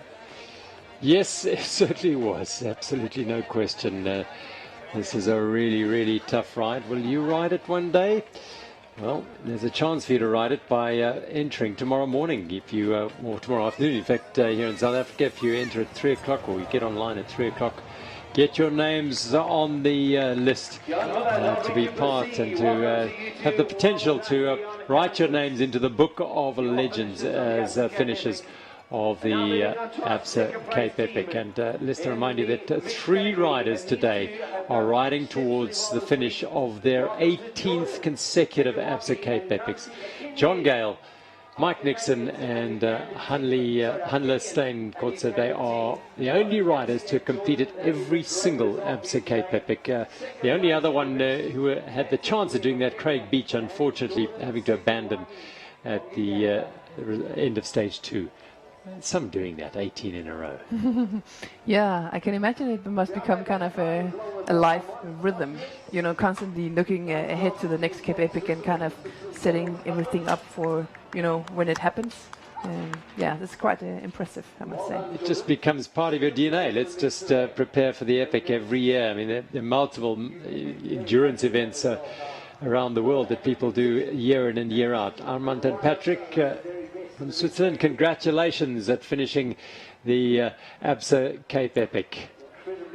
Well, these youngsters, well, look at them, just cruising in. This is the future of the Absa Cape Epic right here. These young riders who clearly found this, dare I say, nothing is comfortable at the Absa Cape Epic, but well within their capabilities to finish as they will roll across the finish line at Val de Vie to celebrate the occasion of finishing the Absa Cape Epic. What an opportunity. And a remarkable journey for all of them just to get to the start line. Fantastic story of the race. So many stories of the race, in fact. Earlier, just a moment ago, we saw the Amani mixed team passing. They were second in the mixed category, and it was a Kenyan and a Ugandan pairing of Kenyi and Jordan Schleck from Uganda. So another great story unfolding in the Absa Cape Epic, no doubt. When the dust settles, all of those stories will come out and we'll get to hear them and be able to retell them again next year when we're here, just recounting the great moments of the Absa Cape Epic. Another great moment for these riders here, the 5 riders crossing the line together. Oh, the delight and the emotion for these riders as they roll across the line. The first time is no doubt very, very emotional, but that then builds up for the second time and the third time, and every year it is unique. Every year is different. The route is different every year. They traverse different trails, and riders, well, from one year to the next, suffer differently, if you like. And so the emotion when you cross the line is pretty much, I'm sure, the same every single year. Stephen Hayes and Michael Spahn crossing the line, grown their bond of friendship between them. And another moment, another race under the belt. Yeah, Annika was talking earlier about that bond and that camaraderie and that synergy between the two riders. And we saw Robin de Groot and Pauline Ferrand-Prévot, who never really raced against each other, but not with each other. And through the week, they built that and built that together. And you could sense at the finish there was a close bond as we get to the podium presentation. MTB Racing from France, Pauline Ferrand-Prévot. For South Africa, Robin de Groot. And this is for the stage. Robin de Groot on the left-hand side and Pauline Ferrand-Prévot, third place. Position, the Team 91 Songo Specialized. Representing the United States of America, Haley Batten. Representing Argentina, Sofia Gomez. Here we have second place on the stage, Sofia Gomez Villafan and Haley Batten, 91 Songo Special. 7 of the Absa Cape Epic. The team faces roller. South Africa's Candice Lill and Mariska Strauss. And the biggest smiles of the race surely is the grand finale winners, a hugely prestigious win and a historic win for the all-South African pair, the first time since 2007. A big cheer for these incredible Lill and Strauss on the top step for Faces Roller on the final day to add to their stage win on stage 3 in Greyton. Songo Specialized won 3 stages, stages 1, 5 and 6, and there is a look at these two rolling across the finish line and celebrating their achievement on winning this final stage. Surely the orange jerseys will be next for them, but they to play second fiddle to Haley Batten and Sofia Gomez Villafan. Finished second today, but the overall winners, and in third place, a broad smiling Pauline Ferrand-Prévot and Robin de Groot. Robin de Groot clearly soaking up the atmosphere. She knows as a racer this will be her last Absa Cape Epic, and almost kind of a ceremony for her to go through and to wave goodbye and to thank all the fans that have come out and supported her over the years. And just been behind the South African racer, the marathon specialist. In fact, she came from the road background and had some thrilling battles at the Absa Cape Epic over the years. Oh, big crowd around the podium presentation now as we will acknowledge the overall winners of the CM.com women's race. Meanwhile, teams rolling into the finish. Just fantastic to see the interest and the support and the love for this Absa Cape Epic. It is really a race that has thrust itself into the forefront of mountain bike stage racing around the world. It's the pinnacle of the Epic series, which has evolved over the years into a series you can ride the world. 3 events in Australia, then there's the Swiss Epic, and then of course Andalusia, fantastic events, and of course the 4 Islands in Croatia, which is coming up quite soon. And Andorra is a race we're looking at, the Andorra race, with some high altitude climbs, but look like some amazing descent, some amazing riding, and the opportunity to ride the world. But we're on the podium now. This is the overall podium, overall general classification. And perhaps celebrating just a little bit early, Robin de Groot. This is the overall race as we see the third spot overall, Robin de Groot and In Pauline second position, Frankenberg. Faces Roller, Candice Lill, Mariska Strauss. And second overall, Faces Roller, Candice Hill and Mariska Strauss. And your overall champions, your winners of the 2022 Absa Cape Epic in our CM.com women's category, 91 Songo Specialized, Hayley Batten, Sophia Gomez. Oh, they love it, and so they should. What a ride by this pair. 3 stage wins and never off the podium on every single stage of this event. Sophia Gomez-Verfan on the left, Hayley Batten on the right. Superstars they are, as are all these riders on the podium. Mariska Strauss and Candice Dill second for South Africa, and Robin de Groot and Pauline Ferrand-Prévot in third place. And the trophy of this race. And I can tell you, this is a truly special and very unique trophy. Something that I'm very proud of having myself at home, and they have a special little spot in my home. Once again, it is the 91 Songo Specialized team who take away the victory here in the trophy, and Sophia Gomez-Verfan is looking at all those names and saying, my name is going to be on this trophy next year. What an honor, what a delight. Yeah, I remember myself looking at, because this trophy you don't get to take with you home. You get a copy of this one, but then on this one that Sophia is holding in her arms right now, all the previous winners, the names are listed. And I remember looking to that plate with all the names on it and seeing that back in 2010 or 11, 2 Danish sisters, actually the Nørgaard sisters, they did the race and they won the race, and they were actually a big part of why I even started mountain biking. So yeah, truly a spectacular history here. Very interesting. So yeah, you were inspired by fellow countrywomen to well, a little bit of inspiration to get into it. Yeah, so when they won the race, I kind of just started getting into mountain biking, and I knew that they were going to do this race. And I remember this is a funny little story. So I remember they were looking to get full suspension bikes to do this race, and back then we all rode 26-inch hardtails with high seat posts, yes. Very different bikes. And I just remember finding it so interesting that they were going to do this very fascinating race in Africa, and they had to race these special bikes. Well, a lot has happened since then, huh? What on earth are they doing with full suspension bikes? Yeah, I mean, that's yeah. And look at us now. As we move to the men's podium for the stage today.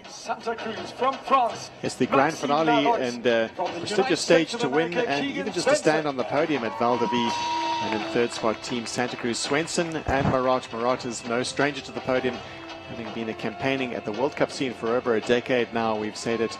And great moment for him. And really not many stage races under the belt, but certainly the most competitive one, having finished the race. Well, you don't need to look too far to see how competitive it is, because Nino Schurter and Lars Forster, winners of this race. Of course, Nino's won it twice, world champion, Olympic champion, and of course the European champion Forster. From Germany, Georg Egger. From Germany, Lukas Baum. Got a long way to have put their names on the top of the podium, and they've won 2 stages now, Georg Egger and Lukas Baum. The pair from the Speed Company Racing, the Germans. Quite extraordinary performance all week. And the winners of the stage, Georg Egger, Lukas Baum, Speed Company Racing. They needed to win, they needed to put time into the yellow jerseys today, and they did that. But not only that, they put time into Scott and Santa Cruz, who had their problems today, no question about that. A couple of punctures for each of those teams, and as a result their hopes of winning the stage were dashed. But here's another look at Baum and Egger driving home every pedal stroke. They had no idea what the overall standings were when they drove to the finish and celebrated their stage win. And a remarkable performance winning that stage. They saw the front, they were on the front pretty much all the way through, even though they had teams in tow. They didn't get a lot of help. In fact, even when the other teams took a turn, they were very quickly moving to the front if there was even the slightest lull in the pace. So all credit to the Germans, who just really, they won that race. They grabbed the race by the scruff of the neck, and that's what it's all about when it comes to winning big stage races, is that you have to win them. It doesn't always work if you just defend. You have to go out and grab the race, and that kind of those risks that you take are the rewards are obviously very sweet, as we can see, having won the stage and of course the overall. Very soon we'll see the overall podium, and a little bit of a different podium, because the stage winners today were really Scott's Ram and Santa Cruz were all about the stage. They were all in for today's stage. Their chances were scuppered by some mechanicals and of course the fast charging Germans. But the overall podium will look very different, and that battle was almost 2 races today, and we can see the riders gathering right now on that podium. Well, it is an unprecedented situation, in as much as it's the first time that the leaders, these chaps, will wear the yellow jerseys. Yeah, it's quite special. Normally we kind of see the winning team more days in the yellow jersey, and this is the first day that we see them in yellow, but they timed it all to perfection. Well, these are the pair that wore the yellow after the prologue a week ago in Lawrenceford, Christopher Blevins and Matthew Beers, the South African marathon champion and defending champion here, third on the overall standings. They wore yellow from stage 1 through 2. Well, they took it on stage 1 through 2 this morning. Martin Stosik and Andreas Sewald, the world marathon champion. We see his marathon champion rainbow stripes today. They have been covered up by the yellow jerseys, but Gail Geiger and Lucas Baum are the champions of the Absa Cape Epic in 2022. Speed Company Racing. Quite extraordinary scenes. Not only riding out that 2-minute and 45 deficit over North Canyon North Wave, but putting even more time, over 3 minutes into them after they'd taken that lead on the road, and taking the stage win and the victory here. Sensational stuff. And they'll receive the floating trophy, the men's trophy, by South African artist Neil Jonker, and raise it above their heads. A moment to savor for 2 lifelong friends from Germany, Lucas Baum and Gail Geiger. Fantastic moment for the Germans. They've been brash and animating all week. And, their rewards are right there with the yellow jersey and that trophy. And of course the finisher's medal are on their necks. Please stick around. Well, Congratulations, Matt, Chris, Gail, Lucas. the podium presentation celebrating the fastest riders on the Absa Cape Epic in 2022. Of course, every rider who finishes this event can celebrate a massive achievement. 8 days of riding the Absa Cape Epic, and completing it takes some doing, and all of these have done just that as they roll into the finish here at Val de Vie.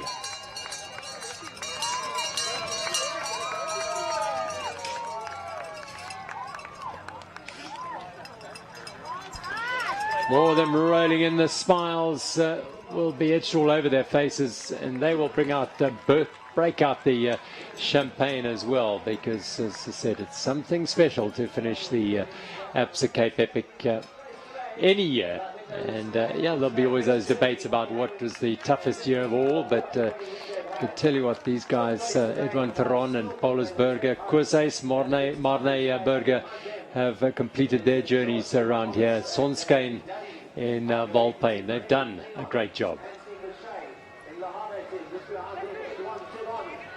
The difficulty now for them is to go back to their lives, back to work, back home, wherever it is, and to try and explain to friends who aren't mountain bikers or not involved as to what they've gone through. Indeed, I can tell myself it's going through something this intense. It's often sometimes hard to kind of adjust to life afterwards, because you're used to it by now. You're so used to this rhythm of getting up, riding your bike, and then just relaxing in the afternoon.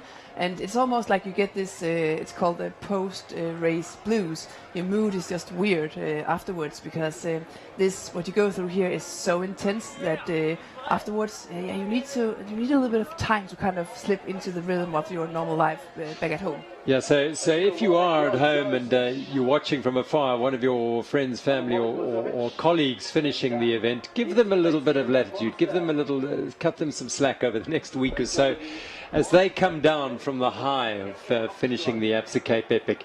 Celebrations for Manny Heymans, the winner of the very first Absa Cape Epic, alongside Carl Platt and his partner Genevieve Weber. They have won the mixed category here at the Absa Cape Epic. And Namibian Manny Heymans, Genevieve, originally from Cape Town, living in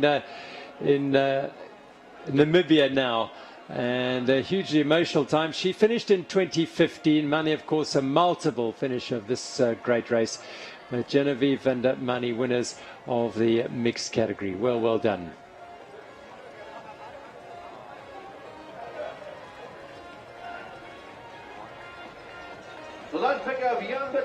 Finish line of the Absa Cape Epic here in Paarl at the Val de Vie estate.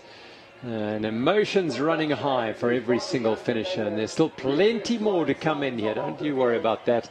364 teams and another 111 individuals. And this is one such individual rolling into the finish on his own, a lone leopard.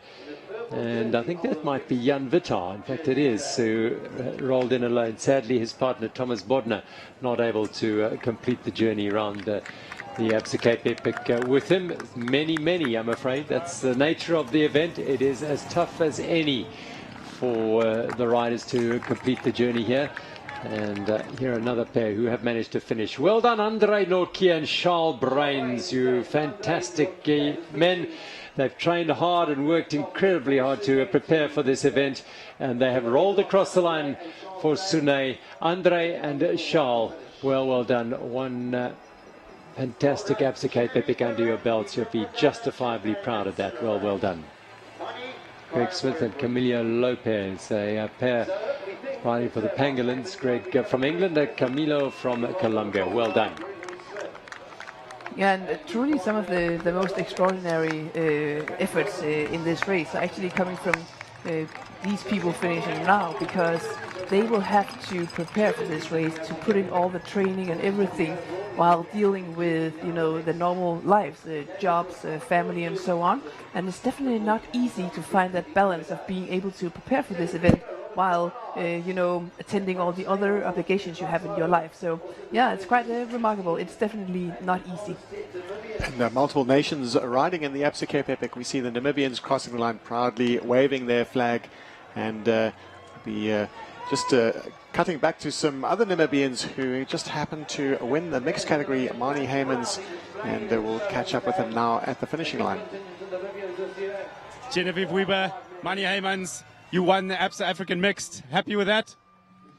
Yeah, well, I mean, what a couple of days, 8 days of some fighting with ourselves, fighting with the conditions, and happy to be here. I think we defended the jersey, so hats off to Genevieve. She's had some tough times out there, and just happy to be here in one piece in Val de Vie. Genevieve, super emotional right now, and you've got the ice on the ribs there, soldiered on. Well done. Thank you so much. Yeah, it was a brutal 8 days. And was today just about survival for you? Yes, it was. Well, congratulations, and enjoy the celebrations later. Go heal up. Thank you very much, and see you guys again soon. Manny Heymans, known around the traps as Mr. African over the years, is one of the cross-country racers, even one of the trailblazers from Africa on the mountain bike scene. And he went to 3 Olympic Games. He raced the cross-country circuit as well, and has won the mixed here.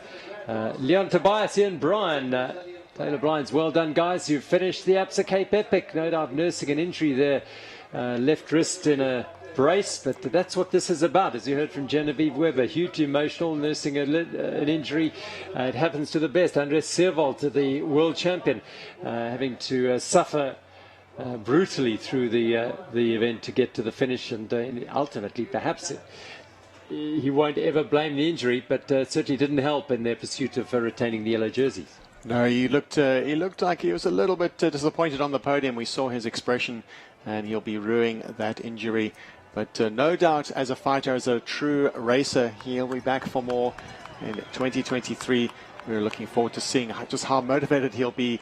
And hopefully that team setup will be the same, because it seemed to be a very successful outfit. They looked pretty dominant throughout the week. They were controlling the race. And if it weren't just for one small matter of those German riders, Speed Company Racing, they would have been enjoying their name at the top step of the podium, but it was not to be this year. Well, if you've never ridden this Absa Cape Epic and you have been sort of eyeing it out, why not? This is the pinnacle of mountain bike stage racing, and this is a chance to enter.